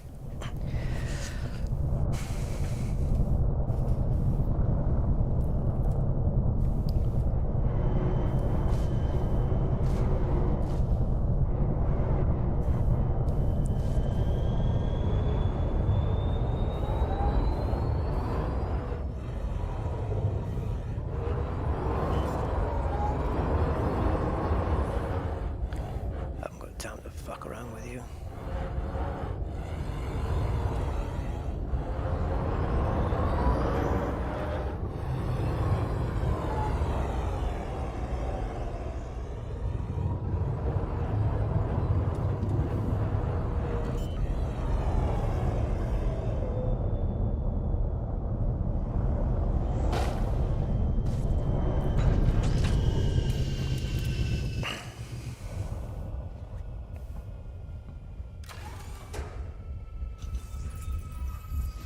Right, so we have a little bit of a run.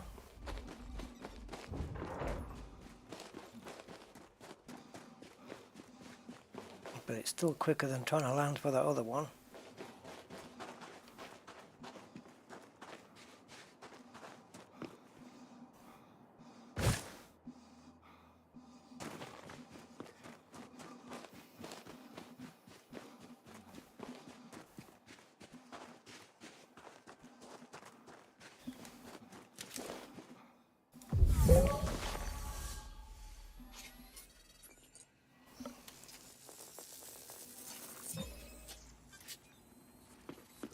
There you go, 4 out of 6. There's some more in the background there as well. 4 out of 6. Bacteria and the other thing, fungoida. It's either gelata or satesis, so it's tomatoes on sticks or I don't know. Can't remember the other one. Oh yeah, it's tomatoes on sticks or it's that red jelly tubey stuff.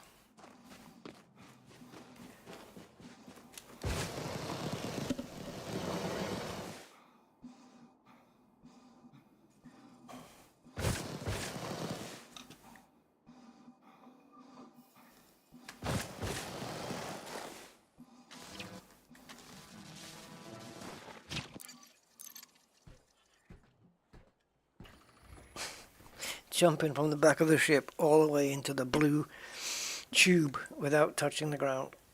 Alright. I suppose I can have a go at finishing off the planet, but then I have to call it a day after that because I'm wiped, man.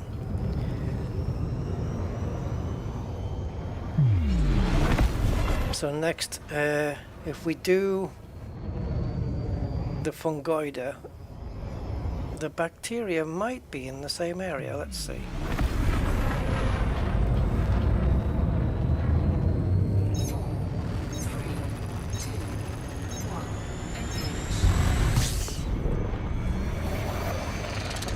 And we've got a black hole 1 jump away. Oh, did we go in range and then back out again? Oh, nice one. Oh, no, it looks like we can go a bit higher, right?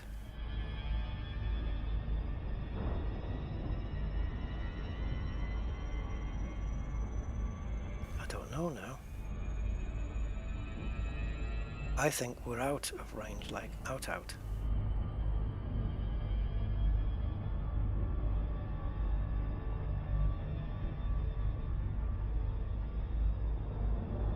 Oh, freaking bizarre.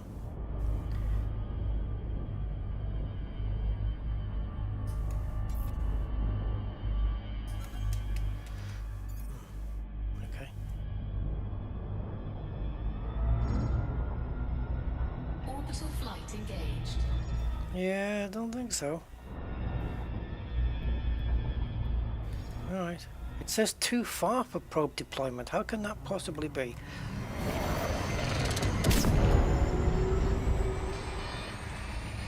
Okay, now you're too far for probe deployment.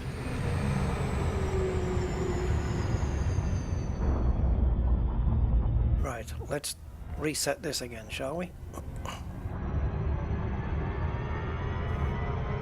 Sometimes it doesn't make sense. It's too far, but yet I scan planets from way further up than that. Closer, I mean. I don't know, whatever. It was wrong.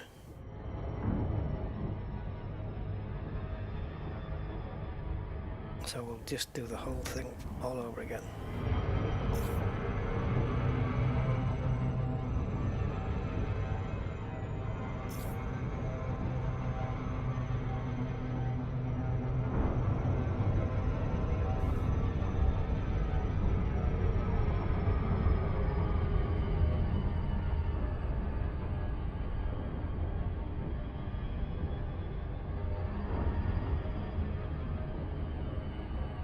Right, so let's see where we are when it stops being out of range.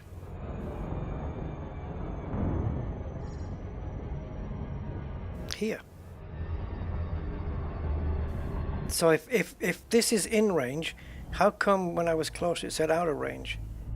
Instead of like saying too close. This is 7B now. I mean, I don't know what's going on. How is it locked on to a completely different planet?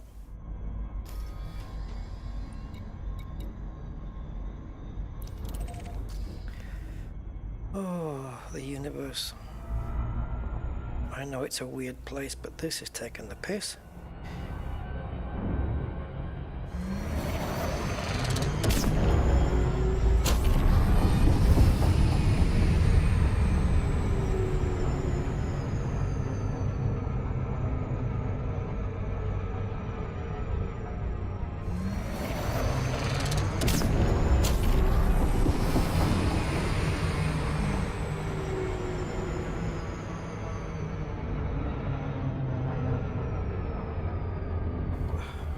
Makes you want to give up, you know. When I'm trying to just complete something quite quickly so I can get off the game because of my headache, and then I get this bullshit on top, just don't need it, man.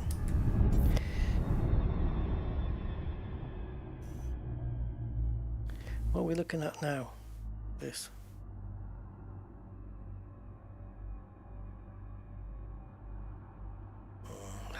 Hard to tell.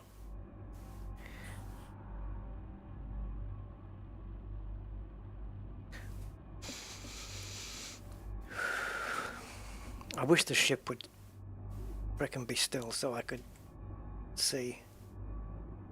It looks like they're sharing opposite maps, so we can't do both at the same time.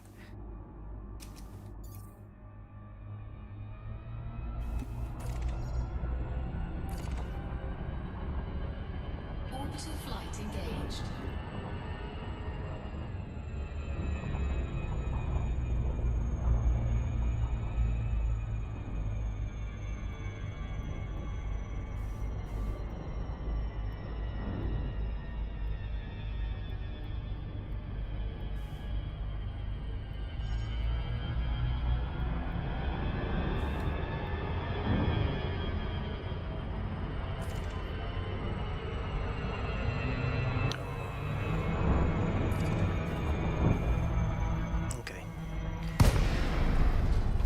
Doesn't like growing in nice places, so that's so Fungoida likes this rocky stuff, which is why it will not share a map with bacteria.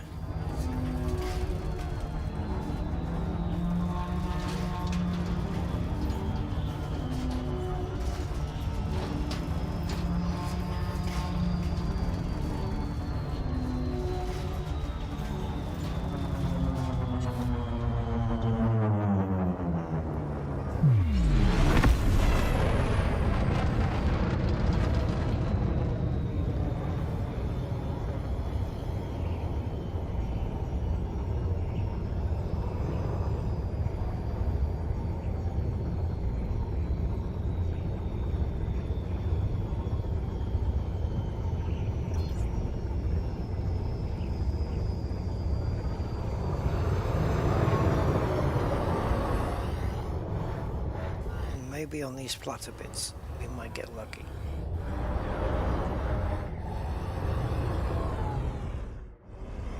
So I need the ship to point this way, so it reminds me which way to keep going, as opposed to going back the other way, because behind me is the limit of the map. So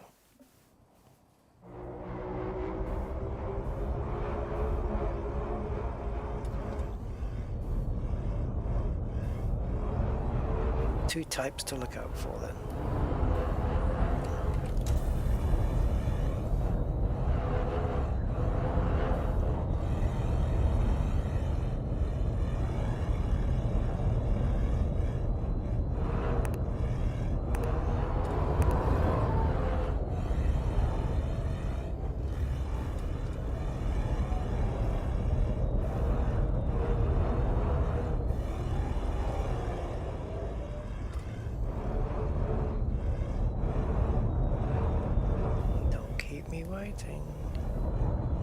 And even if we found some now, where am I going to land?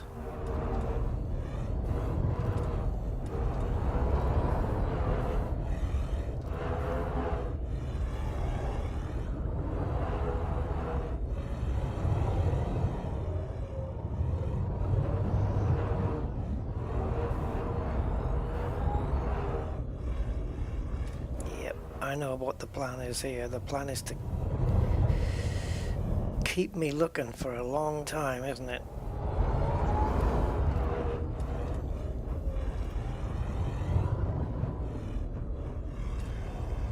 Yeah.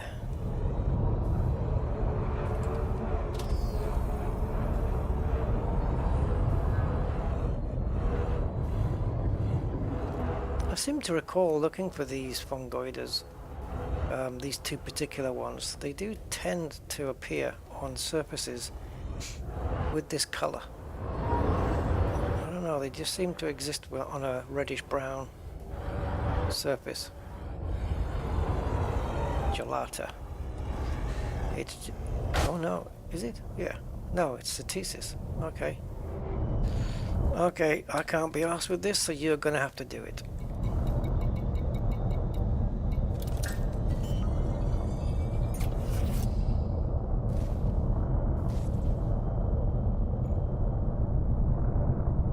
I know it's unsuitable terrain. That's why I'm asking you to find some.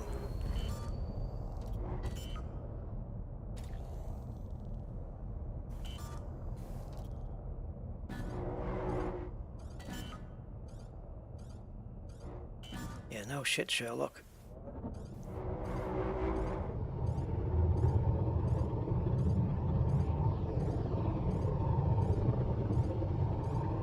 Like, where is the stuff? Because by the time we get landed, I won't have a clue where it is.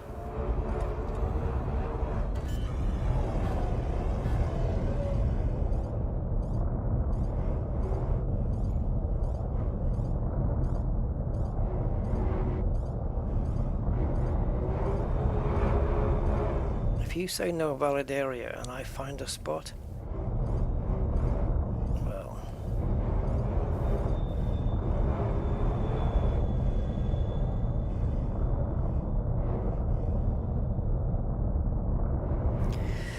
so yeah, it keeps me waiting to find some, and then I find some, and then it keeps me waiting to get a landing. Awesome.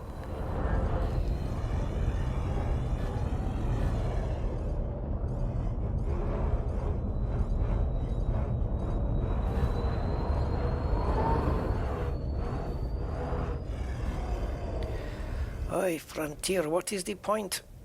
Growing plants in places where you can't land a ship. What is the point? This is why they need to build in this feature where they can drop you off in the same way as the ship picks you up.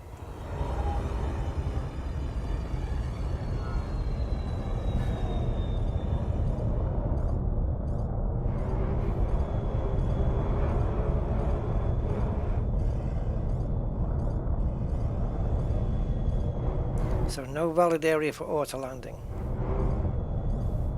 Okay. Challenge accepted. Oh no, no, you don't get to do it. No, no, no, no. This is on me, man. Go away. Don't take away my chance. You have, haven't you?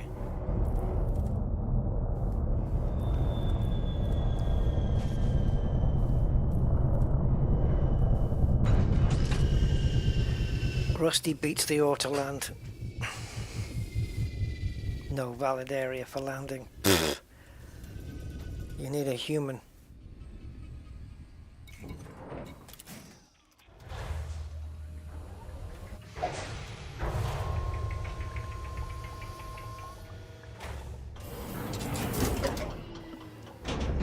Low gravity warning.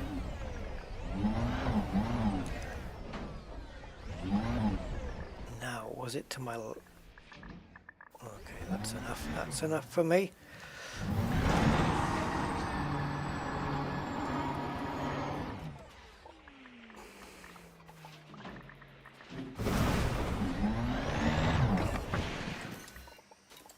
Oh, okay. Pace yourself.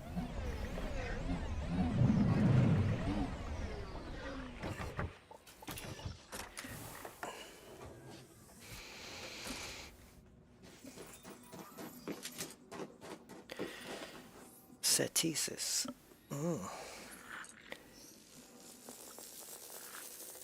Which is another way of saying testicles on sticks. 300 meters then for these.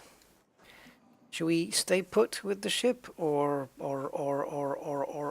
what? Because where is other stuffs and things? Up there?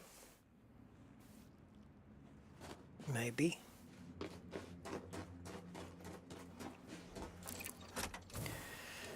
Can I move? Yeah.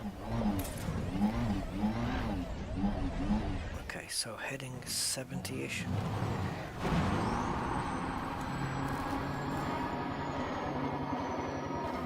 Man, if we can get a second scan in here, that would be awesome. But I doubt it.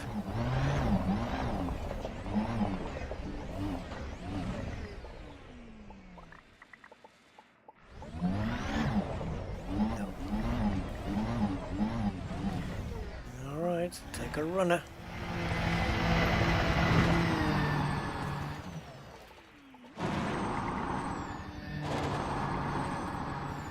You watch, it'll be like 3 kilometers to the next one. Right, there's the 300 meters. Okay.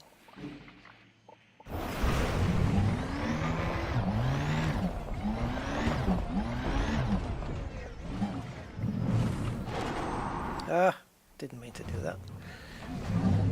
Sometimes it's best just to get out, especially on a low grav planet, and just jump in the air and get a real good view all around you, because you're very closed off inside the SRV, and you know your view is obstructed. There you go. There you go, Baba. And there's another shed load down there. Okay.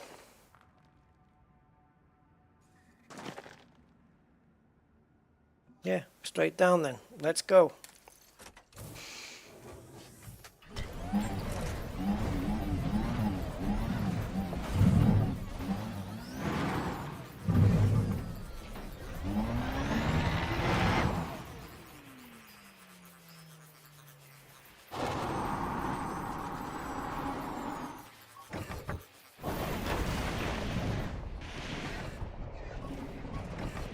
I don't think it's going to get anything out of this, is it?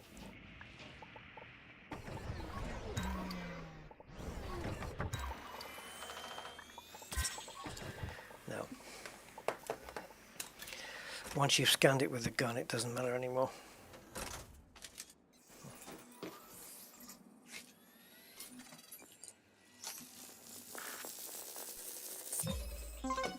Okie dokie. 300 metros to the next one, but can we go maybe in a horizontal to the ship motion, and then we won't get far enough away where the ship's going to disappear.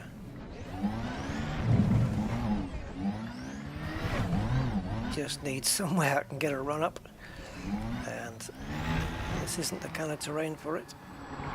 Oh.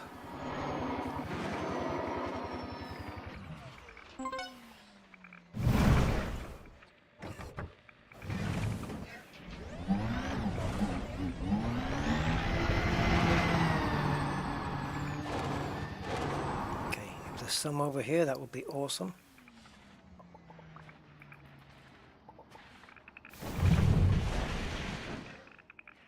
Okay, let's have a recce.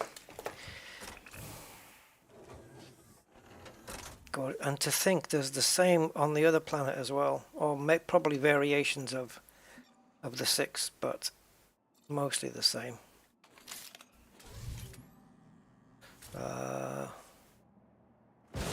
Let's have a jump.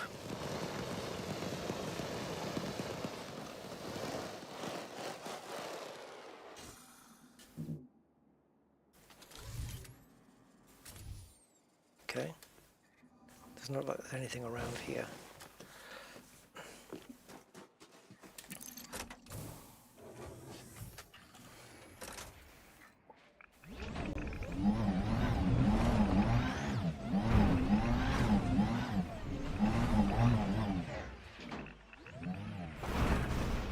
The bad thing about low-grav planets, of course, is waiting for your SRV to settle, so you can get some traction.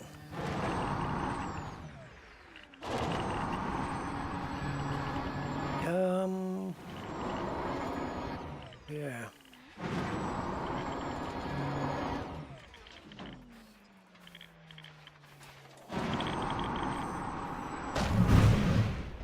Whatever.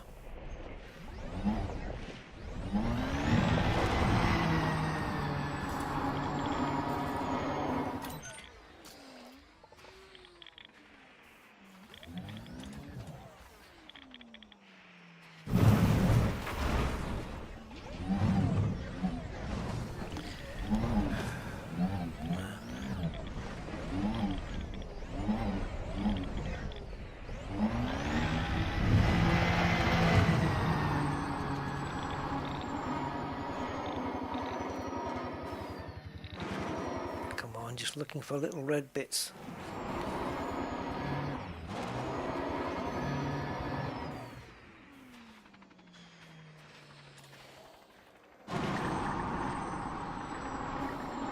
Well, I guess we're going to get shafted here.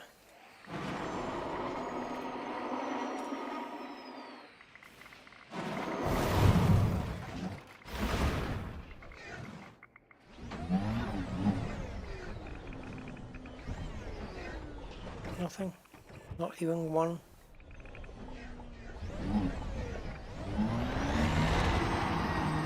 I'm not going to go too much further out.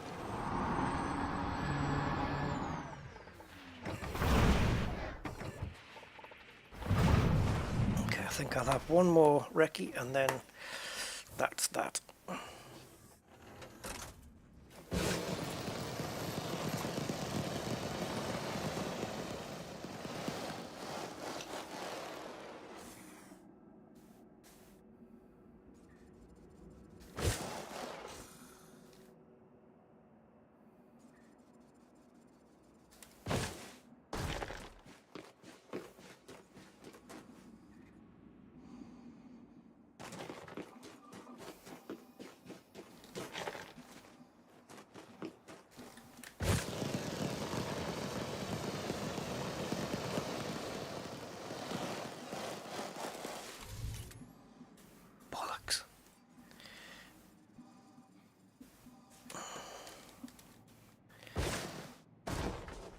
I just hope that's not too far away from the ship.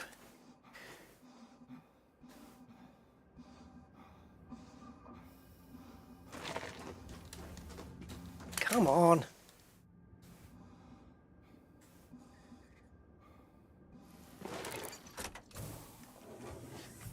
So the ship is what?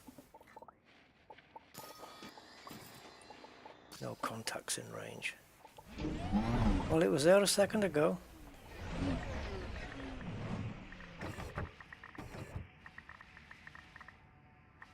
Was it me jumping in the air that put me out of range? Isn't that wonderful?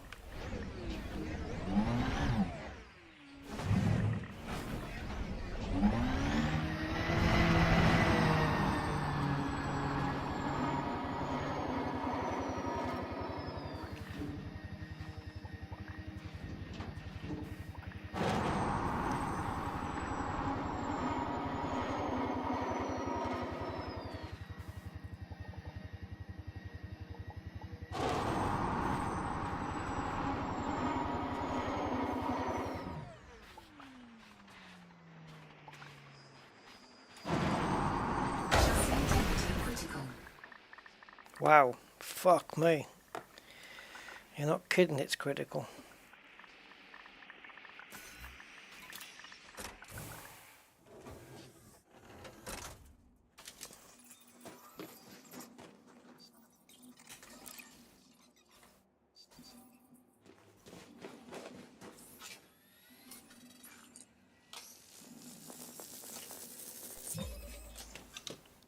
Yeah, well done.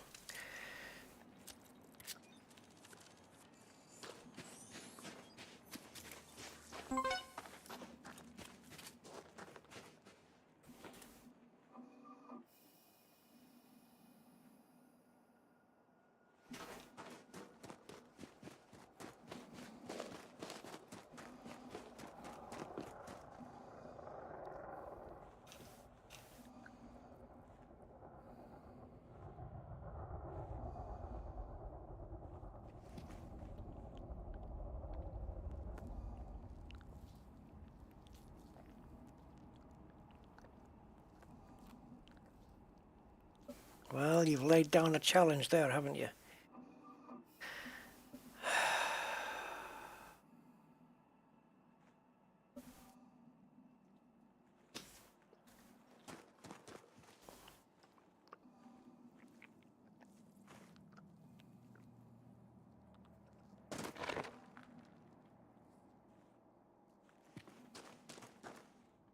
That's the closest. You couldn't get here.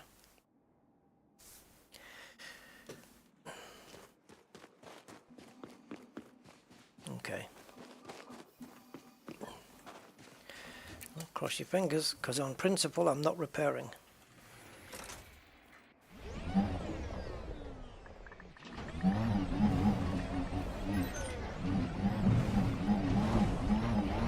So find a way to get there without destroying yourself.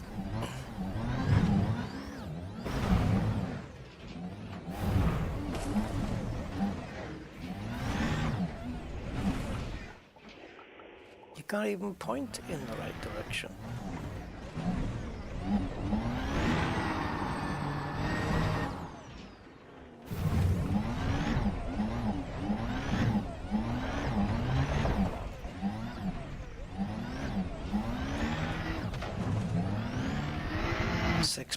Okay, keep that up.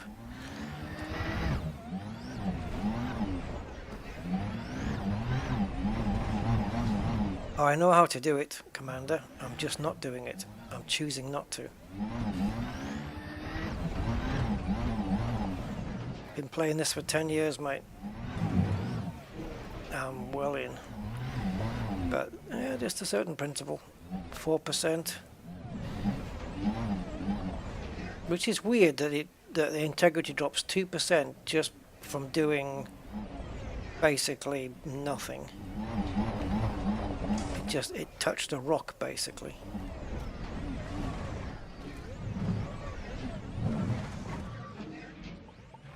And now it's gonna struggle, isn't it?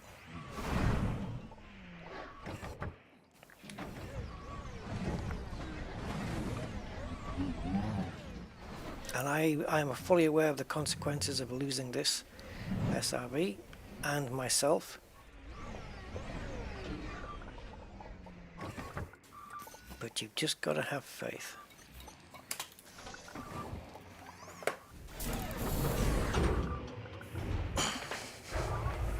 Done. I didn't have to use any materials for the repair.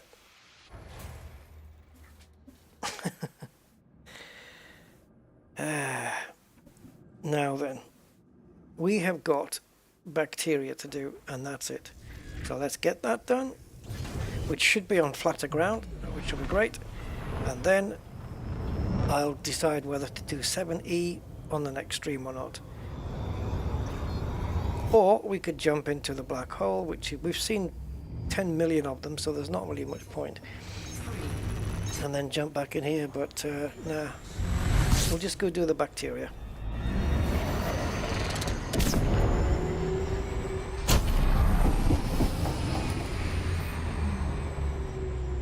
Okay, it's on the bacterium filter, so I expect it to show that.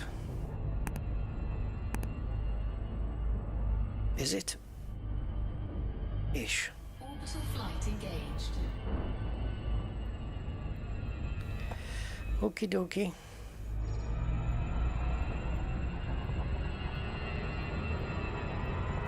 We might be coming in a little bit hot.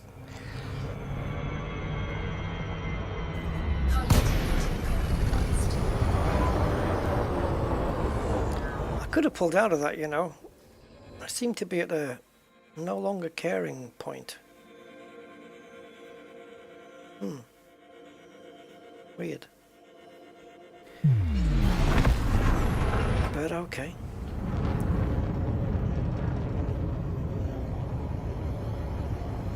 Don't know why. Tiredness, probably.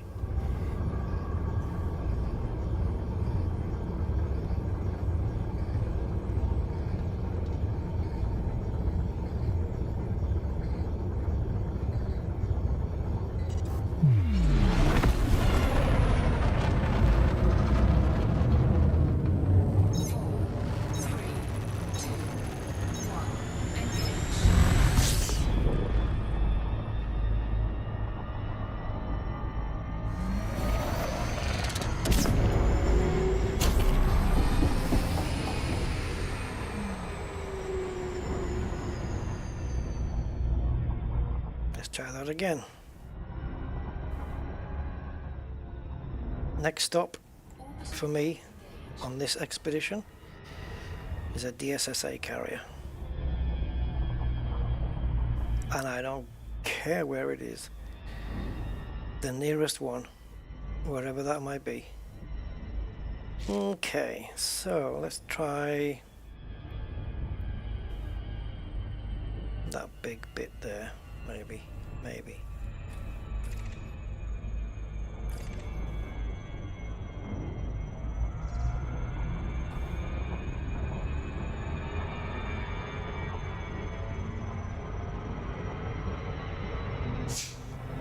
So we want to be landing on the top of whatever.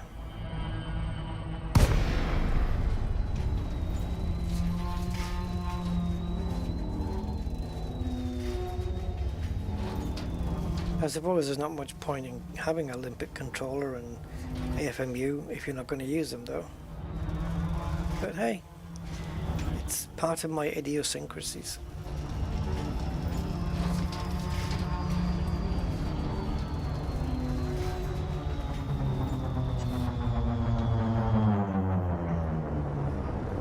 Right, so we'll get these from the air, as always, with the ship.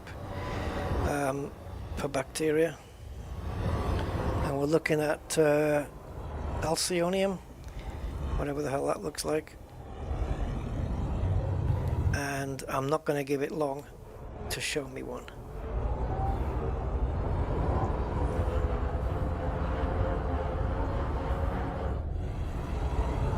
Looks like it didn't need long.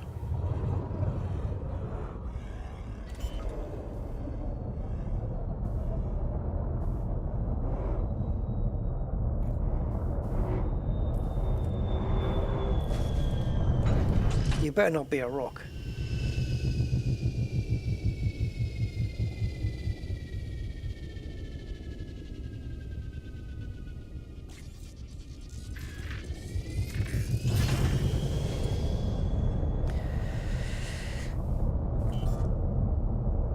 Okay.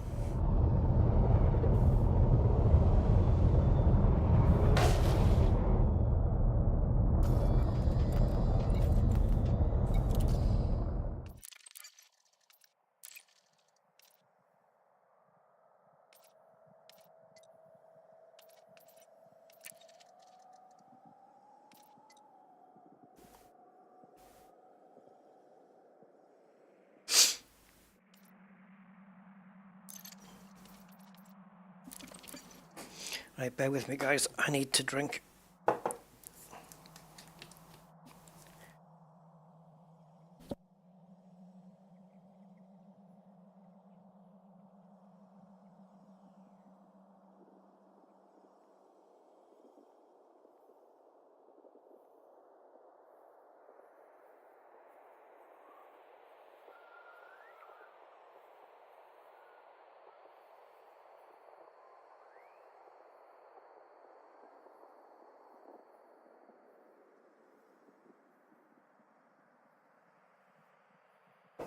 Okay.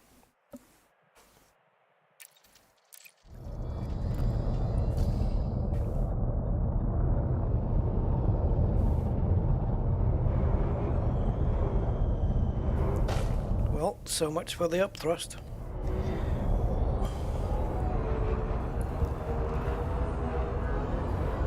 It seems like you have to give it a couple of seconds before it'll work.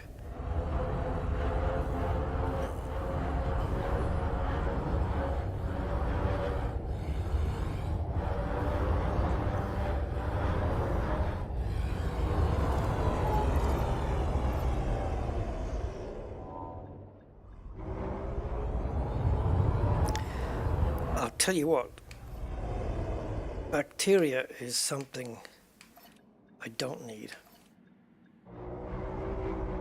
So, what are you worth? 1.6. Right, you know, okay, so we're balancing value versus time here. Which means it's only 1.6 million, so it's only going to get a low amount of time dedicated to finding it.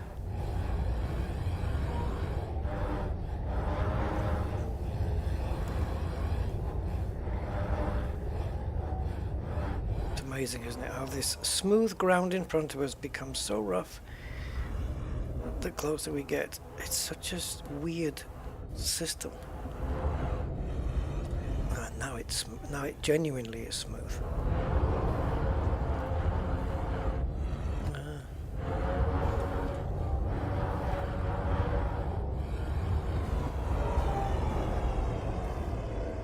That's better. That dialogue in the top right was pissing me off, man. It was just jumping up and down. This is much better.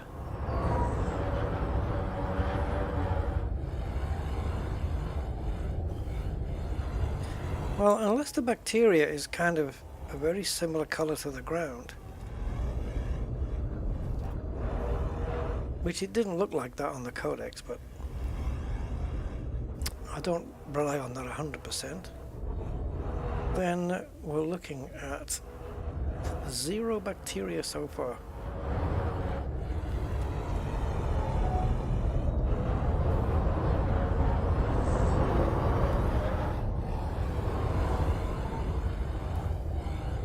We are in a blue zone, I'm pretty sure. Oh no, you're a rock. I'm not getting fooled by you again.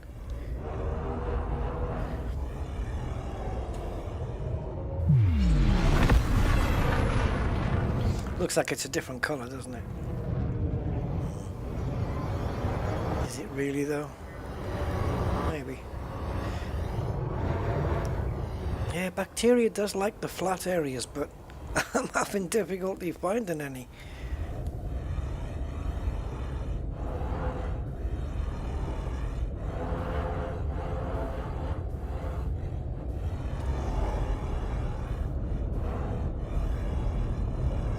Oh my god, it ain't worth finding 3 of these things.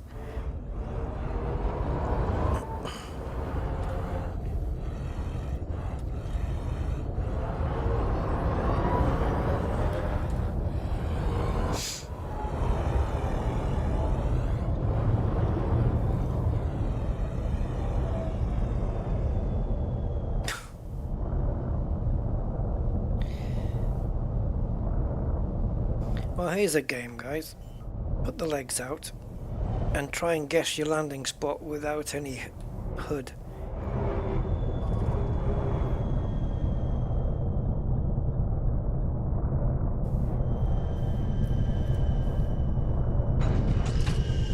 Just like that.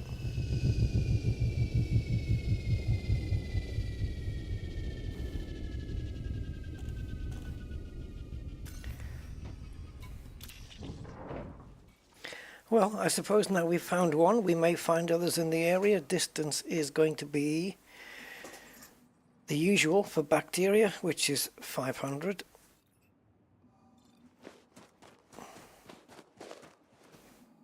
Oh, there you are.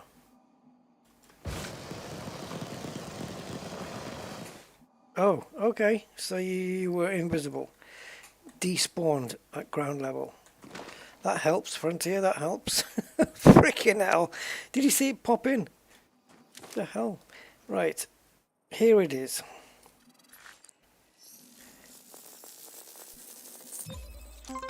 And it's kind of not flat, it's a little bit bumpy. Okay. Anyway, so we got one. Yahoo.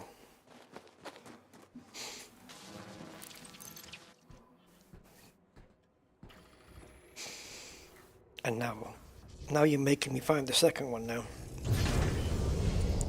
So remind me. Alright, it just looked like a flattened rock then.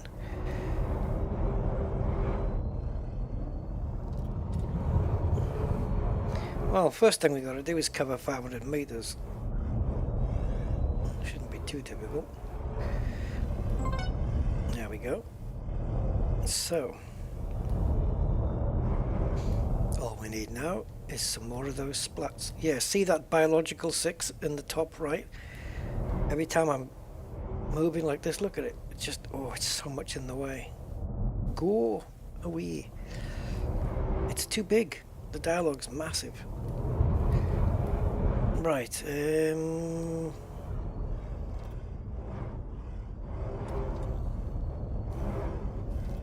sometimes I don't know whether just my height is too much. Like, see, it kind of does look like one from a distance. And you have to get up close before you realize, nope, it's not one of those.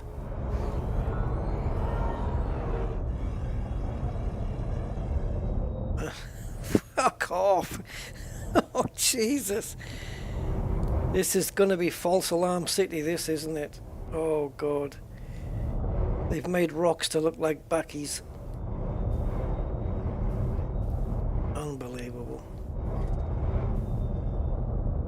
Or does the bacteria look like the rocks? Maybe that. It's Bacterium disguisionium. Or stealthium. Bacterium stealthium. Camouflagium. Hello. Hello. We've got multiple splats. That's no good. Haven't seen it, Commander Kodiak. No, where was that posted?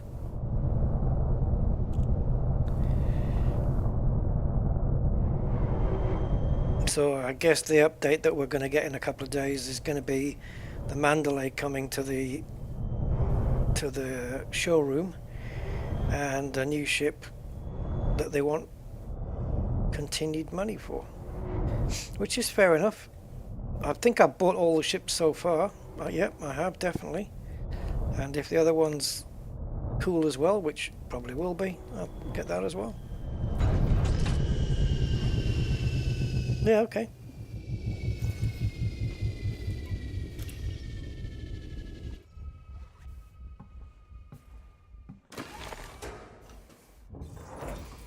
What's it gonna be?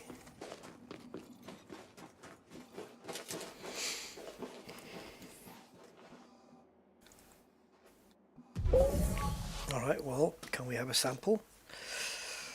I'm standing right on it.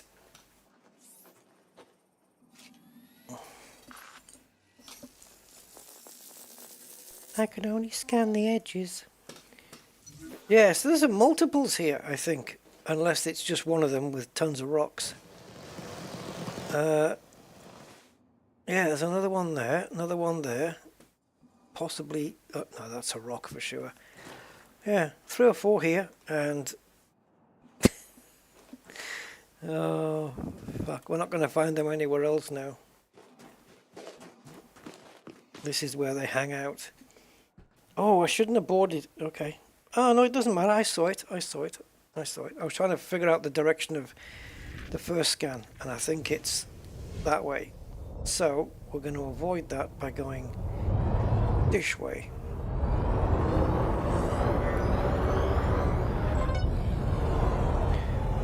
Okay, so can we get another one before we go over the cliff? Maybe here? Oh, you see, it looks smooth in front, doesn't it? And then as you roll forward, they trick you and it goes all rocky.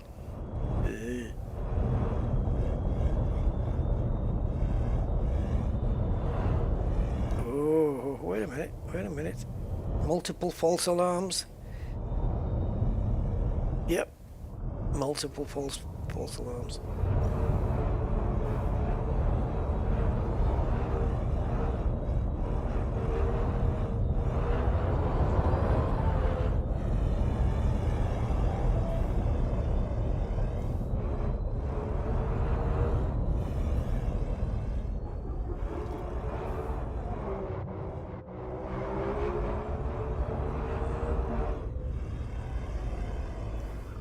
Full scan mode initiated.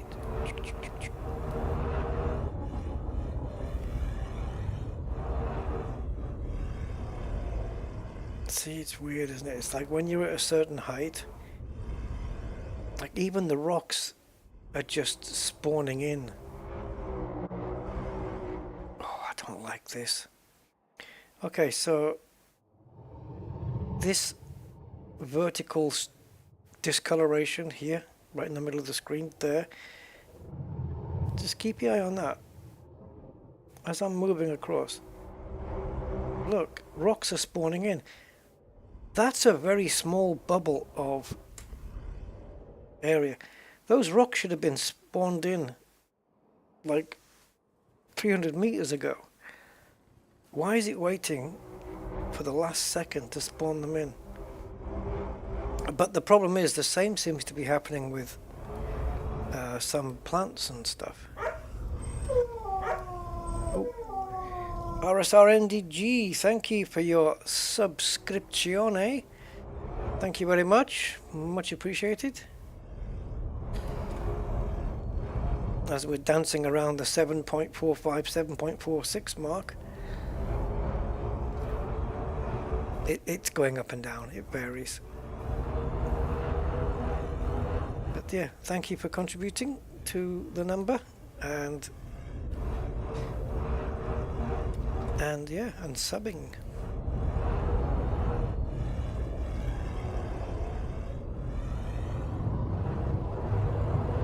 We need to find some flat bits. Maybe on the other side, over there. What do you reckon? It looks flat from here, but don't be fooled. Procedural texturing can soon take that away from you. Actually, it's not too shabby. It genuinely does look flat. Alrighty. Maybe we're 5 kilometers up and they're just really big rocks. Okay, so let's see if we can get the last one. Because it's ripping my heart out at the moment. Yeah, false positive, but we'll look anyway. Yeah.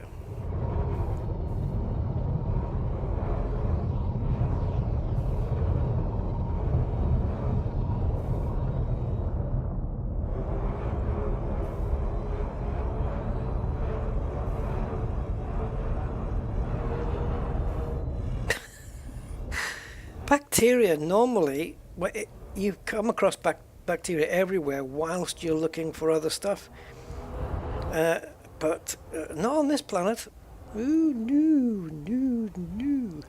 And it's the same stuff on the next planet as well. But oh,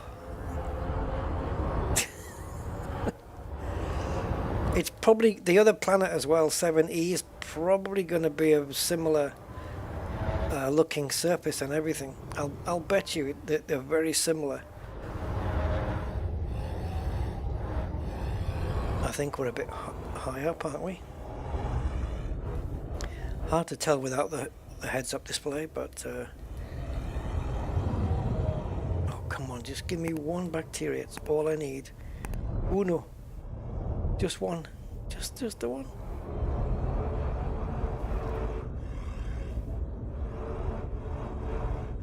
And remove the rocks that look like the same color as bacteria. That's cruel, man. Cruel. Cruel.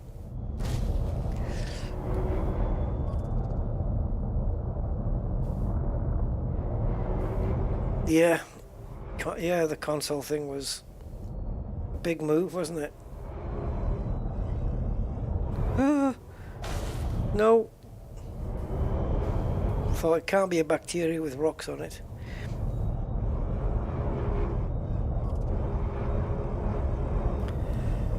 Yes, I've always tried to maintain the possibility that Frontier's pulling of the console thing was for technical reasons, because it was just, or licensing reasons, you know, legal issues or something, I don't know, or financial, because you know what Sony and Microsoft are probably like for stuff like that, so I don't know. You know, as opposed to it being Frontier going, oh, can't be asked to do the consoles anymore, let's just do, you know, because porting from PC to Xbox is not that difficult, I don't think, right? Same kind of base. But then, would they then say, well, we're going to do it on the Xbox but not the PS, you know, and that would be, make them look even worse. I don't know. But yeah, there's always that air of doubt, especially when you see some stuff in the game. You know, like bugs that need fixing and never get fixed. You just wonder about whether it was just, I don't know, that they didn't want to put the effort in. I don't know. I really don't know. But I think they know how much they financially lost out by not doing it. So that's why I tend to think it was more a decision that was probably out of their control, or something that they decided wasn't worth it because demands by Sony and Microsoft, possibly. Either way, I don't think it's a decision that they took lightly at all. Because the amount of extra players on the consoles, I mean, I don't know, what were they? How did the console player base match up to the PCs? Was it worth it for them? I don't know what the numbers were. It'd be interesting to find out, though. You know. I think the PC base was the biggest, right? I pretty much think so, because this was there for the longest, wasn't it? But yeah, I don't know how much percentage share of the player base was console people. Don't know.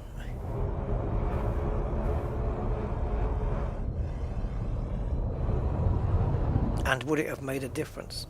You know, was there enough players to warrant paying any licensing things? I don't know. But what they did give us, they did give the console players, like, I mean, if you had a PC, you did get a free account and all of your profile passed over. So all you needed was a PC and you could still play, and it wouldn't cost you anything extra. Where is this bacteria, guys?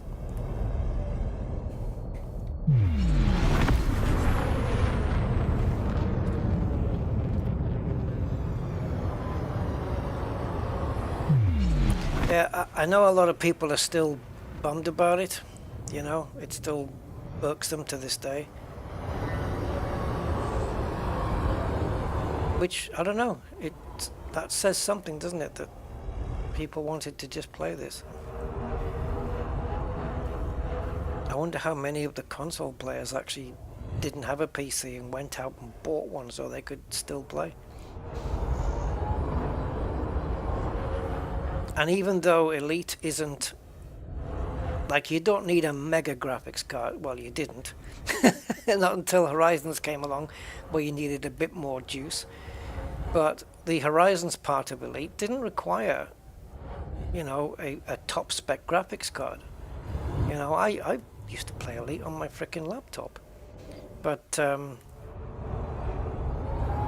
obviously Odyssey kind of, yeah, kind of changed that. You needed a bit more performance. But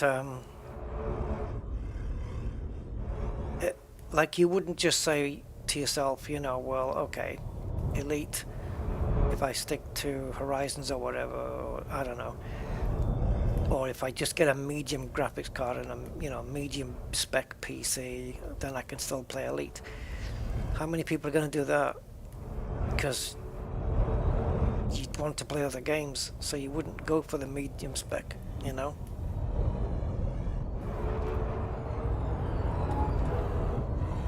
It's, I don't know. I guess because I've been doing like IT since I was,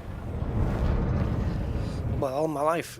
It's weird to me that that people don't have PCs. It's weird, or at least a laptop. You know, because a decent laptop can run this.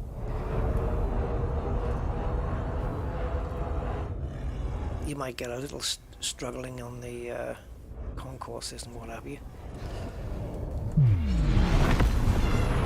But yeah.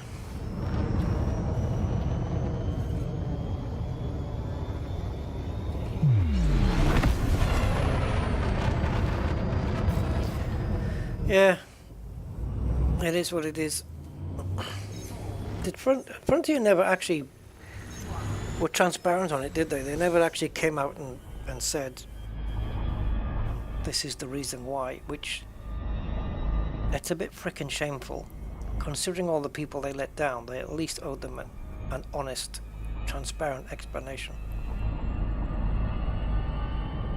So maybe they didn't have a really good explanation, or one that would, or maybe not one that would satisfy the customer. Maybe they just were lazy bastards and didn't want to tell you.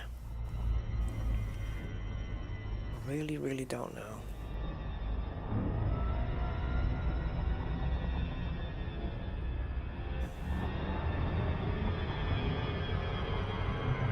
I mean, they were working on other stuff as well, right? At the F1 Manager game. But to be fair, those games are developed in separate places by separate people. So it's not like the Elite Dangerous developers don't do F1 Manager or Planet Coaster and stuff like that. It doesn't work that way.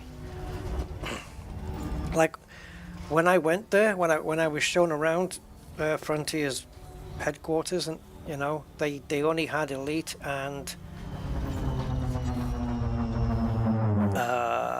was it the first Planet Coaster game? Whichever game they brought out second after Elite. I think it might have been Planet Coaster, right? The first Planet Coaster, something like that. And they asked me, you know, do you want to see the Planet Coaster place? I said, yep. And it was a different building across the road. It was completely separate from Elite Dangerous developers. You might have some staff getting moved from Elite Dangerous development onto the other one, but you don't have, like, it's not a case of, oh, they're too busy working on this game to work on Elite. No, it's not the case. They've got enough staff to do their own thing. Ooh, ooh, ooh, ooh. False alarm? Yep. These false alarms are fun.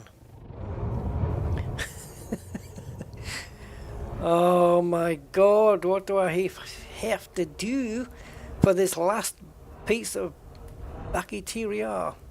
Oh, oh, guys. Oh.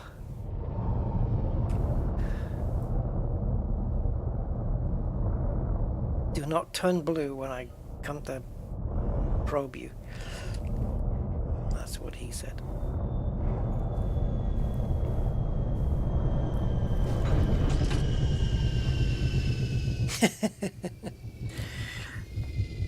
Yeah, 1660 Super. Yeah, the Horizon will run on that. You'd probably have to turn the graphics card, the graphics settings down quite a bit, right? For the, like things like in the concourse and stuff like that, that can get a bit. Or when you're landing on at a settlement, that can get quite juicy on the frames per second. Oof. They have optimized things a fair bit. Right, so currently the bacteria seems to be invisible. Do I need to jump? Or am I just looking in the wrong direction? Where did I land in relation to the frickin' thing? Oh, okay, there you are. So you were small before. Can we make it disappear?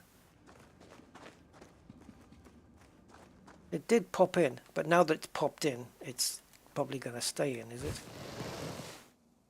Freak.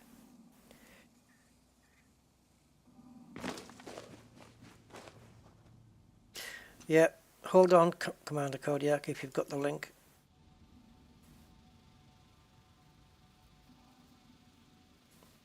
Okay. I've temporarily made you a moderator. You can post it now. You should be able to post it.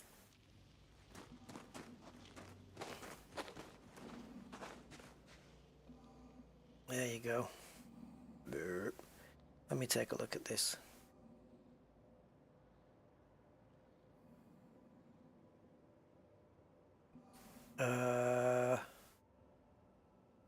Okay. Not sure what to make of it. I'm going to put it up on screen.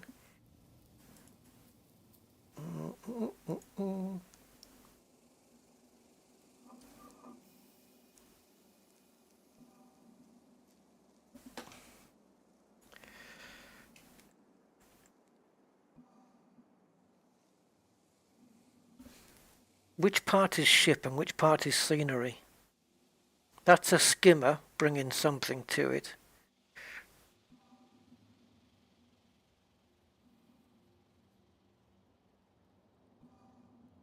Two skimmers bringing body panels.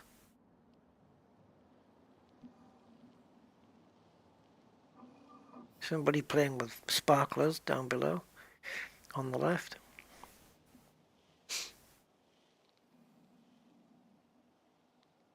It's not much of a reveal, is it? It looks like another, yes, Gutamaya, definitely. Definitely. Yep, it's going to fit in with the Dolphin Beluga. What's the other one? Yeah, those. And that entrance port looks like a stormtrooper helmet kind of thing. Yeah, I would say Gutamaya. Yep, I would say it. Yeah, Orca's the other one, yeah. Yeah.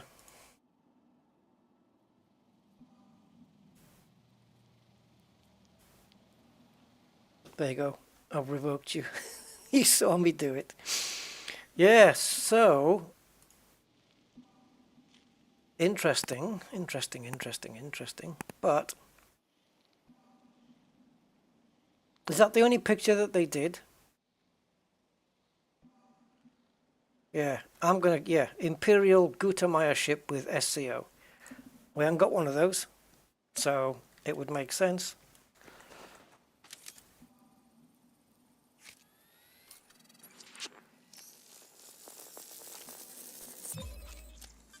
Out of interest, we are,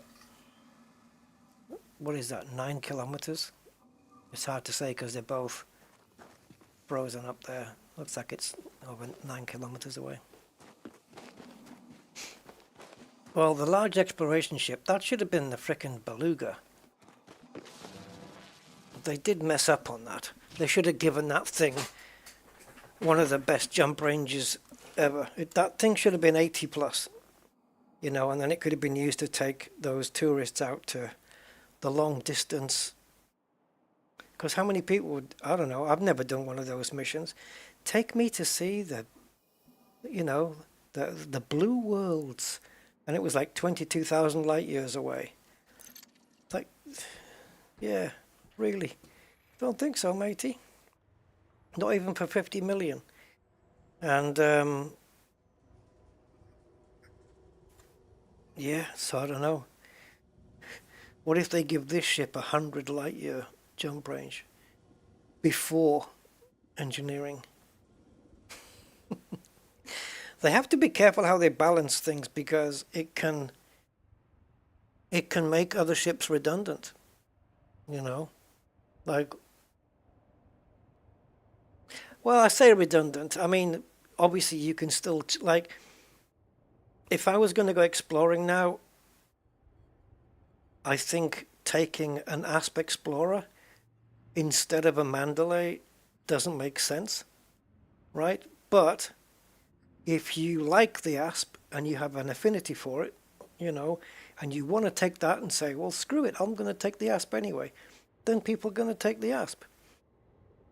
Practicality-wise, a mid-sized ship going exploring, the Crate Phantom is great, the Asp Explorer is great, but the Mandalay beats both of them quite well, and the only thing that cuts it close is the Anaconda. But you've seen the trouble I've had landing on some of these places. Imagine trying that in an Anaconda. It would have been just freaking nightmare.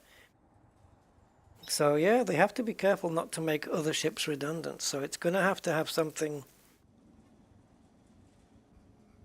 I don't know. What I think is they should have. I don't know what they could have done with it, really, if it is a Gutamaya ship. Because an idea would have been, give the Beluga a bigger jump range. You know, because it's like a big limousine, isn't it? It's like a big luxury vehicle for taking passengers long distances. I always said it from the very beginning that the Beluga needed. I mean, look at the size of it. It's freaking huge. Yeah, it should have had a massive jump range, the biggest of any ship. But it was going to be used mainly for, you know, passengers. I don't know. And people could role play that they're some great, not a taxi driver as such, but, you know, like a coach driver or something, you know, but in space, where you've got like 100 tourists all wanting to go to places in and around the same area, the black hole, the supermassive black hole or something, Sagittarius, and, you know, and the Great Annihilator, and you can do both in your trip, and, you know, you can cover 1,000 light years in 9 or 10 jumps. But then if they do that, what purpose could they use the new ship for? Don't know. Maybe it's not going to have a fantastic jump range. Maybe it'll reach 40 or 50, but it will have SCO. Maybe it's going to be medium to large sized fighter. The Gutamaya, I mean, I don't know. Apart from the Imperial Eagle and the Clipper. I don't know. It's good to speculate. Is it? I wonder if it's coming with this update, the colonization thing. I would imagine it probably is, because, you know, it's time to. If they follow suit, they have a ship that you pay ARX for, and then by the time that's ready for the showroom, you know, then they bring out the other ship. You know, they did that with the Python, didn't they? It was ARX, and then it went on to credits, and then the Type 8 came out, and then they ditched that into the showroom, and then it was a mandalay after that, right? I'm getting lost now. Yeah. All this so far, the new ships have been, the Cobra 5. All the ships have been really nice. The Cobra 5 is brilliant. It's so much better than its counterparts. As you know, and it's bigger. Like the Cobra 4 is bigger than the Cobra 3, and the Cobra 5 is bigger than the 4. And the Cobra 5 looks, it does look the best out of the three of them, you know, and it's fast as frickin' hell in overcharge mode. The Python 2 looks great. I do have a soft spot for the standard Python. I've always liked that, but the Python 2 looks really nice. It really does. The internals, not so much. They're a little bit, there's not much in them. In the optional internals, they were a bit scabby. They were a little bit, what's the word? They skimped on that a little bit. But it was good looking ship. The Type 8 was just, it looks very different to anything in Elite Dangerous, but it does look fit for purpose, like it's for trade ships. And it's a trade ship, right? And it just looks what you'd expect. It's, I don't know, to me anyway. I like the design. It dares to be different, and I like it. And the mandalay, okay, it's got a short nose for the rest of its dimensions. The nose is a bit. There's two things I can pick up on the mandalay in terms of design, right? And the first one is the nose. It looks like a little sparrow. It could have done with being a little bit longer, but it's okay. The wings, freaking awesome. I love it's just a continuous curve all the way around. The engines, best in the game. They look incredible. The animations on the engines are just, and I'm not talking about these ones either. I'm talking about that main one where they twist when you boost and stuff like that, and it just looks really good. I'm not a big fan of the short nose, but it's okay.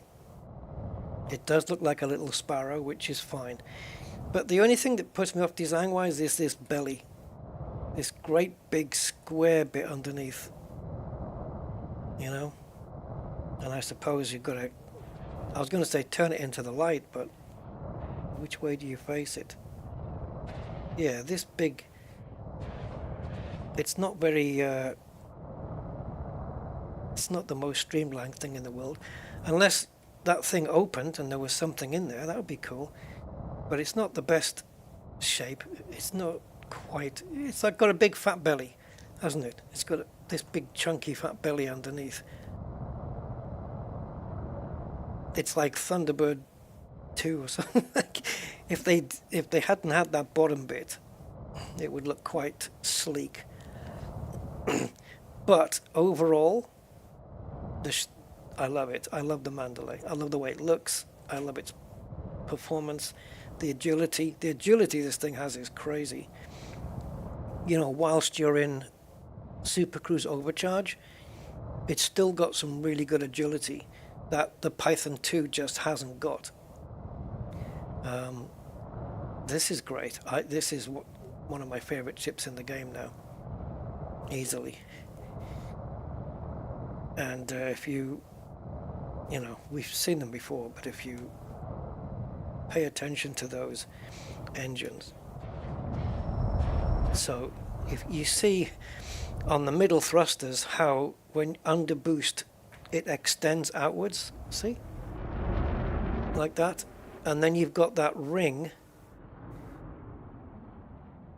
you can just see it's got teeth on it which twists when you boost. You see that twist? And then they come in again. and then they just start to slowly unwind as the boost falls off.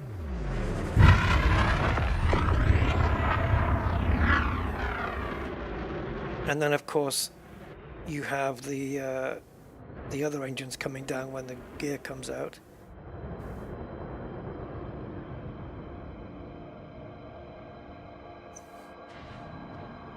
And it's very frickin' agile. It's not the most agile ship in normal space, for example. There's other more agile ships.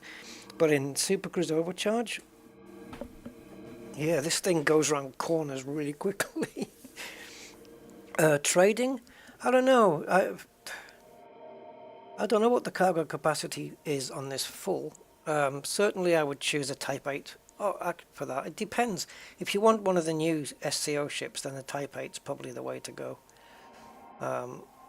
What's that got? 600 something? Mandalay though? Let me have a look.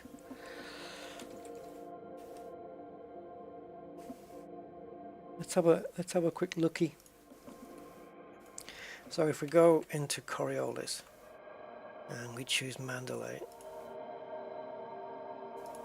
this doesn't always work though. So you've got optional internals, cargo, and do you have core internals for like multi-purpose trader? Here we go. So assuming you need shields, then this is your maximum cargo with shields. If you don't have shields, then I guess you can add another 8 tons to that. But the cargo comes to 146.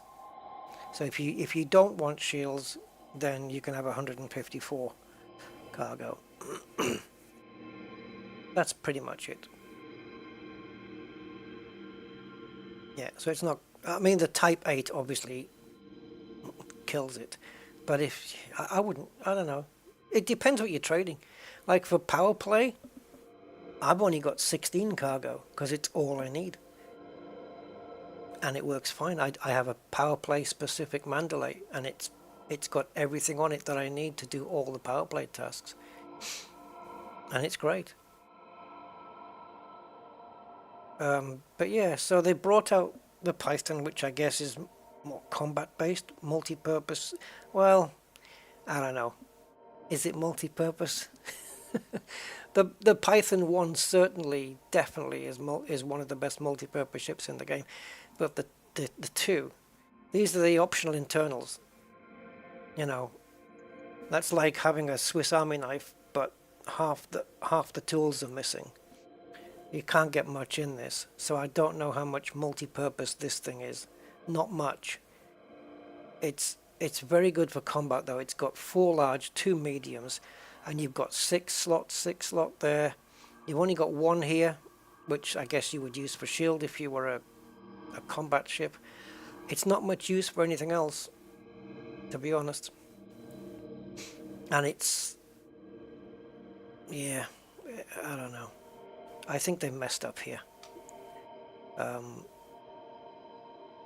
Pythons are known to be multi-purpose, and the lack of optionals just takes that away. It just completely stops it from being what it's known for being. So it's like they've repurposed it to be something else. I mean, you've got 1, 2, 3, 4, 5, 6, 7, but 3 of those are 1s, and then you've got a 6, 4, 3, 2, right? But then if you go back to the original Python, 1, 2, 3, 4, 5, 6, 7, 8, 9, 10, 11. And 3 of those are 6s. 2 of those are 5s. They could have at least, well, yeah, I mean, if you match this, does it then make the original? See, this is, I think, why they do it, because if you match the amount of internals, then are you then making the original Python redundant? Even though it's only got 1 less hard point, probably. But then there's 11 here compared to the 7 in the other one. So maybe they could have just put, I don't know, 8, 9, and maybe not had 3 1s, maybe just given them slightly higher values. So I think I would have probably done, maybe add another one here, at least 8, and then have a 6, a 6, a 5, a 4, a 3, a 2, and then a 1. Something like that. I just think 3 1s out of 7 is, ugh. But it does look good. And it's pretty quick. The only ship that beats it in overcharge is the Cobra 5. But it heats up quick. The Mandalay has got very good thermal efficiency, but the Cobra 5 has got even more thermal efficiency. It's even better. Not well, yeah. It's not by too much, but it is better. The Cobra 5's efficiency is very, very good at the thermal, and its overcharge speed is ridiculous at 7,000 C. I think the Python's 6,200 something.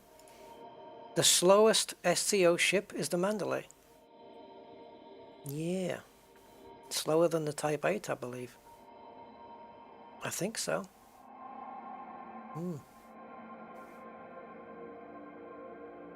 Which, considering it's an exploration ship, doesn't make a lot of sense if you're going to planets that are far off. But then again, it is very good on fuel.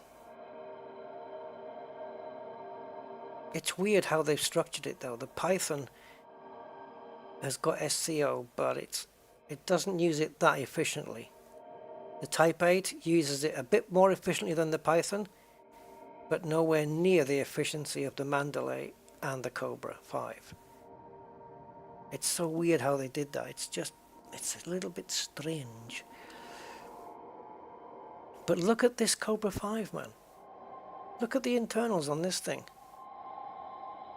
Right, you got 1, 2, 3, 4, 5, 6, 7, 8, 9, 10. And you've got 5 there, and then 3 healthy 4s. So you've got 10 on that one, and then you've got the 4, which gives you 1, 2, 3, 4, 5, 6, 7, 8, 9, 10, 11. No 5s, but you do have an extra slot. And then you've got the original, the iconic legendary 3, which has only got 1, 2, 3, 4, 5, 6, 7, 8, 9.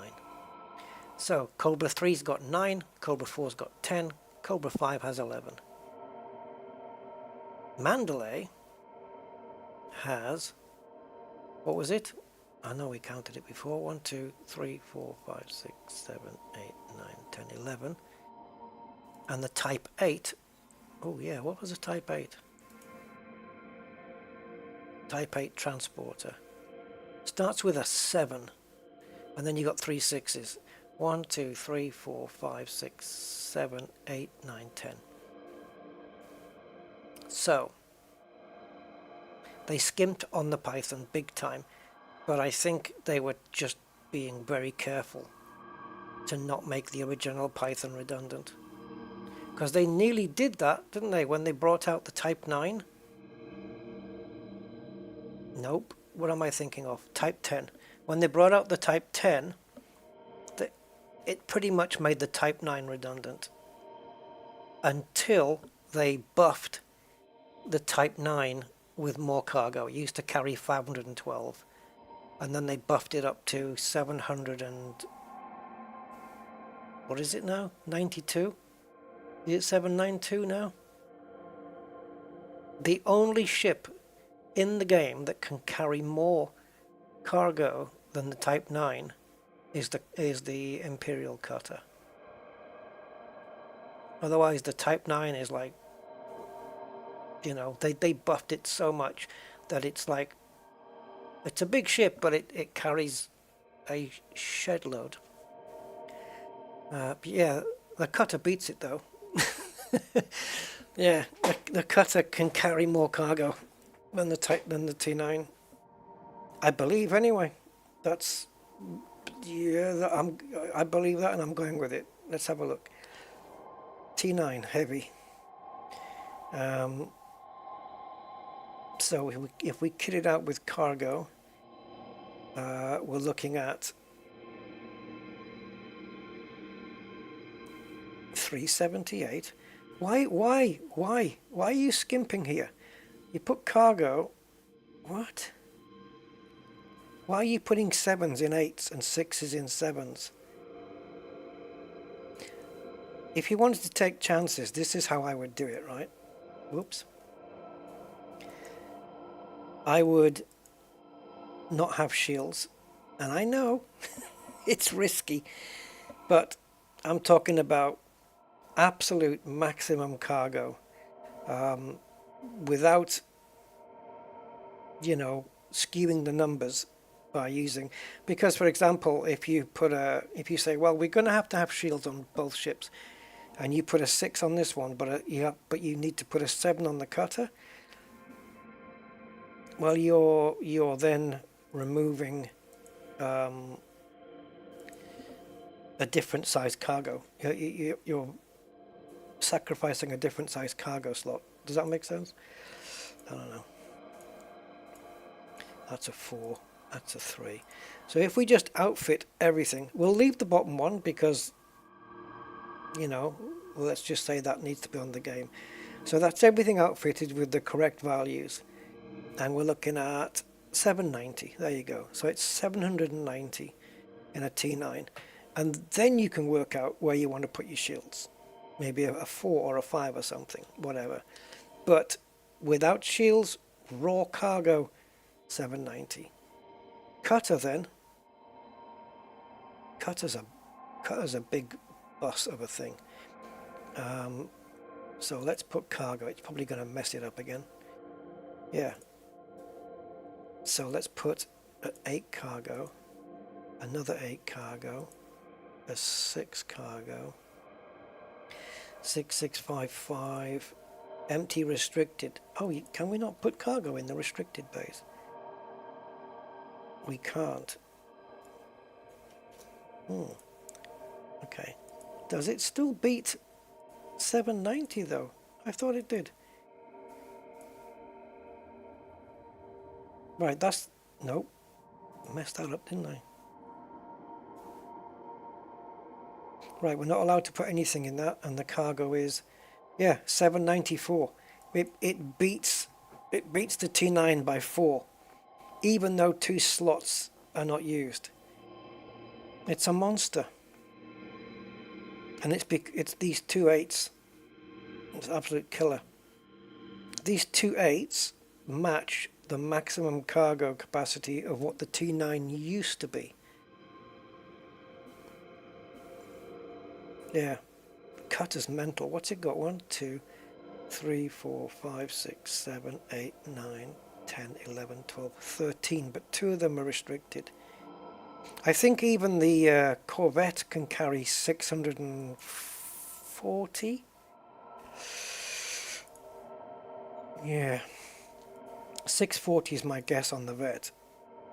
Let's have a look. So if we go 7E cargo, 7E cargo, 776, 655.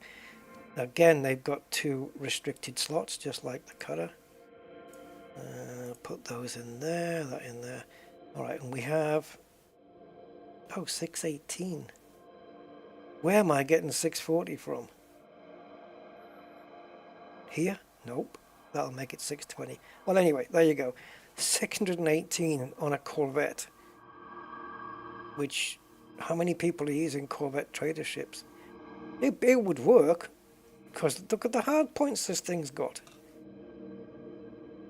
1, 2, 3, 4, 5, 6, 7, 8, 9, 10, 11, 12, 13, 14 internals on the Cobra. The only thing I think that might beat that is the Anaconda. Where is it? Is it being hidden by this?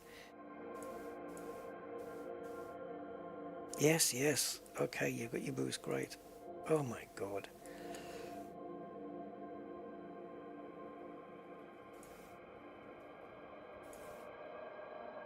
One, two, three, 4, 5, 6,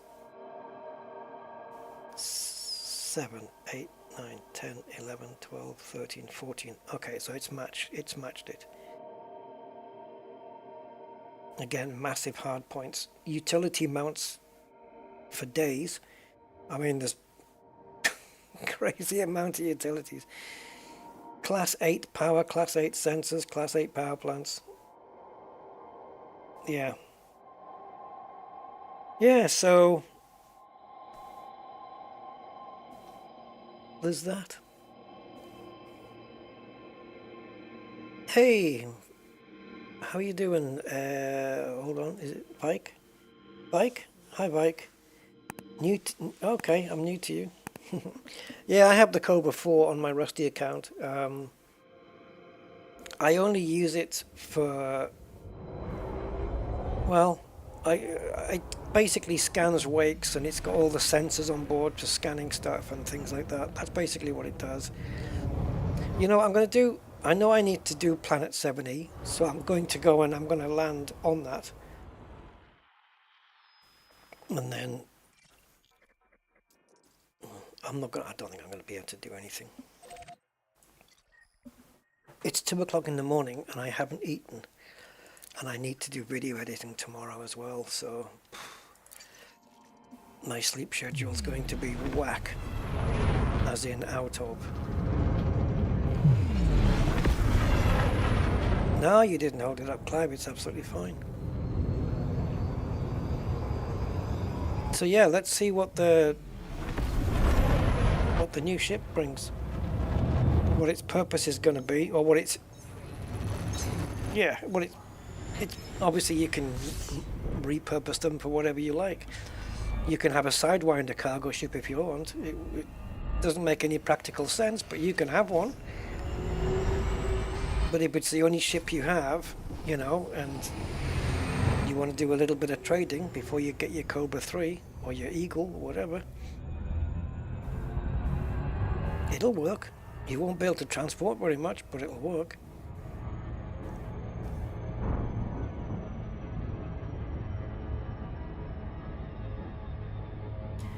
Yeah, that's the great thing with Elite though, isn't it? You can have, you know, the Mandalay is touted as a exploration ship, and it's next to the Anaconda. It's probably, in my opinion, the best exploration ship in the game. The Anaconda only beats it because it carries more, but it's a lot bigger and it's a lot harder to land. But that doesn't mean that you can't take any ship in the game and go exploring with it, which is great. You can pick any ship you like. Doesn't matter. It's down to your personal preference. I told you this planet would look exactly the same. It is the same, isn't it? Yeah. Yeah, that's the beauty of it. You know, you can get in a little D-rated Sidewinder and go to Beagle Point. It's awesome.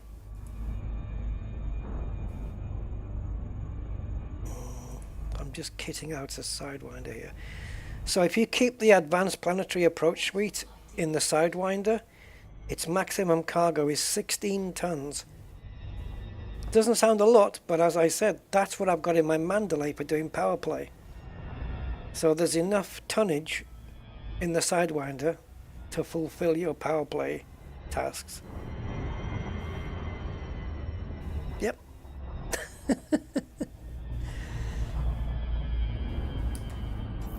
Right, what are we looking at? 2 probes? I don't think so. Bang. And we won't have long to wait, I don't think. By 50%. There we go. Surface scan complete. Ooh, Alioida on this one. Well.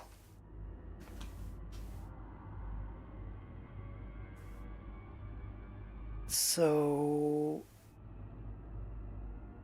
Wow, this planet's even more lucrative. It's a definitive 20.34 million. Because there's a choice of 2 alioides that can come out, and there's a choice of 2 cactoides that can come out, but they're both cactoides are worth the same, and both alioides are worth the same. So this planet is worth 20.34 million. If we discard the 0.34 and you multiply that 20 by 5, you get 100. Yeah, so it's 105, isn't it, if you include the other one? 105, 106 million for this planet. So definitely worth doing, just not today. So what's the most lucrative? Well, guess what? Concha, Areola. So we've got alioide laminae or spica, the same bacteria. Should get that out the way first. Cactoida lapith, or the one we just did before, Pepperatis. Concha aureolis, same as before. Osseous spiralis, same as before. And Tubus rosarium, same as before.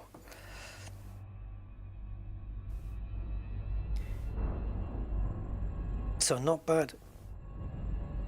Not bad at all. Not too shabby. A couple of 100 million just on these 2 planets.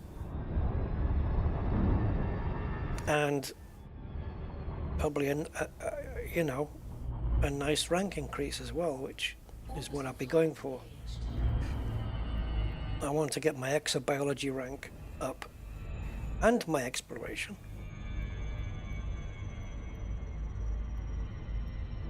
What order did you guys do your top 3 rankings in?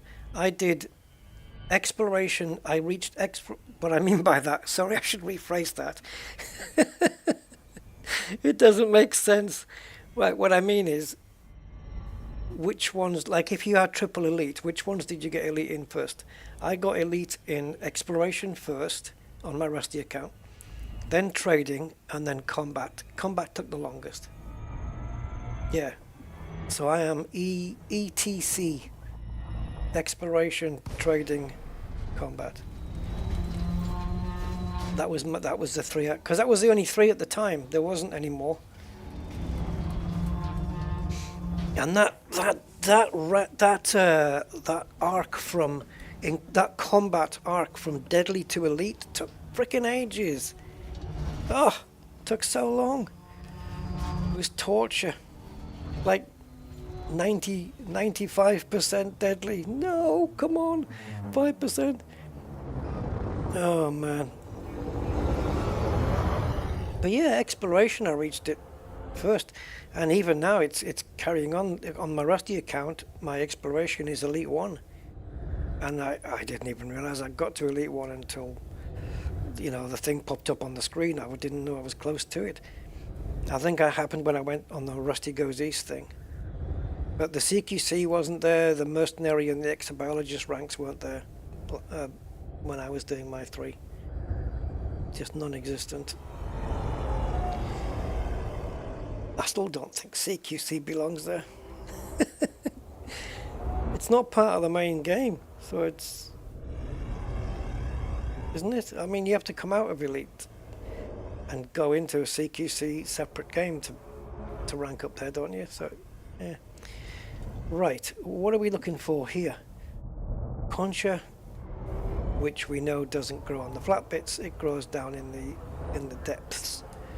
So let's have a look if there's any depths here. Well, if you can call it depths, I suppose so.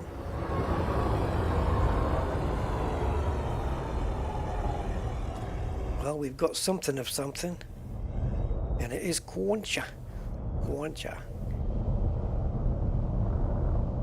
It's supposed to sound Brazilian, Portuguese or something. Concha. Concha. Right. Come on. Do we get the little car out? Because this might be easy to pick up. I'm stuck on the ground here. I got stuck on some plantage. Don't tell me it's unsuitable when you've told me it was suitable. Gracias mucho. It's 2 o'clock in the morning, Rusty. I know, but it's right here. Yeah, Clive, some people chase the rank. Some people don't. They just let the game come to them. And when it happens, you know.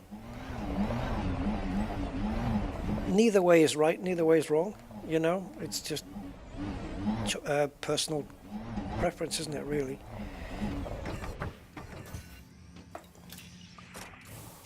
I used to chase the ranks a little bit, and also the Empire rank and the Federation rank. Oh, that's going to work. Yeah. Oh, I thought you'd done that already.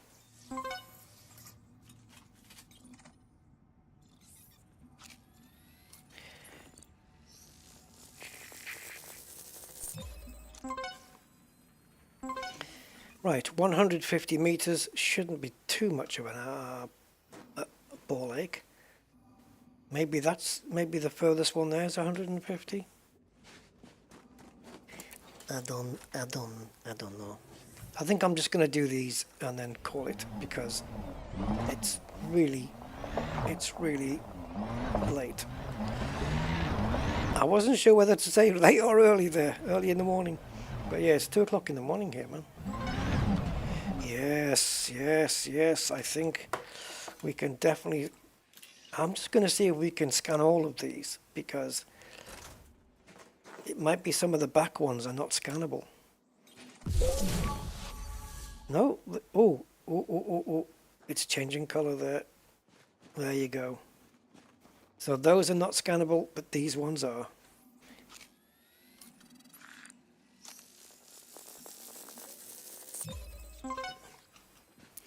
Right, all we have to do now is find another load. That'll do it for me, Jimmy. How long does it take Usain Bolt to run 150 meters?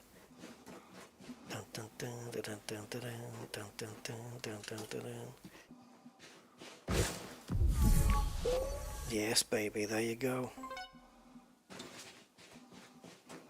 Let's do the baby one. Conchita.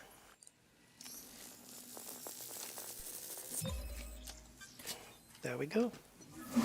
Done. Concha sampled. Put the gun away, you can run faster. There you go.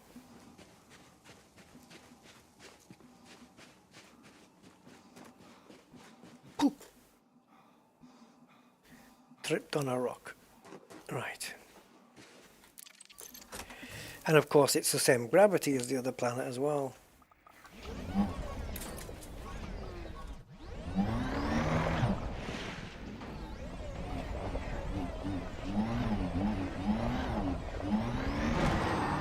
Backflip. Oh. 9.9, 9.4, 9.3. And the dismount was perfect. Right, I'm camping here. I've got 5 more plantages to scan on this planet. And then it's decision time. Where's the nearest DSSA? Are we going to Sagittarius A? Or are we going back the way we came? Or are we going up? Or are we going down? I don't know what the hell I'm doing. I can't believe I'm in Galactic Center. I was over here a minute ago. I'm supposed to be going up here to... What's this? Hieronymus Delta. There, the conduit. That's where I was headed. I'm a little bit away from that. Curious. How much away am I from the conduit? Roughly. There's not many stars out here, to be fair, so I probably wouldn't have got very far. Yeah. Jumponium required. Oh yeah. Let's go. Oh, we are on real map. Oh, this. Oh, conduit would have been. Yeah. Nightmare. 17,000. Yeah. Okay, that's out. Yeah, we're on the fringe of the thing. I wonder if where the galactic arm is a bit more heavier here, though, we would get more. Not much. No, that's Jumponium City, isn't it, that? Yeah, I've been to Sagittarius A a couple of times, 2 or 3 times, but I've not done it on this account. It's not far away, actually. What did it say it was? 17 jumps or something? 19. It's probably 18 now because we jumped into here. But yeah, let's call it 18 jumps to Sagittarius A. But I've got to get this planet scanned first. And then, of course, going to Sag will then put us, what is it, 20, is it 25? 25,000 from home? We've done everything we need to do in Colonia, so we don't need to go back there again. But it is on the way. I mean, between Sagittarius and home, there, of course, is the Great Annihilator, which you would tend to stop off there on the way back, because it's there. It's en route. It is en route. So there's Sag. The bubble is, well, someone's stolen the bubble. Oh, there it is. Yeah. So yeah, it's just a little ways off. Nothing much in today's ships. And yeah, pop in to see that one. This is an awesome black hole. And there's another one in there as well. So there's 2.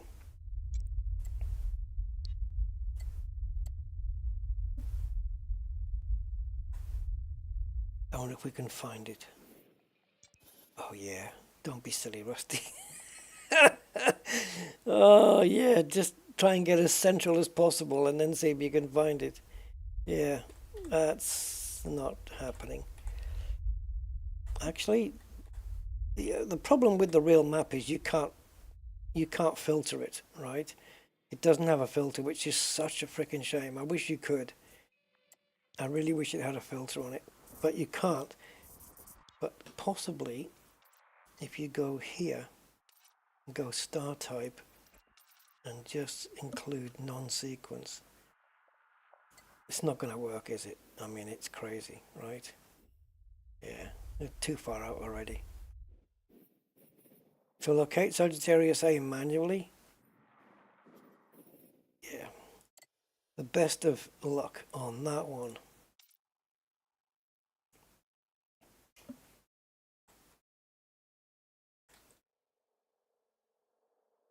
How far out?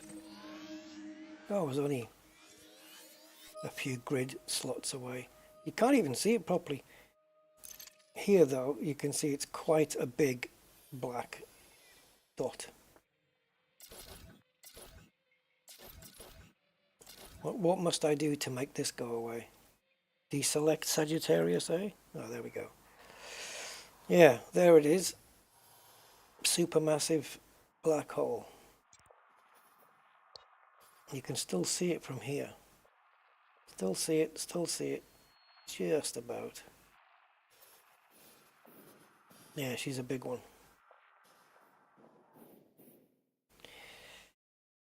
Yeah, Sagittarius A. It sucks. Right, guys, that is it. I am done and dusted. It's been 6 hours and 16 minutes of whatever it's been to you. But I hope you enjoyed some or all of it. And if you do, leave me a little likey thing or whatever if you want, and that'd be nice. And I will catch you next time, and we'll definitely want to finish this system off, and then we'll see. Glad you liked it, Clive. Okay, so I will catch you guys next time. I need to eat and give my head a rest. So until then guys, thank you for joining me on this little journey today, and I will catch you on the next one. So until then, bye bye.